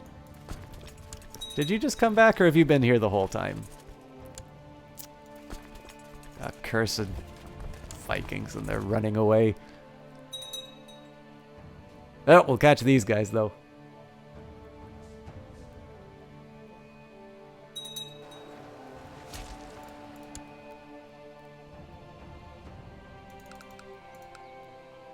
Actually, once I unite everybody, I'll take a minute to take some stock in terms of where I'm sitting as far as my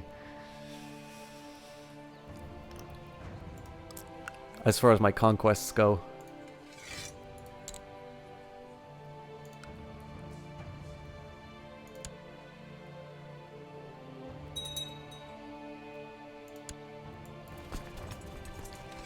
Alright, so we're just about at 5,000 for my retinue, which is good.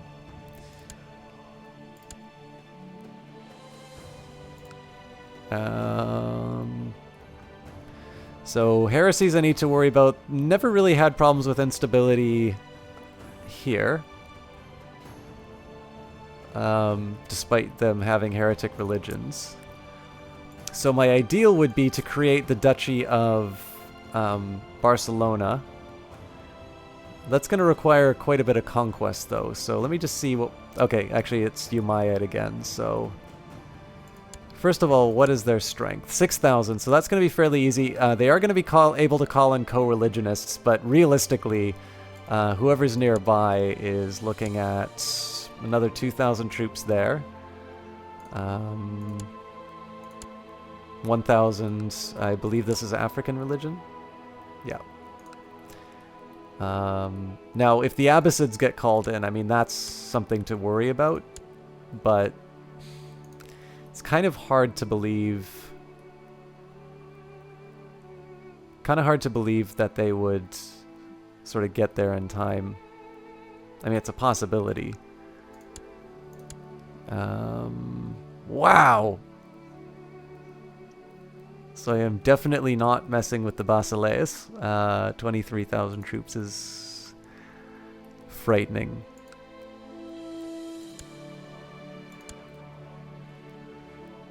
So I mean, 7,000 troops is really tempting to go to war with.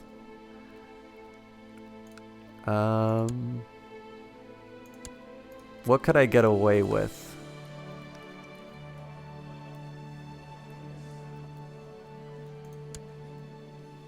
So we could try and take Braga. Where's that? Not a chance. Oh, I could just outright take Barcelona. This is a really tempting fight to start, actually.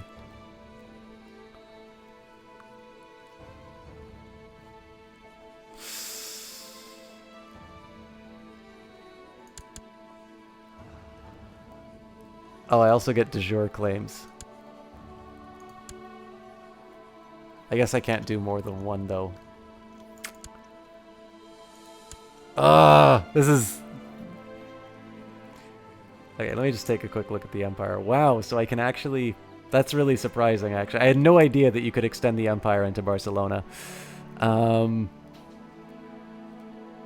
you've been here the whole time. I'm sorry, Kite.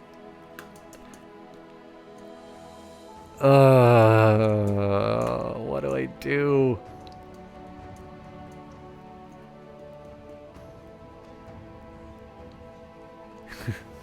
Chat has spoken.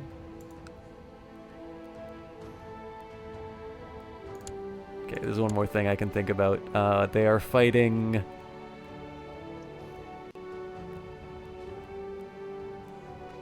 Okay, 1 losing war. 2 losing wars. 3 losing wars. Okay, so they're fighting 4 losing wars right now if they want to join. So, ladies and gentlemen,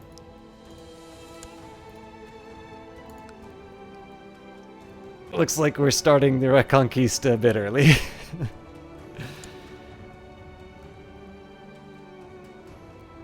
Hang on.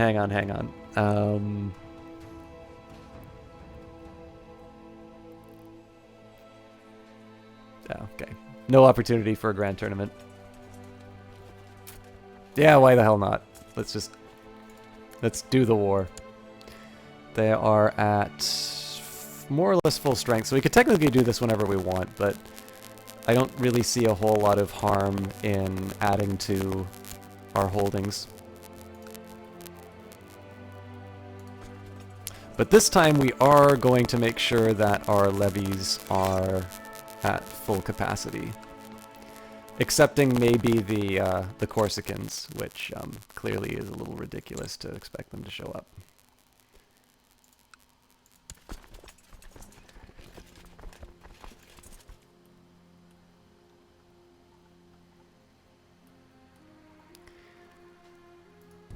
Alright, so the one worry about this, of course, is if the Abbasids actually show up. In that case, I'm in for a world of hurt. But it's possibly that we can maybe siege out the provinces in time. So what I'm going to do right now, basically this is to make sure that all of my troops are consolidated into one place. I may need to worry about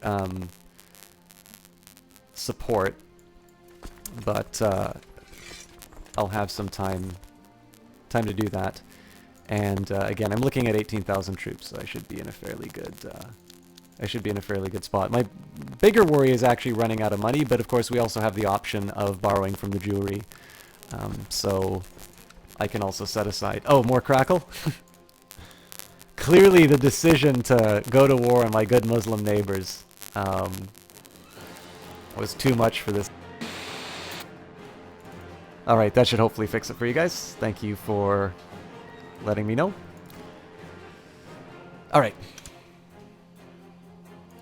And I'm speeding it up to 5. I almost never go to 5 in a war. As should probably be apparent after what happened when some raiders wound up in my capital. But I feel a little bit more comfortable doing that in this case, because we're just trying to consolidate our troops. Alright, I believe that one of your vassals can be discouraged from associating with conspiratorial factions if the proper leverage is obtained. How do you wish to proceed? Ask politely. And hopefully the game will give us some information in terms of co-religionists joining. So we've got raiders, and someone is now known as the Lame. Do not speak to me of obligations and duties. I may be your vassal, but that does not make me your slave. I am within my full right to associate with whatever faction I wish. That's a little concerning. Oh, okay, hang on. They used to be a stronger faction, but it doesn't look like it was, so... negative opinion modifier, but still in the green. My wife is pregnant, but I was away, wasn't I? Doubt besets me. By the way, I hope that crackle is gone, guys. Feel free to let me know if that is not a good assumption.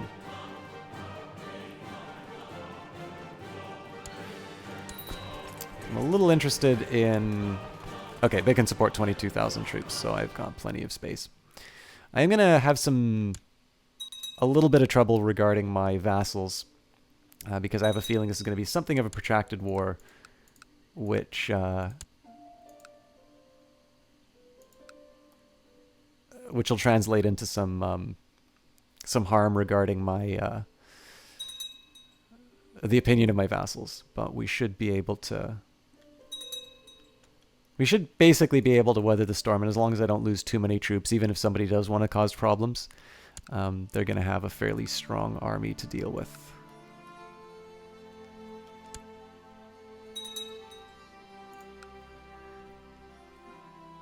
And, okay, so apparently I am exceeding the limit. So that has an easy answer. We already have enough to handle our neighbors. So I'll kind of make an advance force of my best generals, and then the rest will be kind of a backup. It sucks that we're losing troops to attrition, but...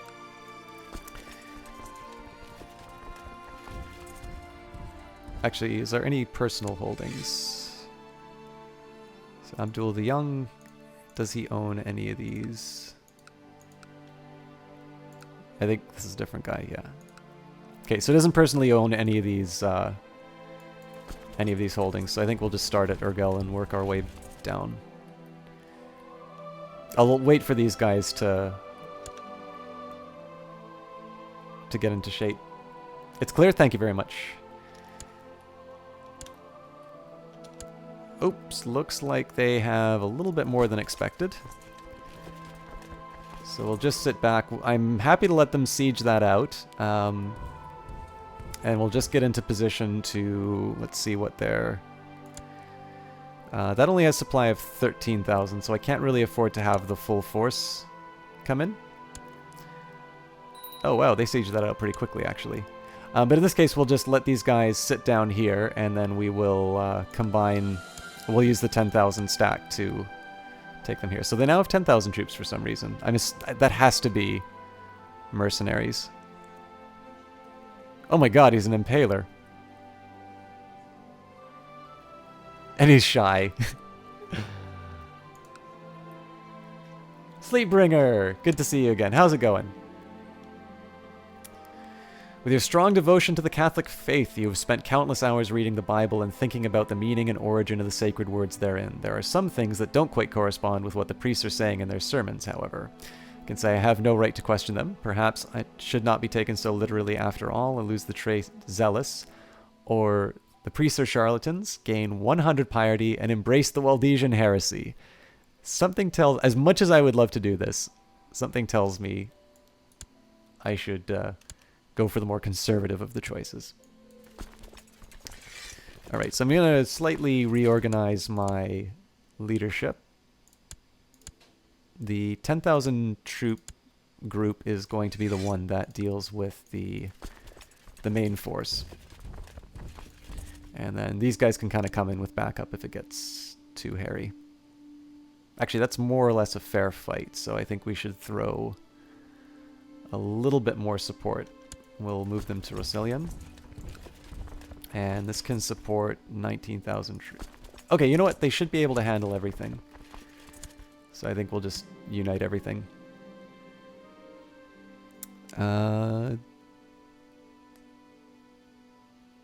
Is he a member of a faction? Nope. And he likes me, so I will keep that information to myself. And we just lost a lot of gold in that siege, unfortunately.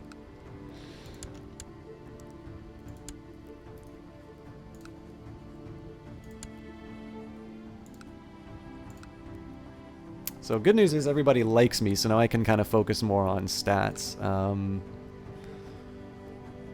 I'll still find somebody... Actually, let's make some bishops like me more.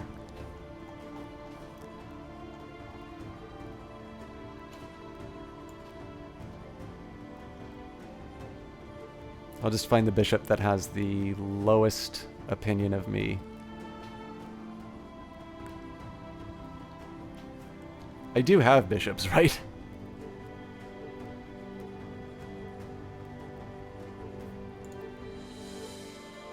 I don't believe I've ever seen this before. Everybody has a 100 opinion of me. Okay, now I really do get to pick whoever I want to educate my child. So let's pretend that she were to inherit the throne. I would go for... Actually, this isn't a bad choice. So, Indulf. Is the Kingdom of Aragon a thing in this? Yeah. It should be. Got Leon Andalou. Oh, hang on. I guess it's I guess it has to be a combination of Andalusia and Aquitaine then. Never mind. I thought it would be, but apparently it's not. My bad. Definitely is in Europa Universalis though. Okay, so they're going to Urgel. So this might... Hey, I've got another son. Okay, this is good news because now I can start distributing... I can start distributing kingdoms.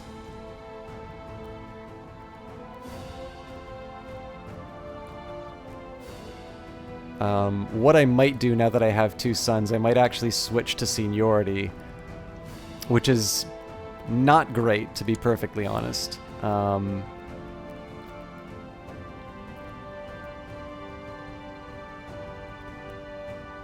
But I think I'm more willing to risk that than...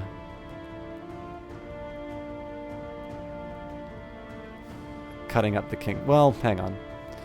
So I lose king... No, okay, hang on. I would just lose the Kingdom of Lombardy, Middle Francia, and Saxony. So I could always assassinate him and take those back. I am okay with that division.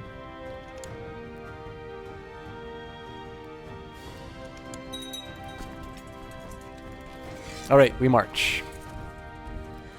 And now we will lower it a little bit.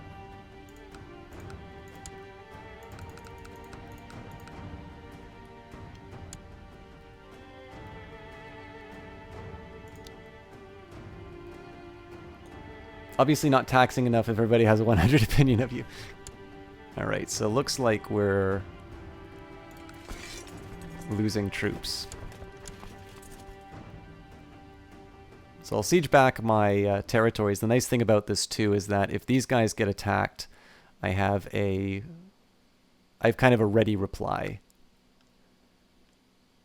So it looks like they want to claim more of my territory. So what I'll do... Oh god, am I seriously losing more troops? 13%. I think that's because my holdings have been sieged out. Let's see if I... Yeah, as soon as I get it back, I stop the bleeding.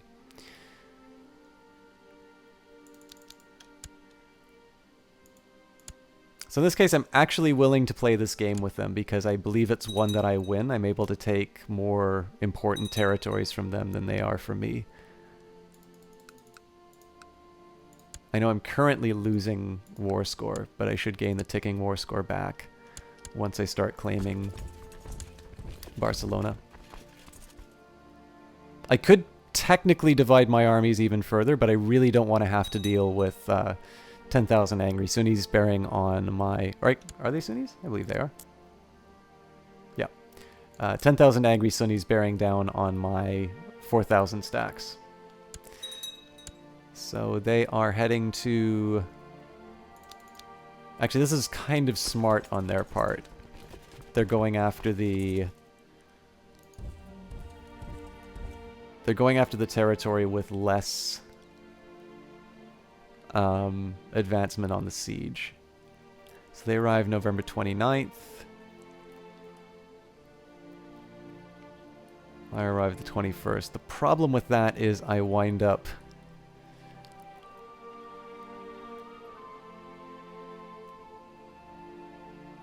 I wind up losing attrition in Ergo. You know what, I'm okay with that though, because I'm going to wind up turning around and attacking them anyway, so. To our most illustrious Emperor, Pepin II, the good burghers of Ames are barely able to pay their taxes. Our coffers are empty, and I humbly ask that you lower the taxes for your cities. Your humble servant, Mayor Landulf of Ames. Flatter and soothe them. Ah, yes, and I need to claim my... I need to change my focus, because as much as I like theology... do I do family for the diplomacy, or do I do straight up carousing? I mean, the bonus...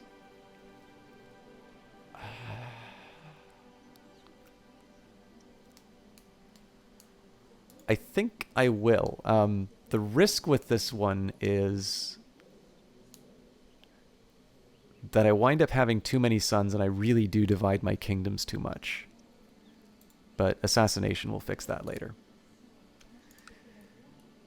Alright, so I'm going to take some pretty ugly attrition for this, but it's one that I'm willing to do so I can pounce on... Oh god, okay, another Waldesian revolt. So I'm going to finish sieging out this province, and then we'll turn around and clobber them in Empuries, or however you pronounce it. Well, that fell pretty much instantaneously. Defeat everywhere. Good lord, I just lost 2,000 troops in that tick. Okay.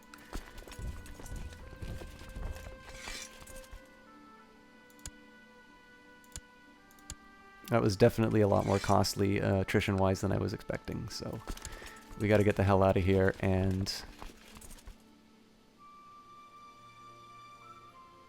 I mean, once we crush this army, it's over and I can worry about the rebellion. But I actually need to... I need to have enough troops to finish them off.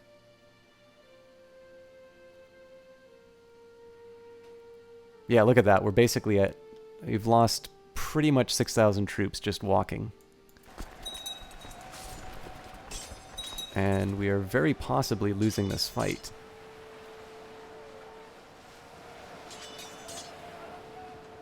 It's not pretty, but we did it. Let's see the damage. Lost 5,000 troops, there's 6,000. Okay, well, we'll finish the job, and then we can siege back some of my territories.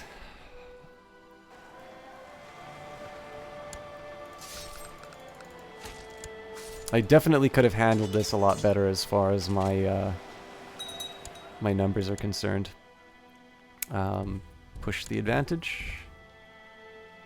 I think we're so small now I don't need to worry so much about attrition in the province.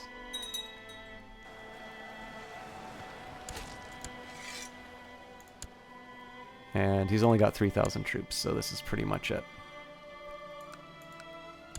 And still looks like... Okay, so it looks like King of Lyon has joined in, but not enough to make me worried, so we'll divide my troops.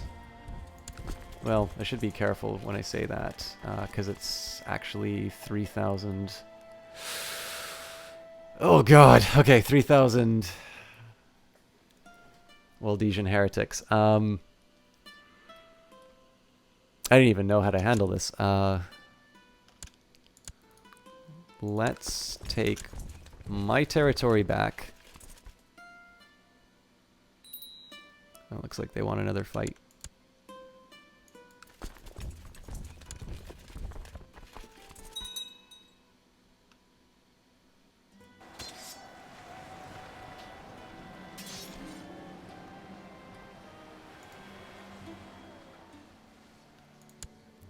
He's got an okay opinion, so I'll keep the information to myself.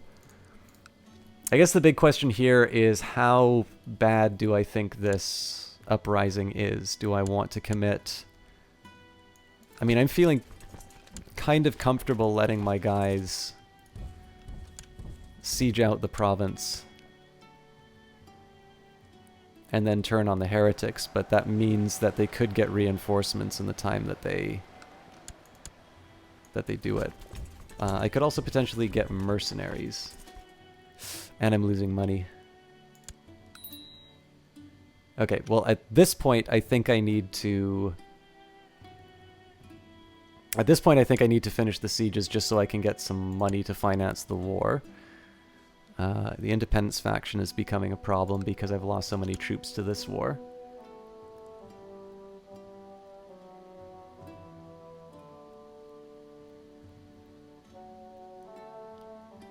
So I think what I'm going to do is go all in on my Iberian adventure and finish these sieges out, then deal with the heretics. It'll be extremely embarrassing if I have to borrow money to deal with a heretic uprising, but I think this is the right play because I'm going to be able to finance... I'm going to be able to finance the war... Eek. I already have a deficit. Let's stop reinforcing the retinue and hopefully that will solve itself. I believe that was... yeah, the heretics. So as long as they don't get reinforcements, they're sieging. It'll cost me money, but it will...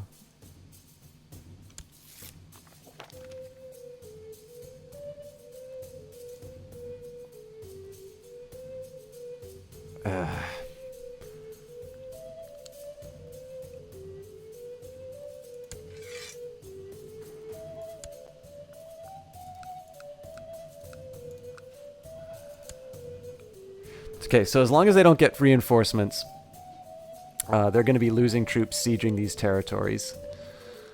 There are definitely more reinforcements arriving for the Umayyads than I want, so I think the prudent course of action is to claim as much of this duchy as I can to put a quick end to the war. I don't think I'm going to be able to finish the sieges before they unite their troops. But... okay, looks like... so I don't need to worry about factions anymore. I'm not quite sure why they fell apart. Hey, Dank Meme Reforce, Holy Roman War. That's a lot of holy. Well, apparently God is on the side of the Muslims because I basically lost 10,000 troops to attrition.